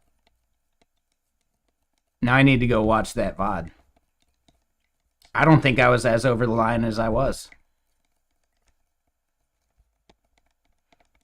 Yeah, I don't know, Raimu. Was Rhinosaur trolling on Tuesday? I don't remember explicitly.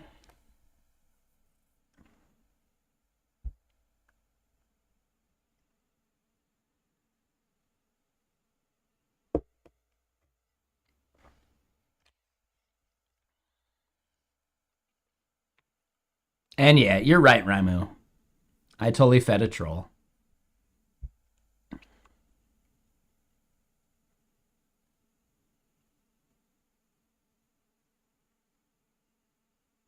We'll see, Rhinosaur. Don't make me regret it.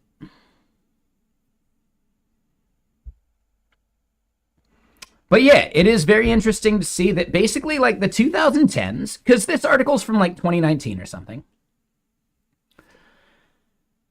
you can actually see that basically like the modern era of rap, as it got more popular as well, is also like a direct like counterpoint to the age that came before it. Right? It's like actually like rebellion against like the smart rap of the 2000s.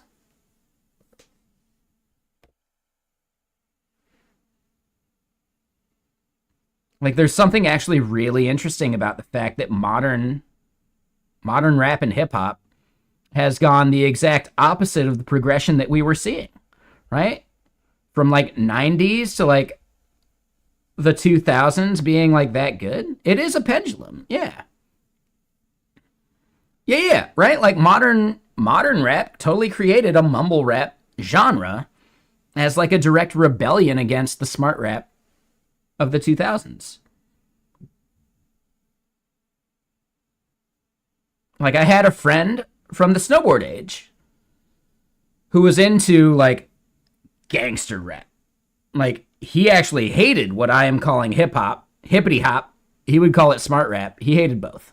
Hippity hop.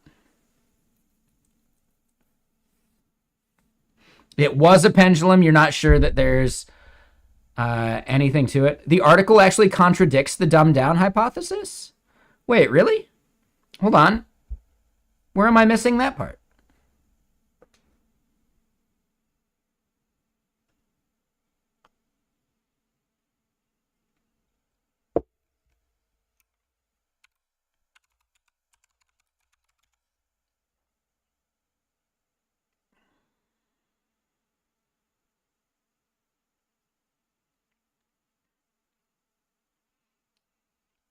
I would actually say that it's actually the same thing, right? Like the dumbed down nature of it is related to it being more popular. So this is actually where I disagree about the article's like take.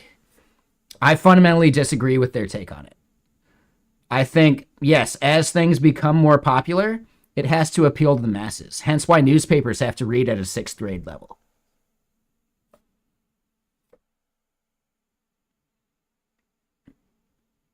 Would anyone agree or would anyone disagree that newspapers are intentionally dumbed down for the masses?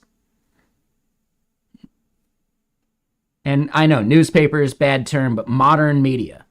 Let me put it that way. Would anyone disagree and say that modern media, like, would disagree with me saying modern media has been dumbed down for the masses?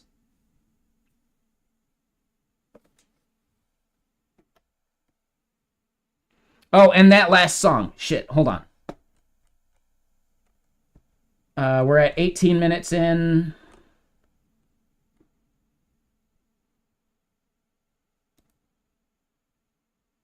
Oh, hold on. So it's before Magic Medicine.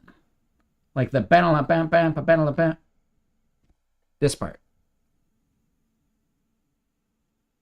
Okay, so it was the I wonder why and then bam bam bam bam bam bam. So that was the part I was thinking about. That was the entire reason we listened to this album, so I could figure out what the hell song did that like bam bam bam part. Which I realized when I do that sound effect, bam bam bam, it sounds like Les Claypool playing bass. So yeah, I can understand. I get it. I get it.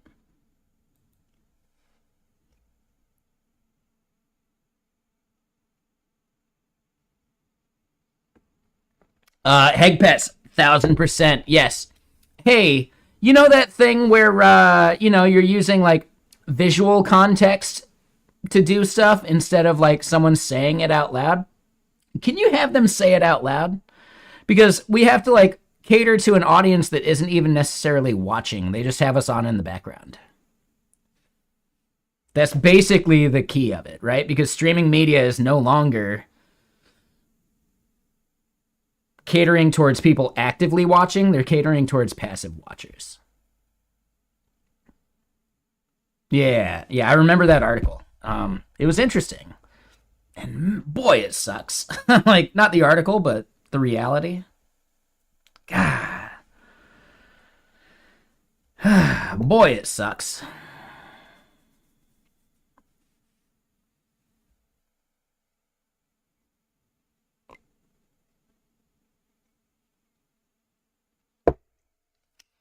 That would be a good fix, but it would also require way more money, right?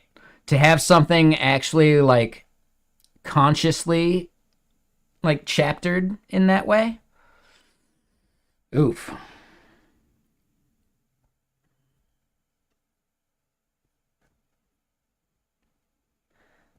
Right? Like, good luck automating that. You're going to have to pay people to do that? Ugh.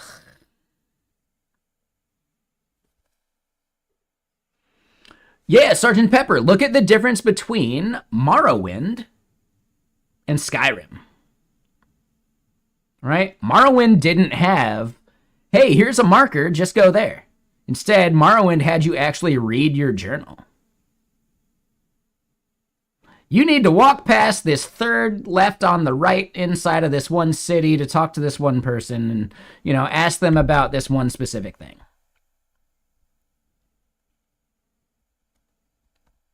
Right? Like, Morrowind forced you to read, and like each like log was a novel. Like, oh my God.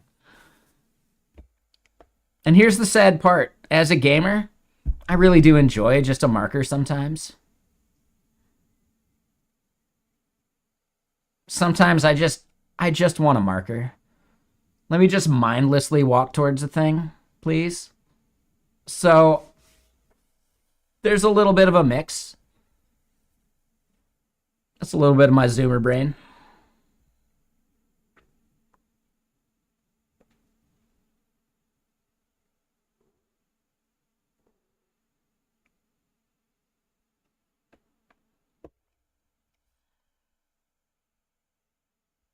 Exactly, Sergeant Pepper. Yeah. Morrowind is actually like a major, like, something you could write studies about how like the Elder Scrolls games have dumbed themselves down over time.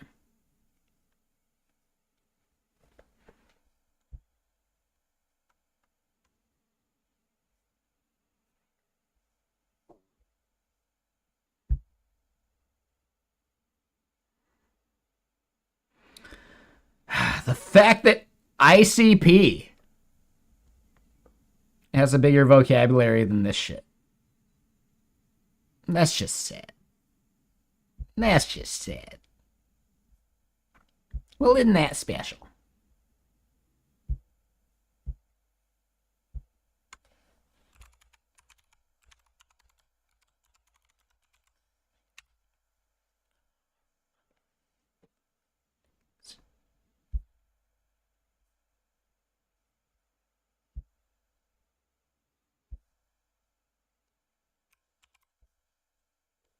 Why use lot word when few word do trick?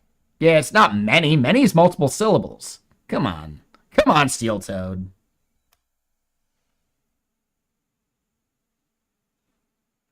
Why use lot word when few word do trick?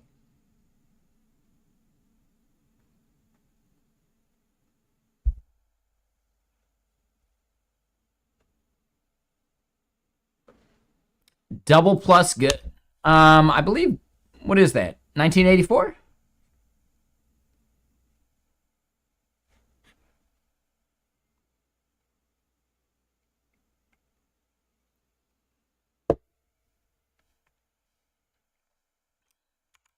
I never actually even read the book. If I want to read something dystopian and satirical and just roasting society, I'll just read some Kurt Vonnegut. If I want to laugh a little more, I'll just read some fucking Douglas Adams.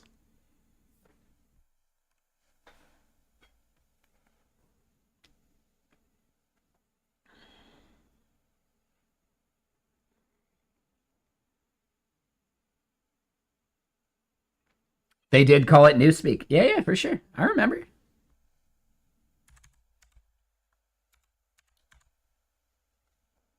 See, I believe that you read the book. The saddest part about modern society is the people that quote 1984 have never actually even read it.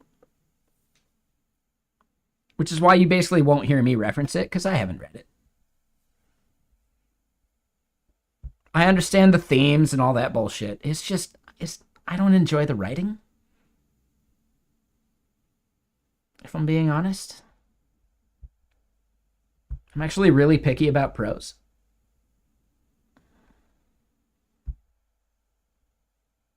Hey! All right, so we fixed that bug. All right? So brute force, if you're still out there watching, yes, our bug was because of the index. It was a back-end problem. I'm sorry that your 2 years of experience led you astray.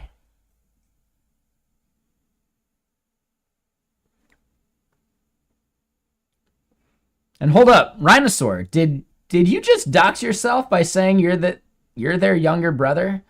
So your name's Brian, right?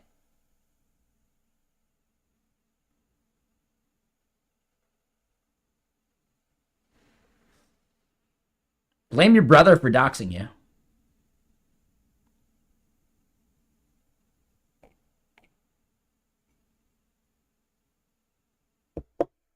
You also doxed yourself by saying you were their younger brother.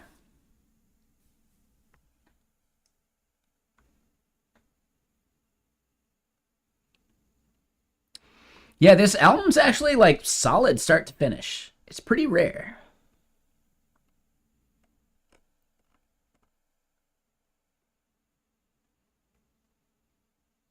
Besides that vocal riff right there. Like the way he did that was pretty gross. Nah, if I'm gonna be honest, this song, like, you gotta be in the right mood.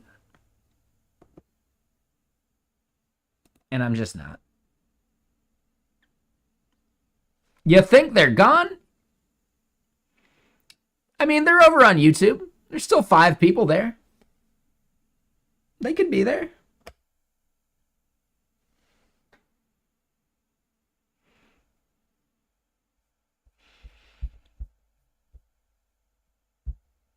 You're probably right, Raimu. You're probably right. It's fine. And yeah, no, I'm seeing an inconsistency. Maybe it's only 3 people over there now.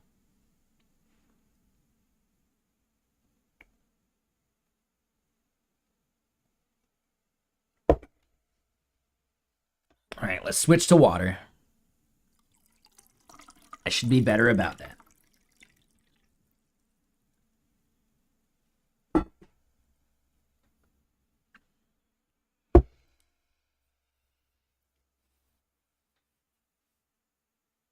Well, see, yeah, now I don't know. Concurrent viewers is back up to 6, and now it says there's 5 in this other thing, right? Like, their 2 concurrent viewer numbers are inconsistent. Now one of them jumped down to 4. Yeah, you know. I gotta stop overdoing it.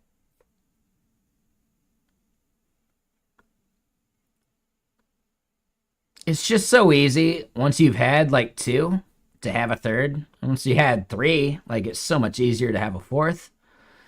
And then it's a very slippery slope. So I get that.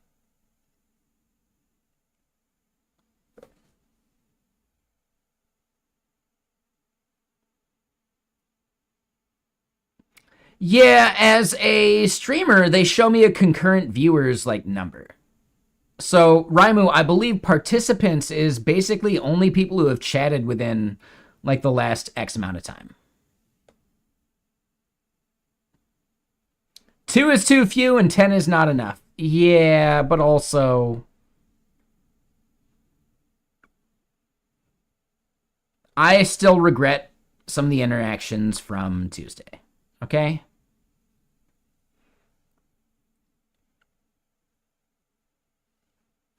As some people said, I wasn't fully in the wrong, but my phrasing and my tone was wrong. And that basically means I was wrong anyway. But anyway, what you up to, Try-Catch, Mr. Sir?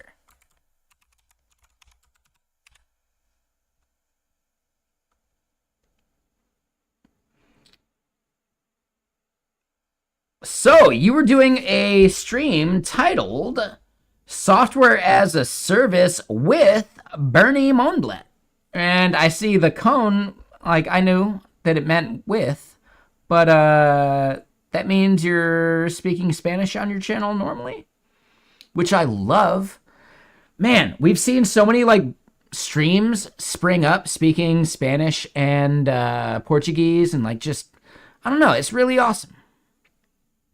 I love the fact that like Twitch software and game dev as a category is becoming like so much more worldwide.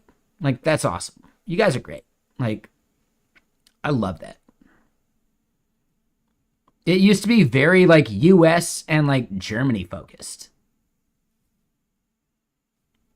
I love the fact that the Twitch software and game dev category has expanded as much as it has. Even if it means I get less viewers on average.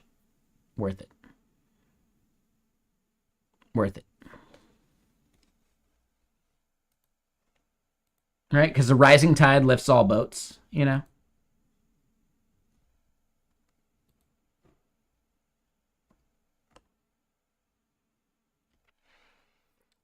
So yeah, real quick. We did the shout outs, right? We did the proper shout out. We did the what you were doing shout out. Hold on, let me just double check.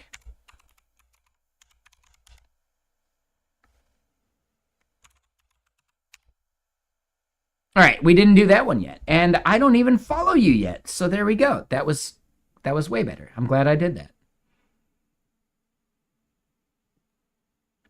So, you were talking about software as a service. And St. Luigi, welcome.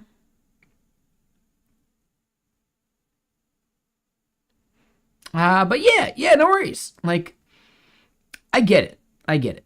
But yeah, how is my software as a service going? As Euler asked, it's going well. We actually just, like, we're in a little bit of a celebration. We've had like 3 days that we were working on being able to filter our quotas, right? So hold on, let's pick a better quota, like one with a better number, right? So data transfer. So if we go to accounts here, and yes, I was a jerk on Tuesday. I apologize.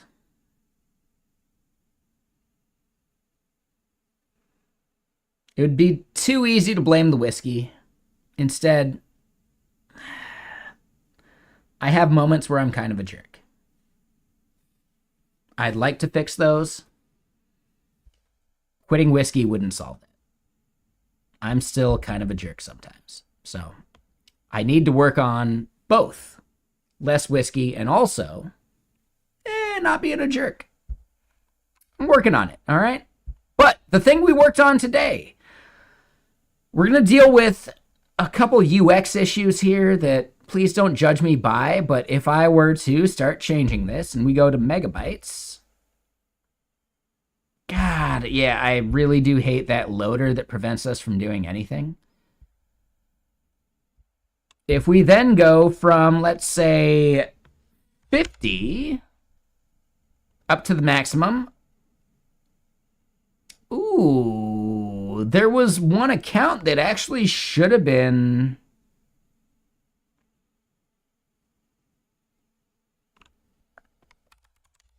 If I make it 49...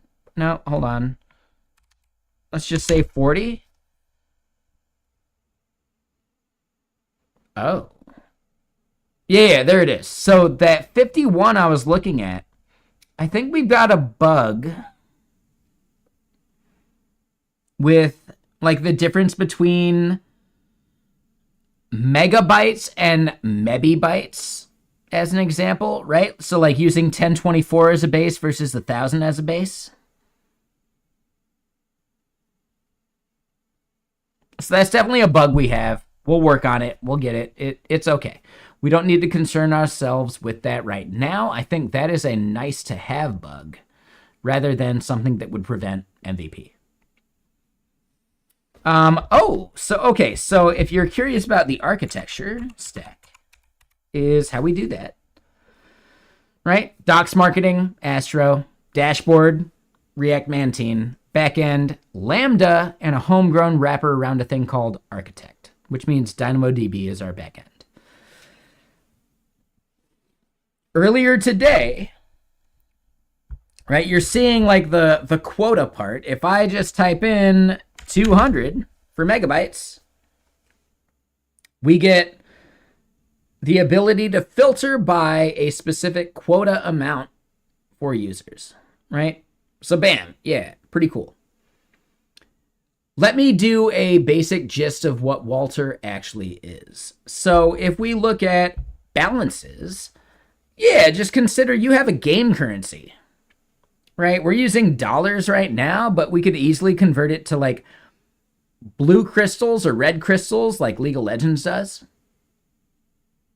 right? How do you end up managing deducting from that balance and doing all that stuff?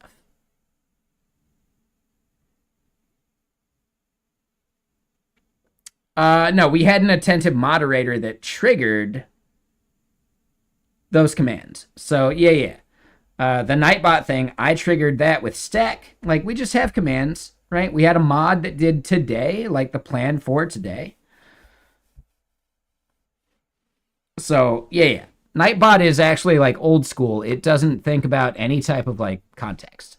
But anyway, just imagine you want to maintain a balance for a game you're releasing, right? Maybe two balances. One for like BS, like buying champs in League of Legends, and then another for BS, like buying skins. Those are separate currencies that you want to manage. Do you want to build out that system yourself? And the answer is you could, in the same way that you could build out your own auth system as well. So for the same case where auth as a service is something that someone would pay for, balances as a service are also something someone would pay for. Indie hackers can't afford it. I get it. Right? Indie hackers can't afford Clerk, as an example, right? For auth. But any user that would use Clerk, they're definitely a user I would consider like marketing to.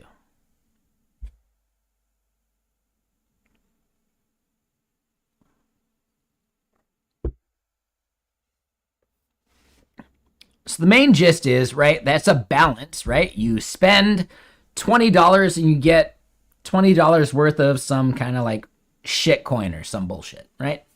Red crystal, blue crystal, League of Legends wise. You can't buy blue crystal in League, but you can buy, well, I think you actually, can you buy blue crystal in League? No, you can only buy red crystal, but you can use red crystal for the same shit you would use blue crystal for. There we go. That was it.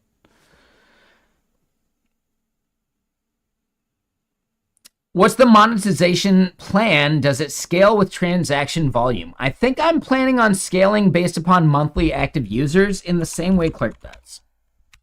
If we look at Clerk's billing, I think I kind of want to mimic Clerk's billing. At which point, like, yeah, audit logs, yeah, that's an extra $100 a month. Right? You want to get full on like SOC 2 compliance? Yeah, that's $100 a month. Because not every fucking business needs SOC 2 compliance, right? So yeah, this is basically like, I think Clerk is nailing it on the billing model. Like the numbers I might change because I can't do any like branding stuff. If you want to get access to like webhooks, so I send you a request rather than send an email on your behalf, well then there we go.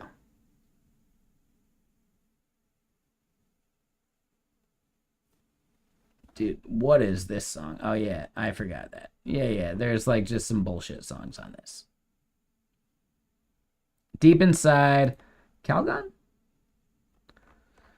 Not Calgon.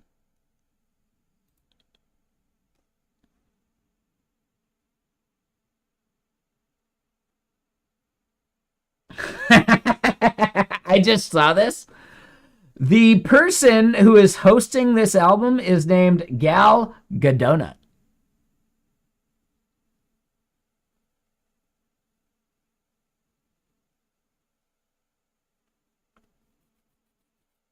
That's fucking brilliant.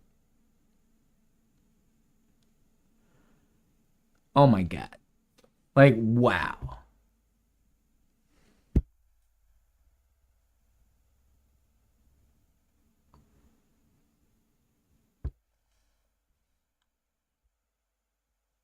So that means is the buyer persona would be game developers with a little bit of acquisitive power than that one of indie devs that do not know how to run a SaaS. No, so actually my core target market are software as a service that are funded.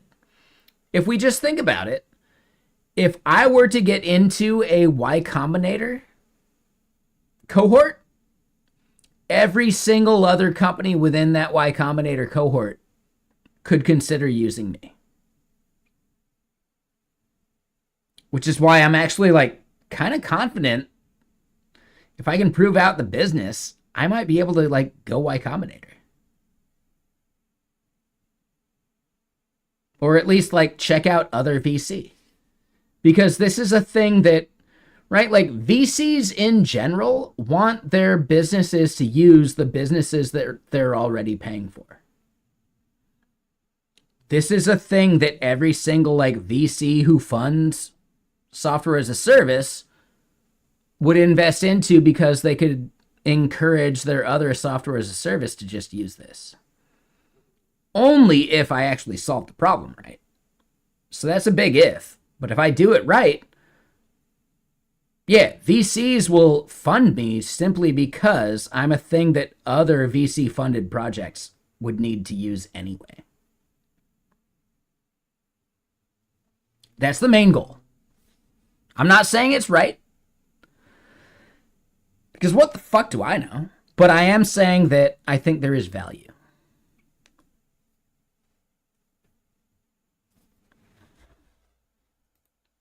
All right, so yeah, music, kind of blowing it. Kind of blowing it. No, we're not going to play more Incubus. Come on, YouTube, figure it out. We already did one album. You want us to play both? No. No.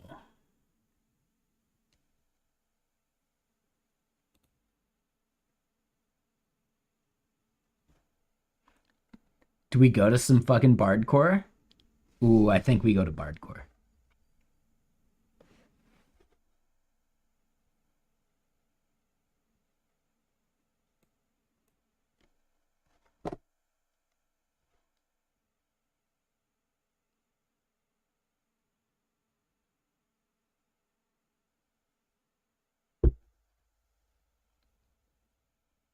I get it, Steve-O. What I need to focus on is an MVP for exactly what I would want to consume as a dev.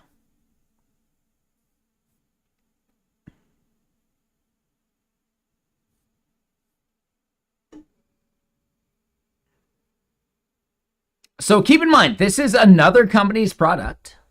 But I think, yeah, Clerk nails it with their messaging, like 1,000%.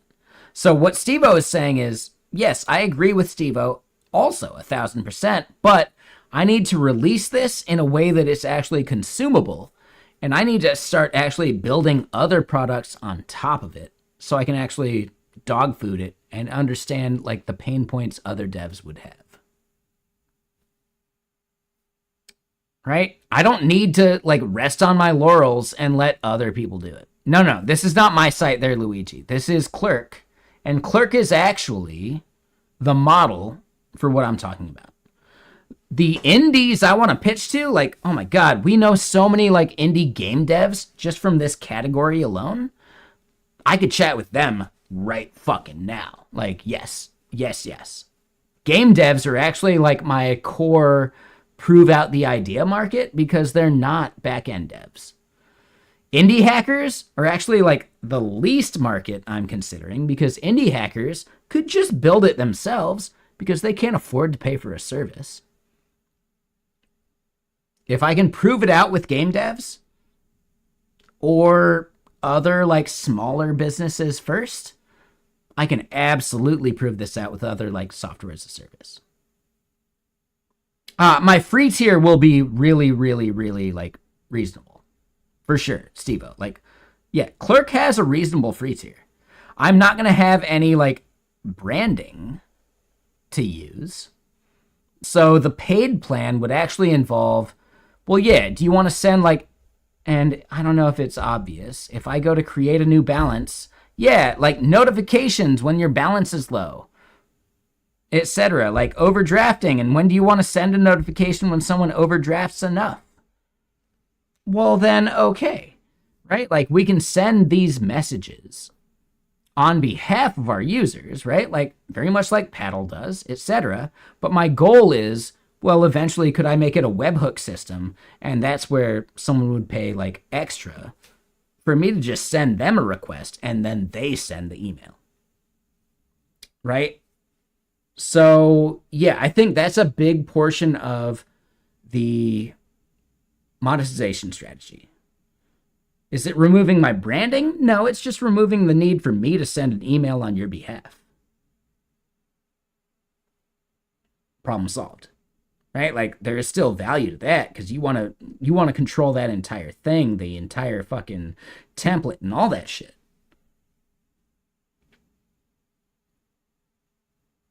Right? Bare minimum monetization? Well, yeah, like we control the template. You want to control your own template? Well, yeah, maybe you pay us a little extra. Right? That'll be part of the pro plan. But you want us to send you a webhook and you control everything about that interaction? Well, that's on you and you pay an extra $100 a month or something. I don't fucking know. I'm just using the clerk billing model as a good starting point. Their numbers, I don't care about their numbers.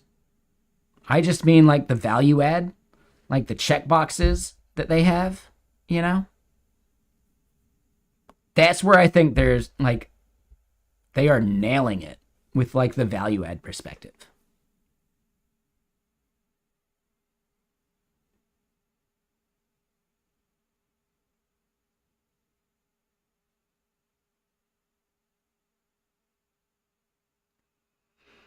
I get that, Luigi. I think we're at a point where the MVP is not proven yet. So, yeah, maybe consider things that are in the UI, right? Like this notify when balance low. Eventually, there will be a thing that tries to upsell them on, hey, want to send this from your own email account? We'll send you a webhook and you just give us the URL. Right? And maybe it's even like a little switch for like turning on that webhook URL as an input for this.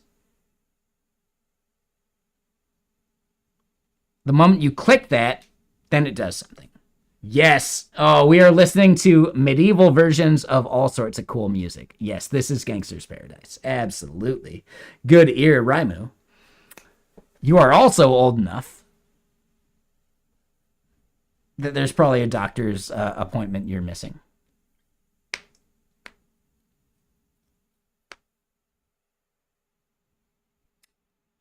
So that's a trickier question, Omar. What part of onboarding are you talking about?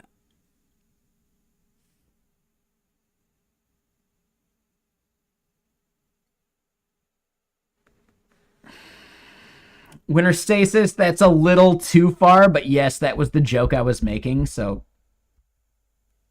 take it easy. All right, that might have been just a little over the line, but we'll allow it. But take it easy in the future, please.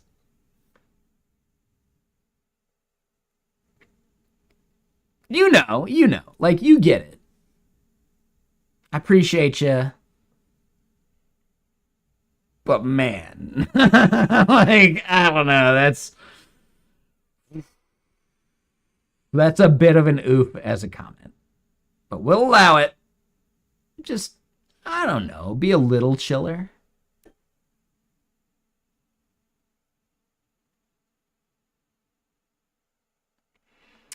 So Omar, what you're getting at is the difference between like a staging and a production account. And we have actually like removed the staging part for now. But yes, you're right. I need to actually have a switch for if they're using their staging or production account in the same way that like Stripe does staging and production. Yes, I definitely want to take a note from how Stripe does the staging production stuff. However, we're not doing that just yet.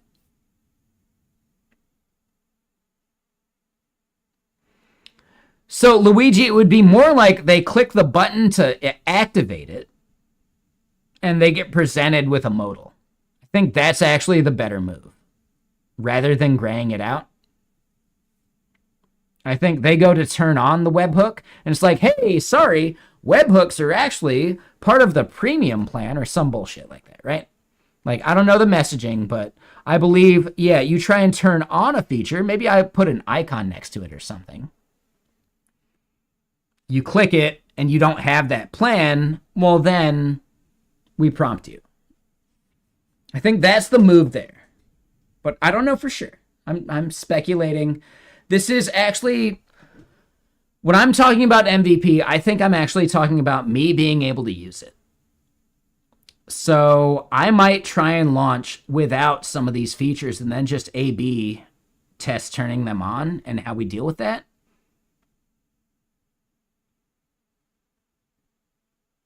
Yeah. I think the interactive prompting like mechanism is actually the way to go.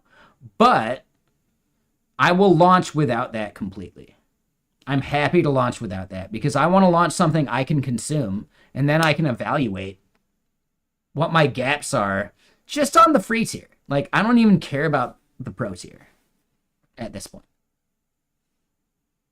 I need to launch another product that dog foods this, and that helps me actually understand if I'm delivering value enough. Basically, I want to launch plenty of other things, and I'm going to need quota management. I'm going to need other stuff. I'm going to need it. So at that point, my main goal is to launch it to a way that I can prove out the idea. And that would be me making another product on top, right? Consuming it. So give me a second. And yeah, hold on. Raimu, you recognize this song? Let me go pee. BRB.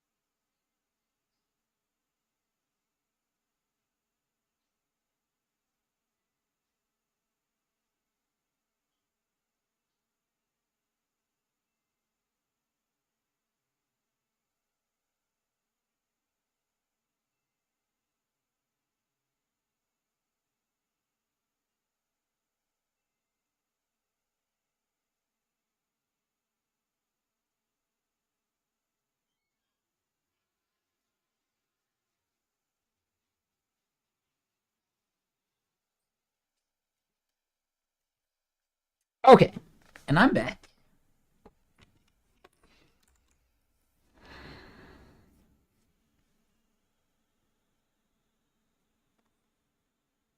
So yeah, St. Luigi, thank you so much for the comments. Like, I really do value a lot of this discussion. I think, yeah, I got a lot to do. we're currently still like figuring out some of the dashboard stuff. So we got accounts and filtering accounts by a value.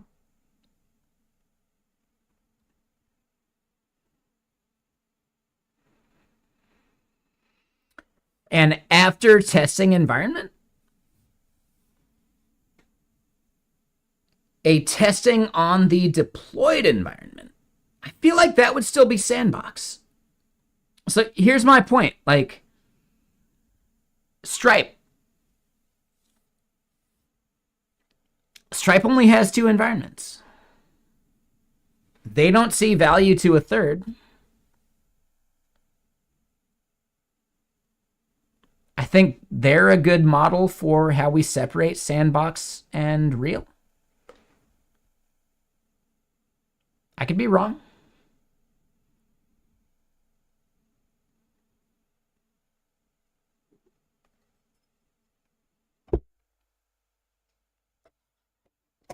All right, and yeah, I remember now saying I should do a beverage. I should do a full glass of water before, like, between every beverage. I will start doing that. We kind of just did it, so there we go. And yeah, we're getting towards the time where I should probably bid farewell. But you know what? Let's look at what our plan for tomorrow might be.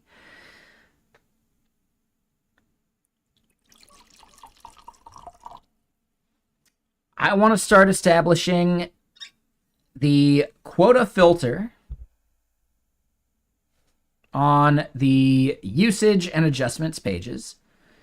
And then after that, we're going to have to do the same thing for balance, but just remember that a lot of what we did already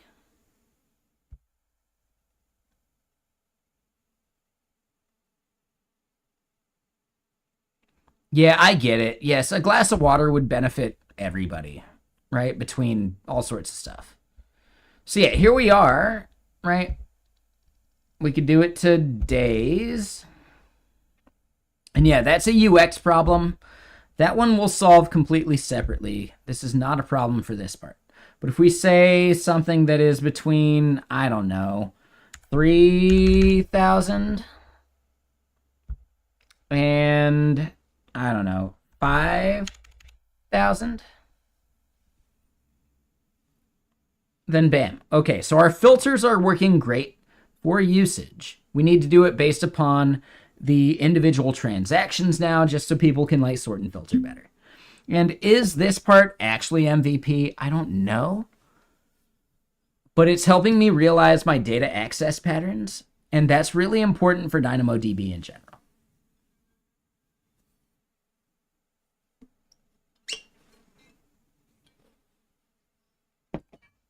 Right? Like, your data access patterns are the most important part about recognizing how you use DynamoDB.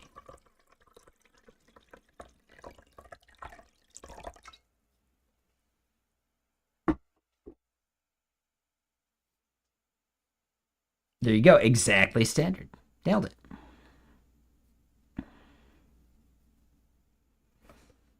And yeah, hold on. Doruk, are you still out there? I could have sworn I answered your question earlier, but maybe you had to go. All right, I get it. I don't think I was a jerk today, other than a little bit to Brute Force over on YouTube, who kind of deserved it. My responses to them are not something I would feel bad about.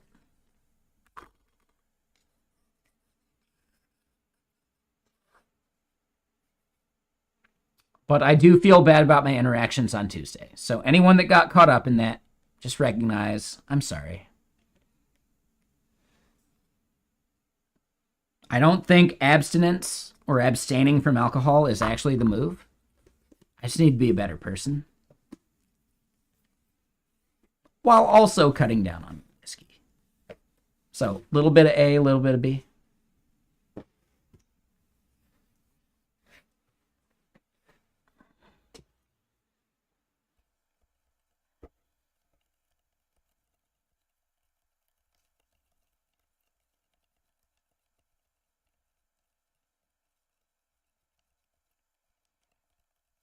But abstinence is dodging the problem rather than fixing the problem, in my opinion.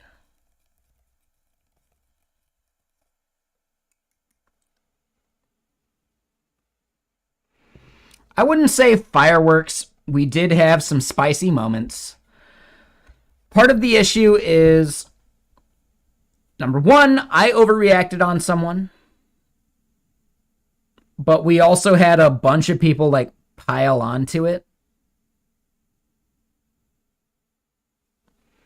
And then I think some other people even got caught up in that crossfire.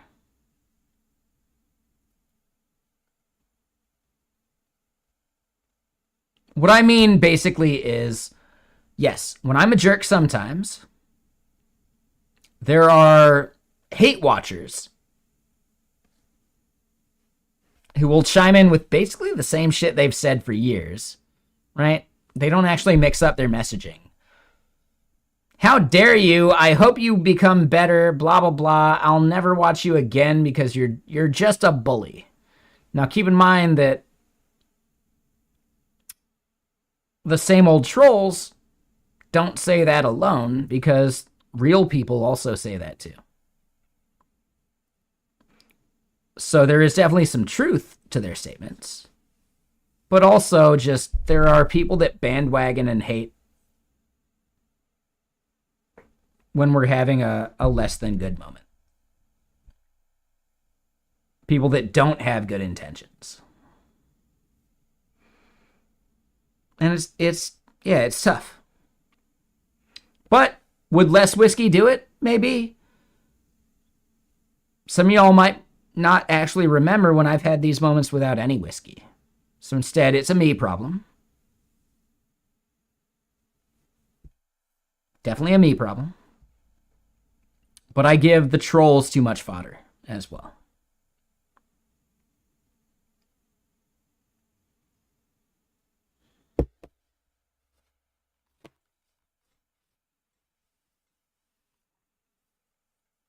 And then legitimate people get caught up in the crossfire. It's whiskey lemonade. It is delicious. It's fantastic. Ooh, it's good. It actually does need some more like water and lemonade. Another big part of the problem, and again, this is a me problem, is I keep getting some of these whiskeys that are like 94 proof instead of 80 proof. That extra 20% gets me. It's great. It's too strong. It's just too strong. If I'm looking for a good sipper for stream, I need an 80 proofer. If I'm out and about and I want to get the best bang from a buck at some bar, well then yeah, I can go for the stronger stuff. Sure.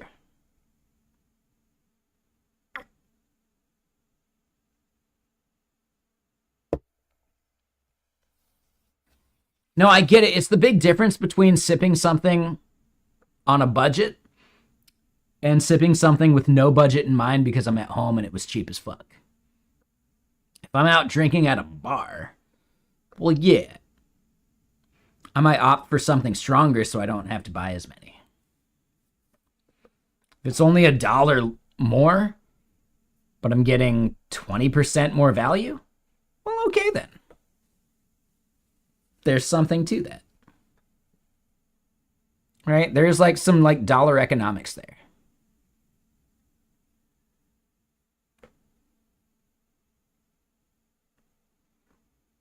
I mean, so standard, here's the big thing. REI has a really, really good warranty. And yeah, like, what did you get? Was that just like a new set of outerwear or something? I'm actually really curious.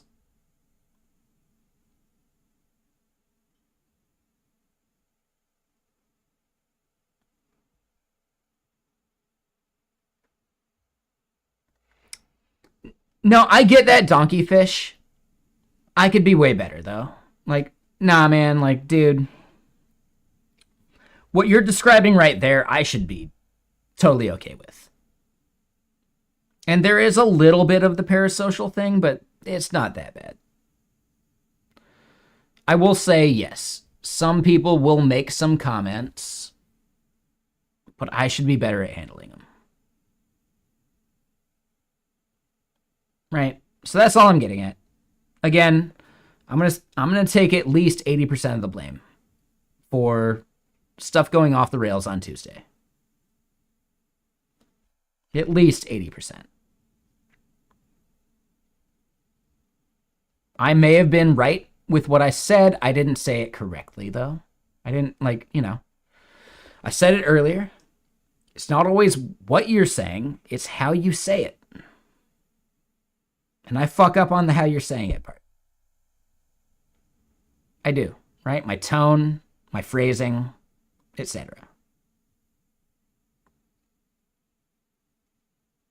People with a sub can do it. Like, I believe you should have access to that VOD there, Raimu. I would trust you to tell me if I was, like, way over the line. I didn't feel great about some of the interactions. I did have enough whiskey that I didn't remember all of them, so that's also a problem.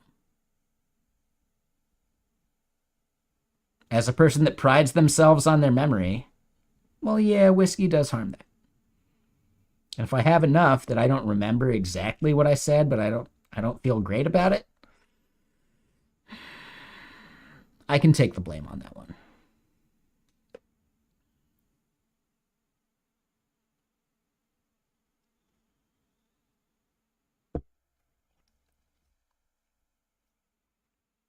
And Daruk, who was here earlier,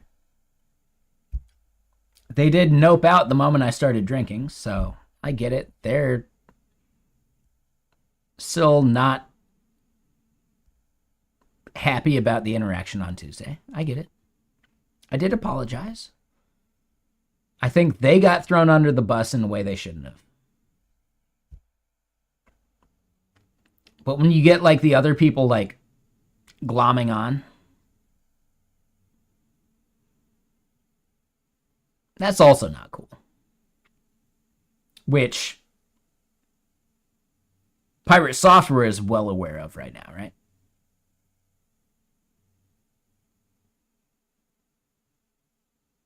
No. Like, dude, the topic is something we should actually, like, start moving away from anyway, GJ. Nah, you're totally good, man. I'm still using the Digma. I like it. I've actually learned how to type with it. I like the tenting. Like, I'm not using any of the Bluetooth features. I do sometimes miss F keys, like being able to hit F11 or something. Donkeyfish, you're talking about typist? This is not the Digma in the clip, but yes, I am not a good enough typist to judge a split keyboard properly, because I will totally do the crossover. I still do the crossover. But I'm to the point where I don't have to look and type, like, git commands anymore. I can mostly type those out without looking.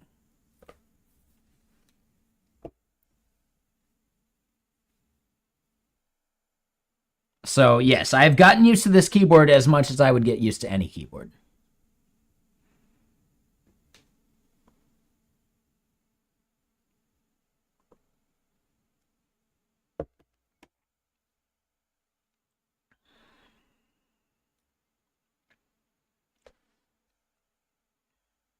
All right, so hold on. Let me double check. What is a good UI component library for React Native? Ooh, okay, so 1 second.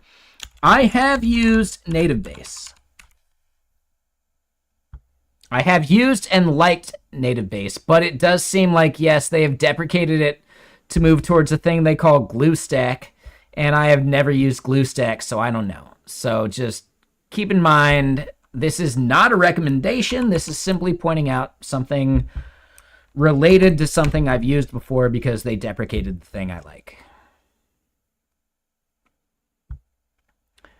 Now, there's another library. So keep in mind there's a thing called native wind, and I think native base might be it. Hold on. Is it?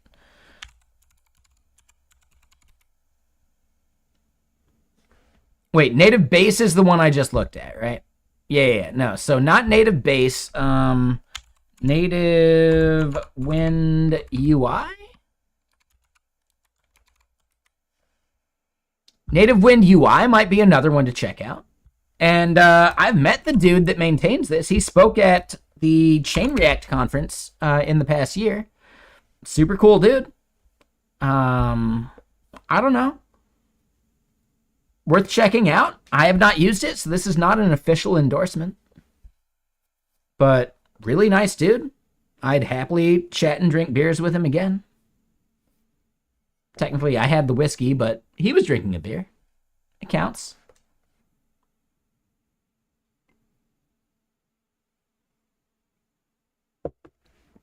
Krasner. Name mentioned.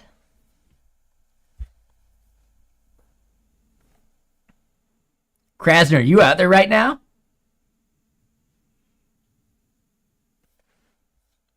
Yeah, I would say check out Native Wind itself separately because you would be opting into Native Wind. And then, yeah, it's a thing that has like a pro version. So if you're at a company, that pro version's probably worth it. Because, dude, fuck, how much does it cost? $300? Oh my God. Are you kidding me? Your company would spend that in like 4 hours dealing with you actually making like some of these components, right? Like the return on investment is basically 4 hours. If you can't convince your company to spend $300, fuck. Like, dude. For personal projects, that's a little tougher. So I get that. I understand that that's maybe not the way to go. Yeah, no worries, Devil's Eye. If you're at a company and they're breaking the bank over $300 or even $800, you should reevaluate the company you work for. $800 is one engineer spending a week. Could you build out all of these components within a week? I'm going to press X to doubt right now.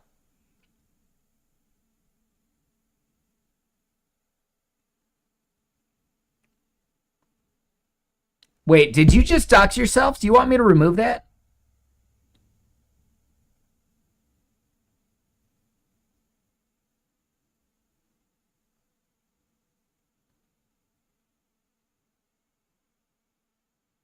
Okay, you don't care? That's fine. I just had to ask. That's all. I can understand that that's something you might say and then realize that you didn't want to say it. So I just want to throw that out there. Like, no big deal. Yeah, no worries, Devil's Eye. Like, honestly, I would even, like, if you wanted me to delete that, I'd even clip it out of the fucking, like, YouTube VOD. 100%. So, no worries. And again, it's not like you doxed anything like major, but you did dox yourself a little bit. Right? I don't think Comcast would care. That's more on like your preference for doxing. So yeah, no worries. We're good. Thank you. Appreciate you.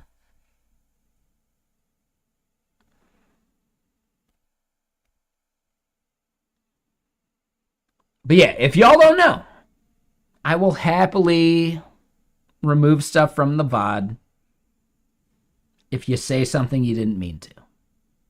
All right? I'll remove my own VOD if I say stuff I didn't mean to. Like Tuesdays. Because I didn't leave stream with a good feeling. Even though I might have been justified, nah, I didn't feel good about it.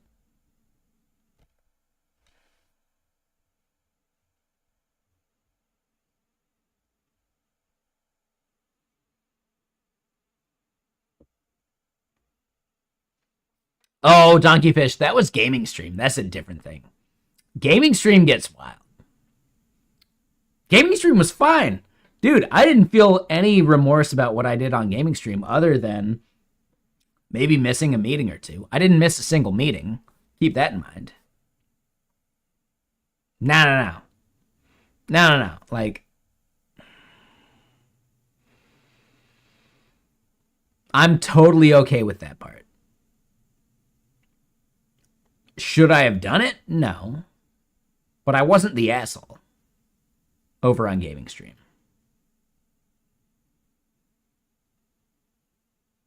I think. How do I manage time between personal projects and work life? Are you getting work done?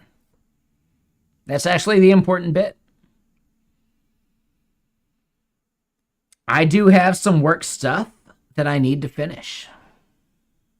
I really do. And hold on, let me double check. What's my work schedule for tomorrow?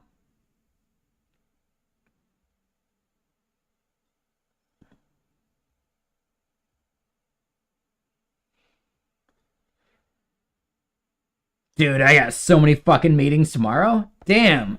Really thick for a Friday.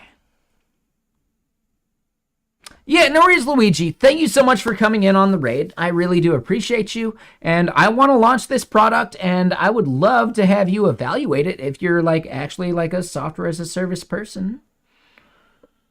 If you just come back and hang out and we can figure it out. Yes, I plan on launching other SaaSes, right? Ones that I don't even think are valid businesses because they're just copying someone else's business. I plan on launching those anyway, just to evaluate Waltr from a user perspective.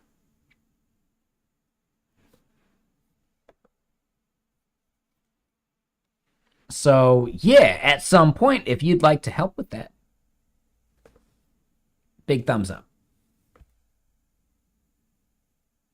Yeah, no worries. No stress. Enjoy the rest of your night. Cheers. Tink.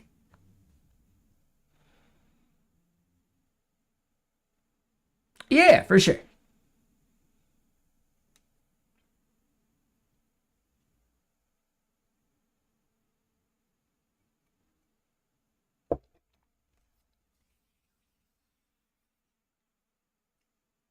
Yeah, I have my first call at 10 a.m. tomorrow. But I got more work to do, way more work to do.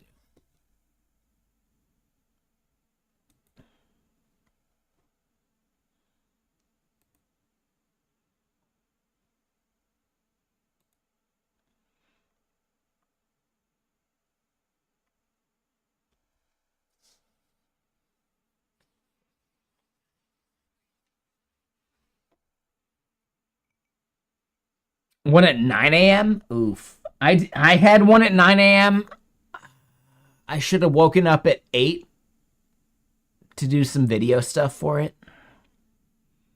I fucked up. That's on me. Yeah, I'm going to have to edit that. That'll be a big part of my editing on Sunday. Anyone who doesn't know, yeah, I treat Wednesday and Sunday as basically 12-hour stream days. Wednesday less so because I do have a gaming commitment that I do for 4 hours there, but yeah, Wednesday and Sunday I put in major work to balance out maybe the less amount of hours I do some of the other days. And I do believe it equals out. But you know what? Yeah.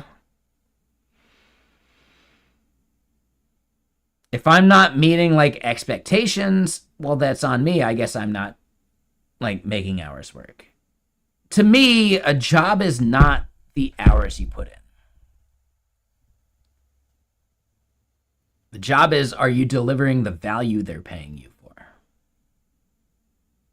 And yes, I still need to put in 2 days a week, effort-wise, full days. And I still put in 5 or 6 hours a day on the other, outside of those 2 days. But again, it's about the value you deliver. They're paying you for results, not for hours. Salary was never meant to equal hours. Any company that makes your salary equal the hours you have to put in, that's kind of just a shit company.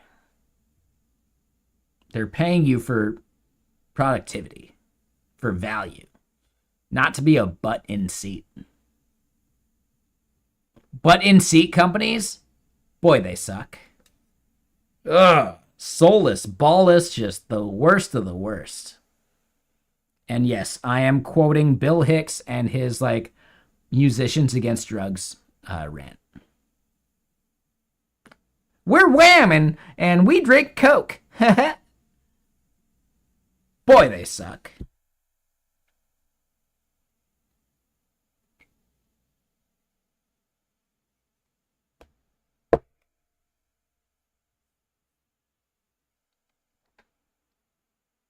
I do work from home. Yeah, absolutely. Company I work for is in Arizona. I do travel to the company like once a quarter. Not every quarter, but on a regular basis. How do you quantify results in an advocate job?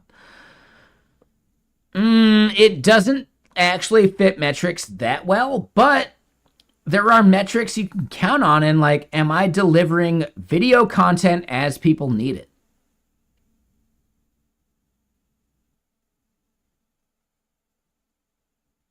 You're trying to come up with a Raising Arizona reference, but your brain is fried right now.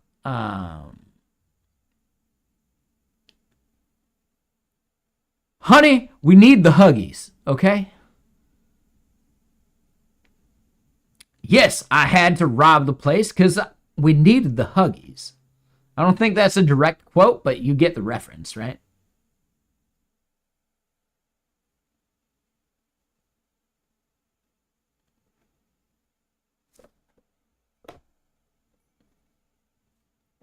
Sometimes you just need the Huggies.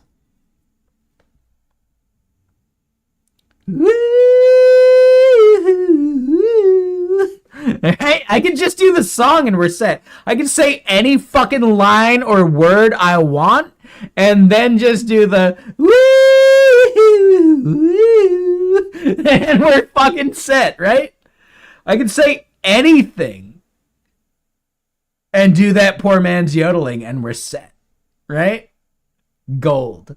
Oh my god. Oh, that's so good. I'm actually really proud of that. Oh my god, dude. If you've seen the movie, you know exactly what I'm doing, even though I'm not, like, note accurate, right? People with a perfect pitch are fucking pissed, but they still get the reference.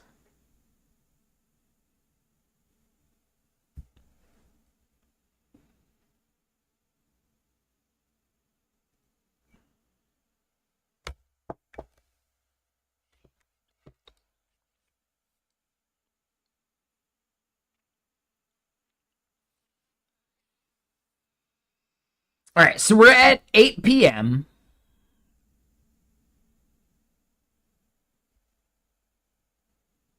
When we consider the application we're building,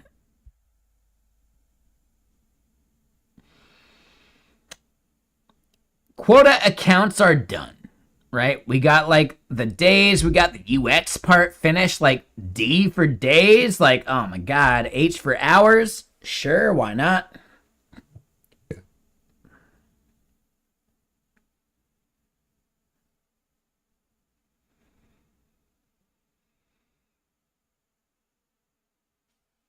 All right, hold on.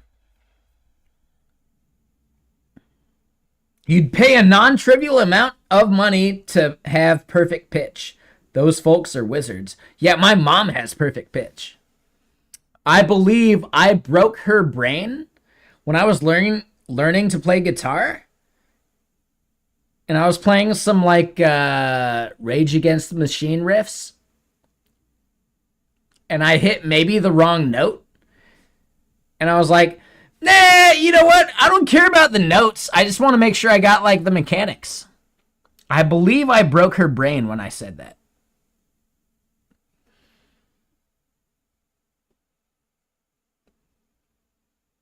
Right? As long as I get the fucking like riff mechanics, I can fix the note. That part's easy. I need to get the fucking rhythm. Okay? Spoken like a drummer, but I'm not a drummer. Can we recognize my dad's actually a drummer?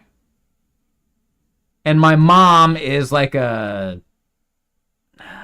want to say clarinet player? I forget what she actually played. Shit. I don't think she played the bassoon. But who fucking knows? I believe she was a clarinet player. But she has perfect pitch. No, she didn't grit her teeth because she cares about her teeth. But I could see the consternation in her face. Like the furrowed brow, like the... Right? Like the facial remark. She didn't grit her teeth because she cares about her teeth. But no, hold on. I don't care about the notes. I just want to hit the fucking the rhythm.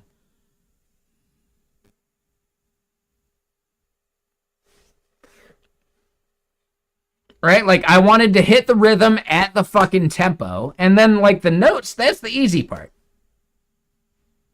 Whereas, like, a lot of other people want to play the riff and hit the notes just at a slower tempo. No, if I can hit the random fucking, like, frets at the right tempo, I can figure out the frets I need to hit. That part's easy. No big deal. Now, here's the thing. As a guitarist, am I wrong? Am I actually wrong? If I can hit the rhythm, figure out the right fret, that's the easy part.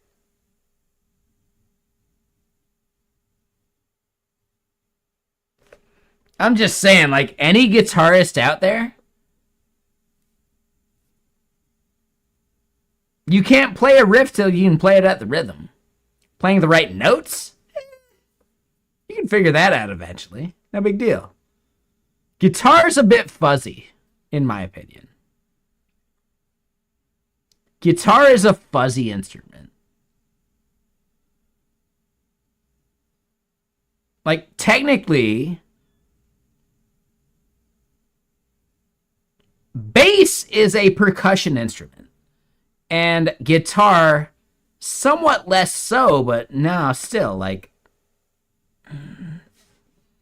if you're hitting that fucking rhythm, you're set, man. Yeah, damn right I'm listening to Hendrix. Yeah. Dude, Jimi Hendrix would totally hit the wrong note, but if he hit it with emphasis, there you go. It was gold.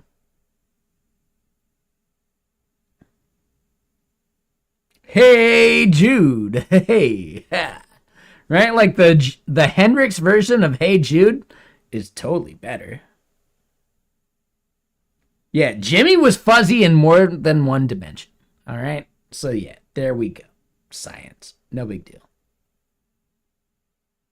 Yeah, throw a fucking fuzz pedal on it and the notes don't matter that much. I have 3 of you consider the beard. Heyo.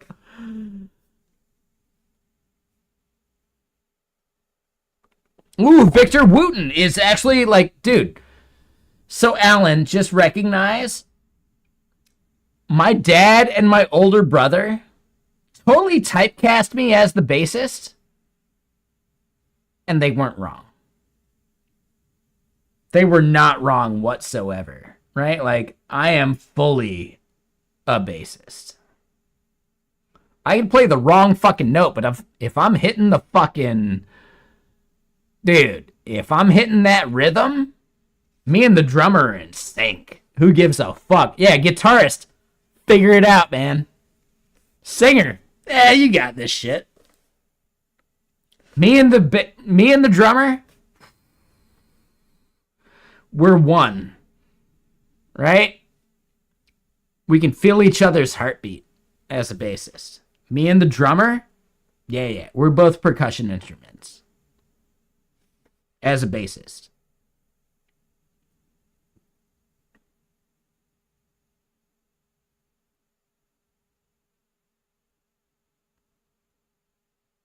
Which is why it makes so much fucking sense. Me and my younger brother. Yeah, my younger brother is the drummer. I'm the bassist. My older brother, who's a half brother, is the guitarist. As long as me and my younger brother are in sync, older brother, figure that shit out, man. You're welcome.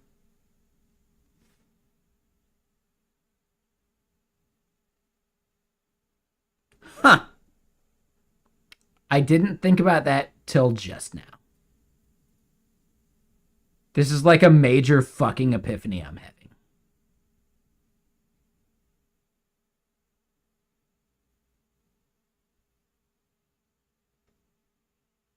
Huh. But okay, yeah, we're at a like an ending point for stream. If I have another drink, I might have another like jerk moment. And I don't want to do that. Nah, no, thank you. I'll go play some games. Maybe have another beverage, but I'll have some food between that. And we'll be good. I think food is the major separator.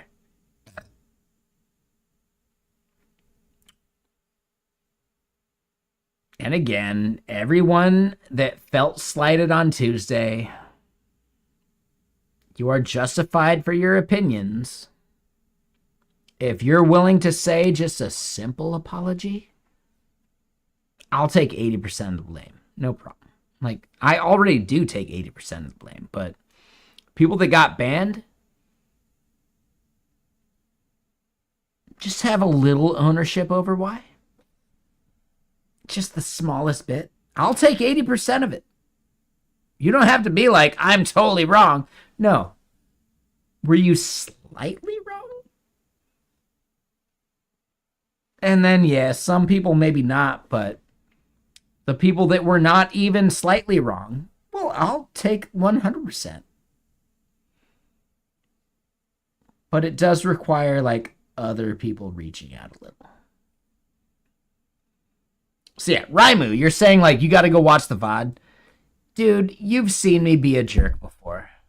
You've seen me like overreact. You subscribe? So Freddy, you've seen it. I feel like you don't have the icon, so all right. I don't know if I believe you. But you can go watch the VOD.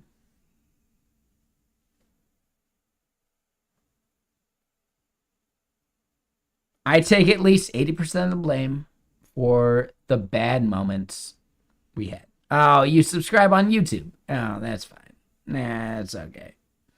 That's a different thing. I get it. I mean subs here on Twitch. That's a different thing. That means you pay money for no reason whatsoever. Like, you don't get nothing as a sub here on Twitch. You only do so because you want to support me. Right?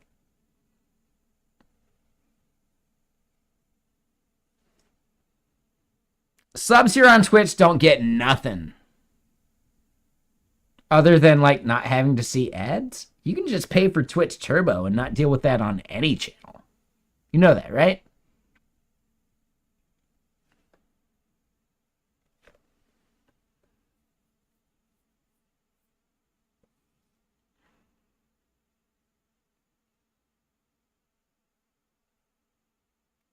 Good vibes, good vibes. Yeah, you know what? Yeah, we got our thing. I still shudder at the fact that this song, Butterfly by Crazy Town, is considered hip hop.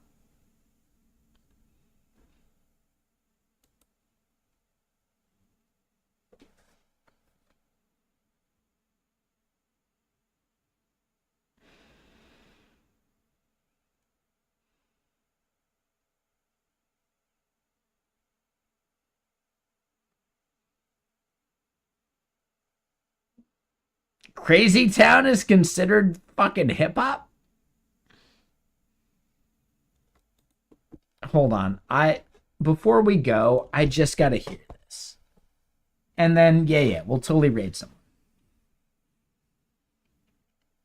I do believe I get money from your ad watching more so than like a regular ad. Like I get the money as if you watch the ads as a Twitch Turbo viewer.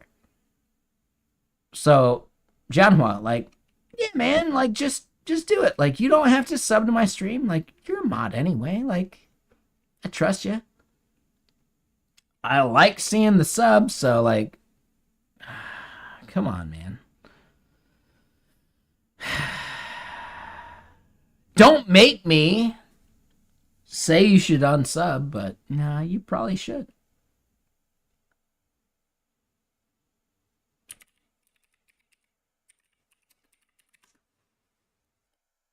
Crazy Town Butterfly. Hold on. Let's listen to this.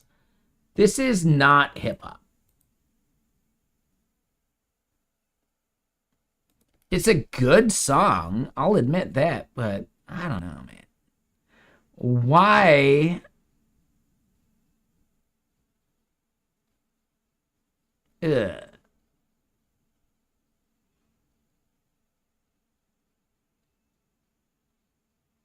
You're right. This is basically hip hop, but it's like bad hip hop.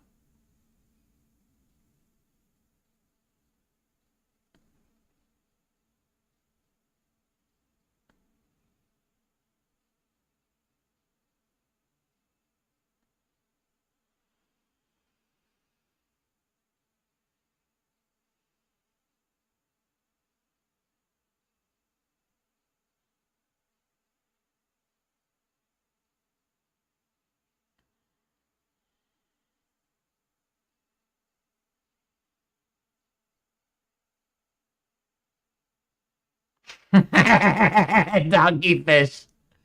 Nailed it. Yeah, no, this song's fucking hot garbage, dude.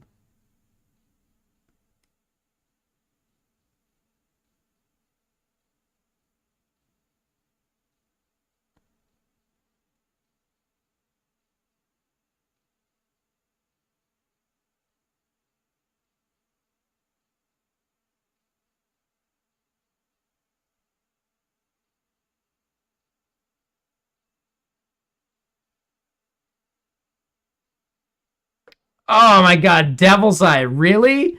You just made the singer and like every member of System of a Down throw up in their mouth a little bit.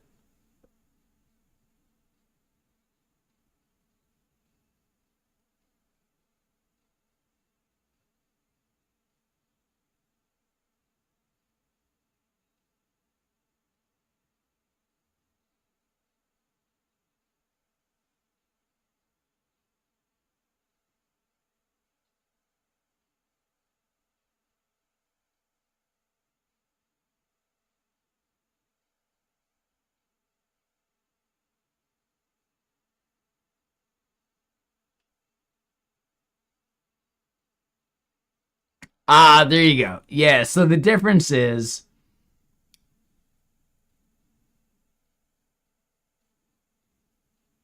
right? Like, yeah, the rap rock thing. No, there are better bands, and it reminds you that like you should check them out, not this bullshit. Dude has a fucking epic tattoo.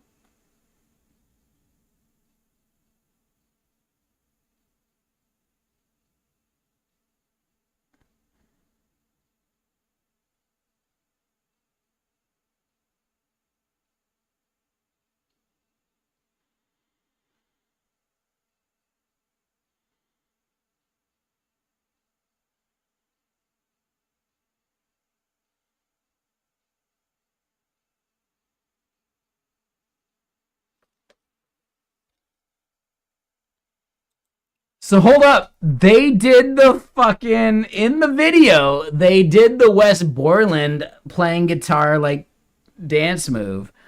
So they were just taking notes from Limp Bizkit. But West Borland's actually good.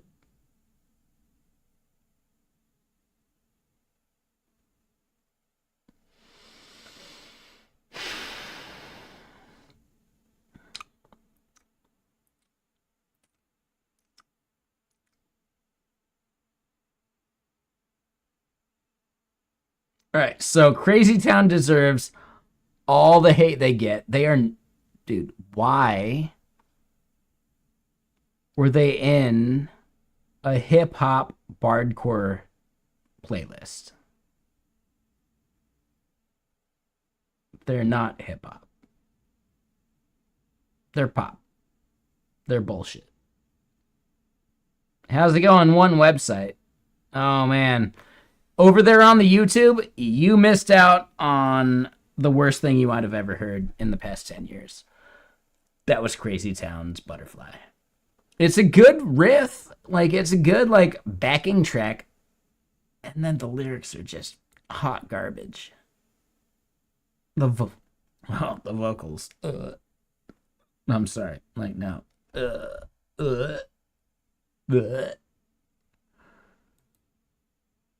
Wow. So bad. Hold on.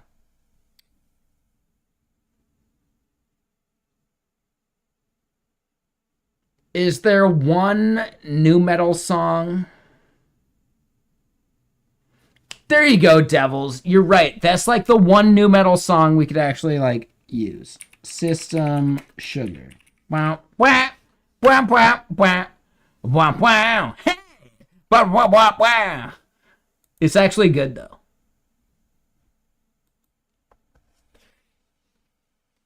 No, this one's actually good.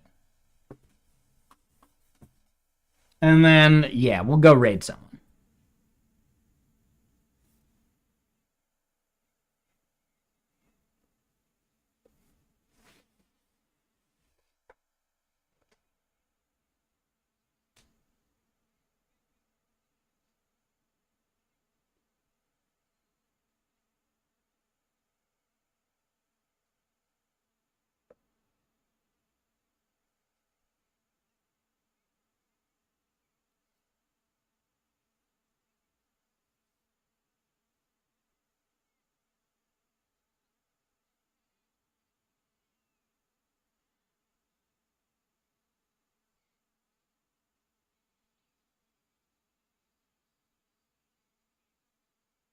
The kombucha mushroom people.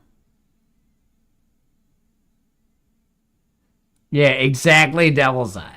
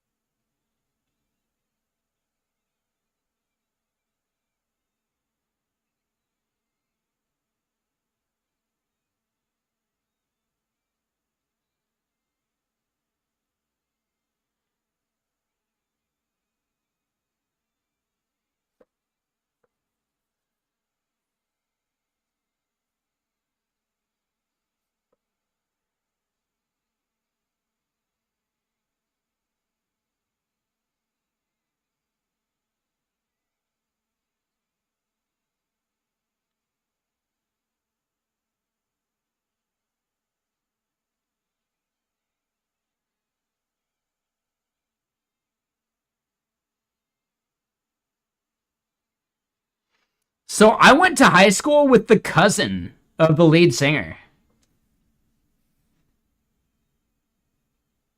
They had a shit band. Like, I hope he actually did something with it. I have no idea. Yeah. Serge Tankian. No, Serge is the guitarist, isn't he? Maybe I'm mixing those up. I don't remember. I have no idea. I don't remember who is who. They're not my actual, like, favorite band. They do have one album that I listen to, like, start to finish. I think it was, like, Steal This Album. That album's fucking gold. All right, Serge is the vocalist? Okay.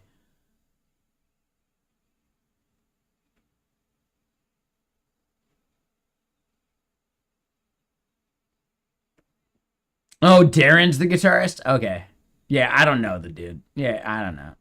But yeah, I knew someone who was the cousin of Serge, basically. And they had a terrible but decent band. I don't know how to phrase that.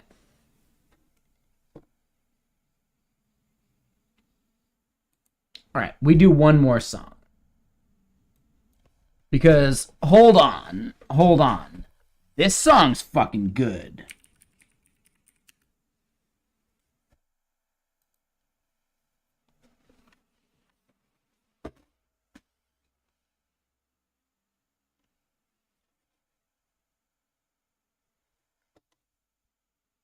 This song's legitimately good.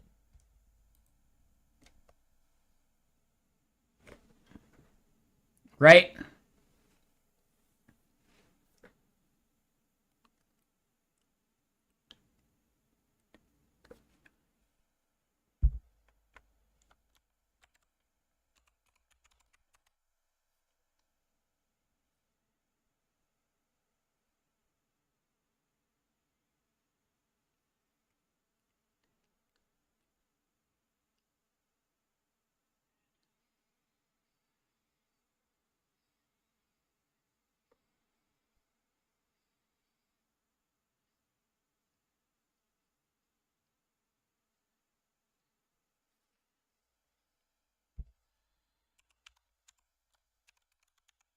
All right, so for people who don't know, yeah, that dude loved this song.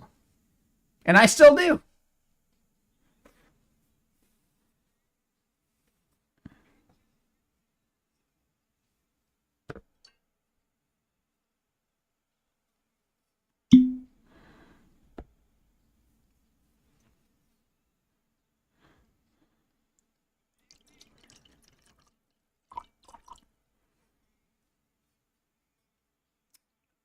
That photo was taken when I listened to Korn. If you call Korn metal, meh. Meh. Korn is barely metal. They're new metal. That dude loved Korn. That's me in 8th grade. Like junior high Chris, boy, that kid sucked. Would I get along with that kid? No. He'd probably be spamming me over on YouTube, calling me Brian. Claiming at 19 that he knows everything and he has more potential.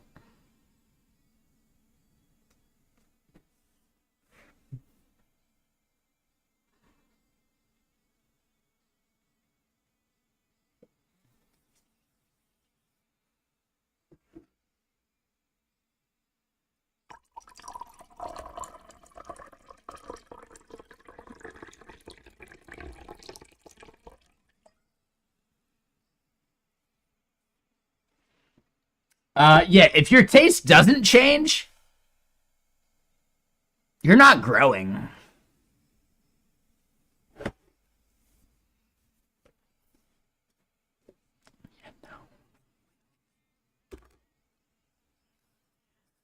There are certain things from those phases of life that you still latch onto. Ooh, yeah. Tool and System, right? Like they're good songs. Yeah, nah, I'm still a fan. I don't think I'll ever be able to let go of Primus.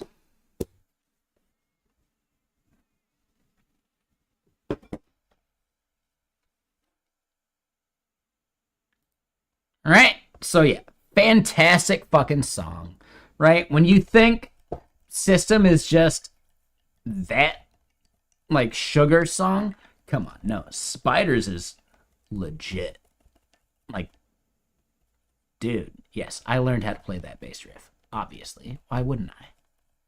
Do I remember it now? No. I do remember a Finger 11 riff, though.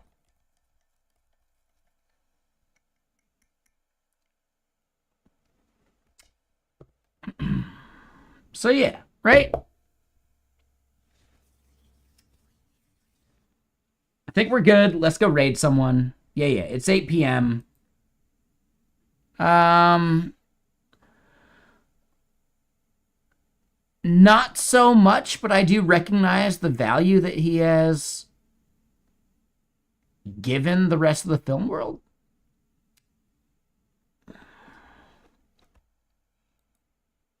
I have other films and TV shows and whatever that I'd rather watch.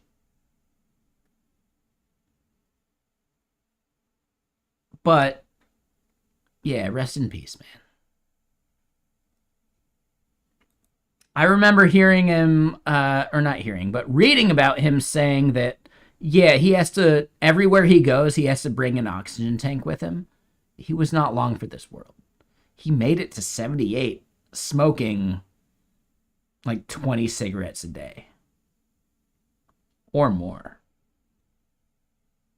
So yeah, David Lynch lived a great life.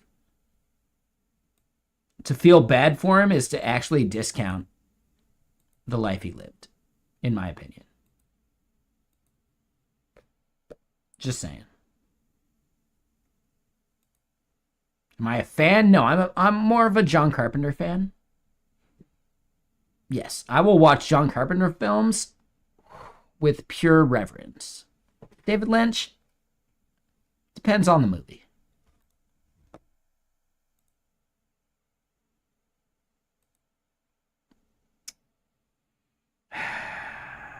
Better than the Avatar guy, though, right? Easily. Like, easily. David Lynch's Dune? Fantastic. Father! The sleeper has awakened! You don't get that in the new movies, do you?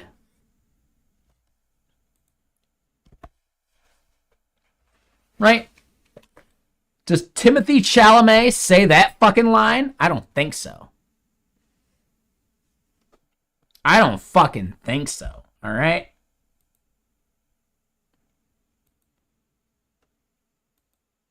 Father! Like, dude, all right? There's something to be said about David Lynch's Dune. Just look beyond the half-nude Sting. Alan Smithy is, it's a stage name. It's something that directors use when they don't want to actually, like, not directors even. Like, it's directors, but also writers, right?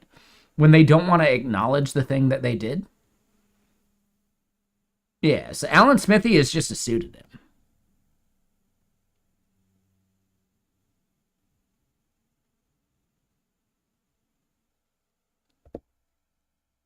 If the directors of the Mario Brothers movie had any sense,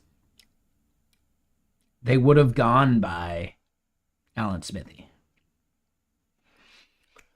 So David Lynch's Dune is actually only one of those because they cut him out of the editing process. That's it. They cut him out of editing. And that's why he forced them to do an Alan Smithy. You can actually find the David Lynch cut of Dune. And it's pretty good.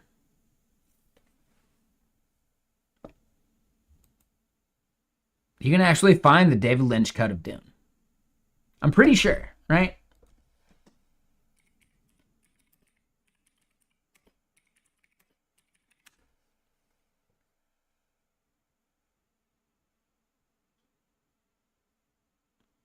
Oh, so no, I'm seeing people like complain that like they wouldn't get one. Dune, the Alan Smithy cut is like a thing.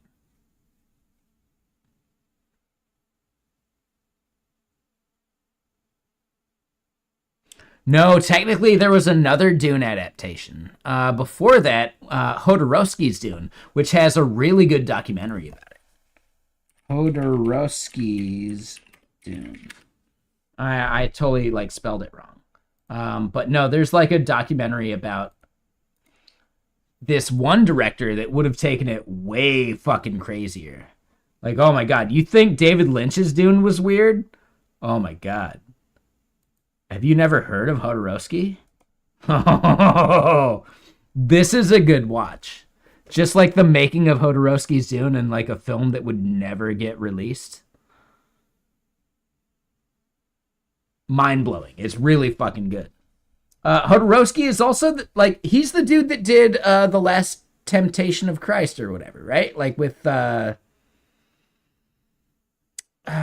Willem Dafoe as Jesus, right? That's a Hodorowski film, yeah?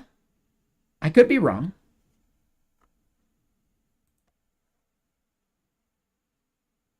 He did Holy Mountain, El Topo. Oh, maybe he didn't do Last Temptation of Christ. Oh. I thought he did. All right, so I mixed that one up. My bad. El Topo is one that comes up in Jodorowsky's Dune.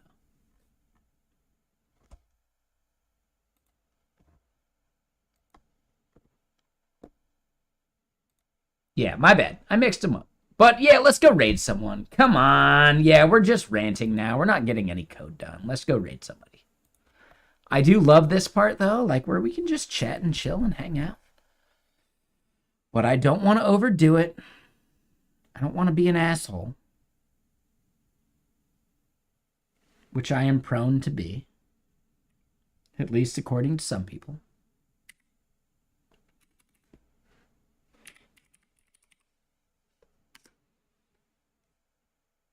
That documentary is really good. Yes, I highly recommend that documentary. Like, dude. Wait, hold on. Dan O'Bannon wrote that version of Dune? Are you kidding me? I didn't know that part. Yeah. Hold up. Are you familiar with the movie, Dark Star? Dan O'Bannon and John Carpenter were like BFFs in college. And the movie Dark Star is something they released together. I'm almost positive that naming the script Alien was actually John Carpenter's idea. Like, I'm not even kidding. I'm almost positive. You can double check that part. I'm almost positive. John Carpenter is my favorite director of all time. Like, come on. I'm only human.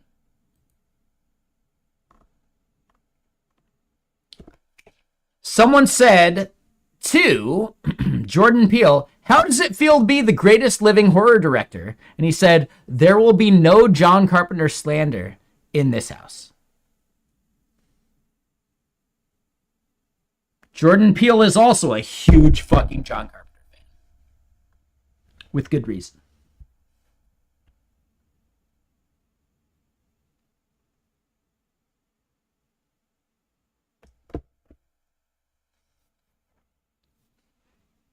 I need to read that book. That sounds fantastic. Fuck yeah. That sounds fantastic.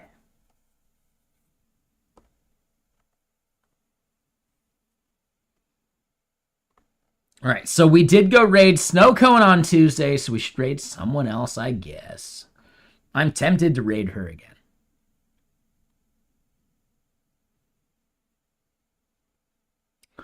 Ooh, I mean, so, Jianhua, like, there's the entire, like, meme, right? Like, the whole reason, right? Look at the icon for comedy and drama. They are both mixed together because comedy and drama actually have so much to do with each other that you don't even realize it. Comedy and drama are just two sides of the same coin.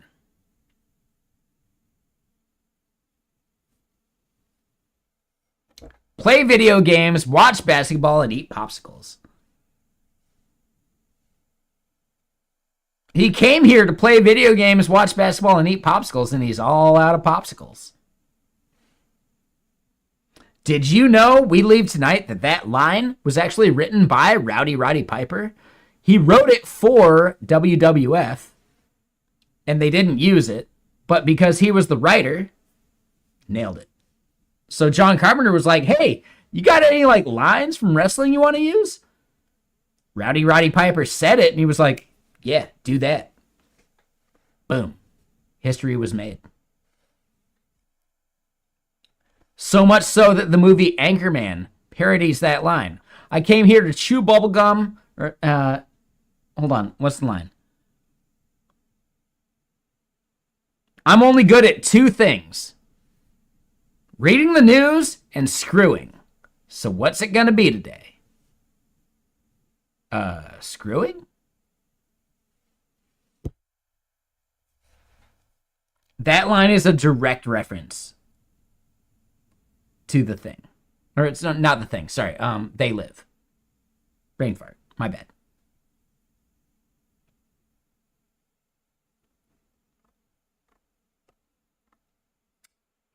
Drama is people problems, and when you recognize that as a society, dealing with people is the number one problem we will deal with, yeah, people problems are the most relevant thing you could actually watch a film about. Comedy, close second, because drama and comedy are actually the same thing.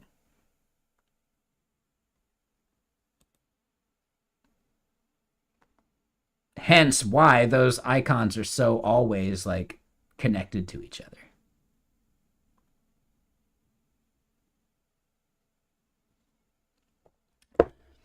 Dude, we leave tonight. I got so much John Carpenter like trivia. You know that song from Halloween? Like that song? He wrote that the night before filming because he just wanted to set the scene on set. Like he just really wanted to make his actors feel not at ease. Right? He wanted to like really make them feel uneasy. And then it just so turned out that, no, that's the perfect fucking theme song for this film. He's that fucking good.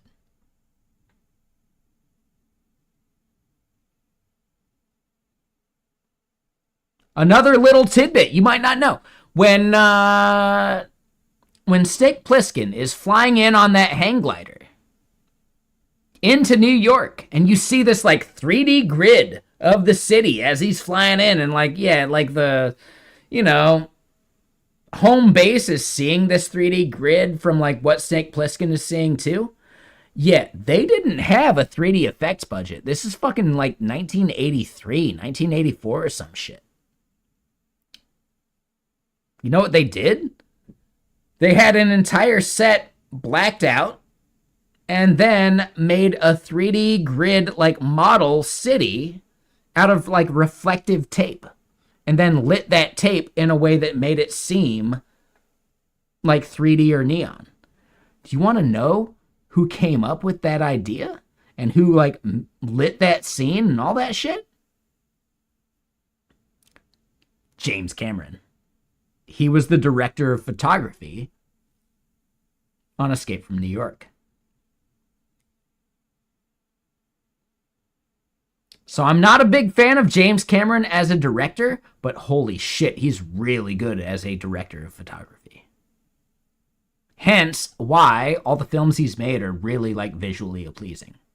Like, oh my God, like visually like beautiful. Because he's a director of photography at heart, not a director.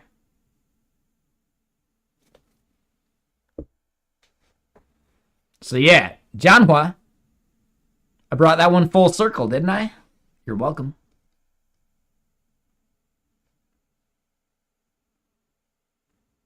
Show picture of scene. Nah, I'm good. Yeah, we're good. Nah, it's fine. You just have to go watch the movie. You just got to go watch the movie. All right, so what we're going to go do is raid a person who I wondered like an hour ago, like, well, why did they leave? Oh, because they're streaming. Well, yeah, let's just go hang out. I feel like this is the best apology I can make.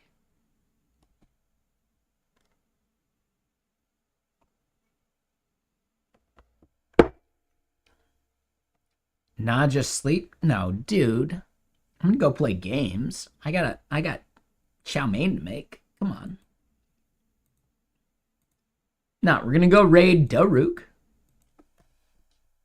who did not take offense to my comments from Tuesday. So all the people that were offended for them, come on, man. Stop being offended on other people's behalf. Just don't do it.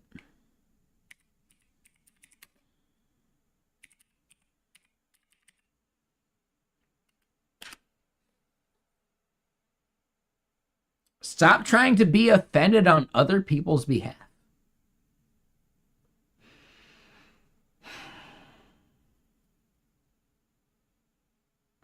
Biggest issue of Tuesday is I wore a sriracha hoodie and a yellow beanie, not a green beanie. So I fucked up the entire costume. I get it. You're right, Donkey Fish. No, honestly, I was a little bit of a jerk to some people.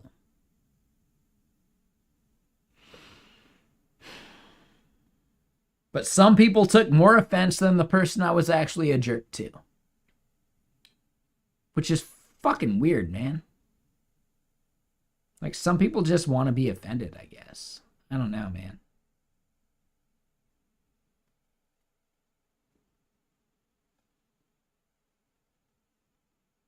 Sriracha is spicy to some people.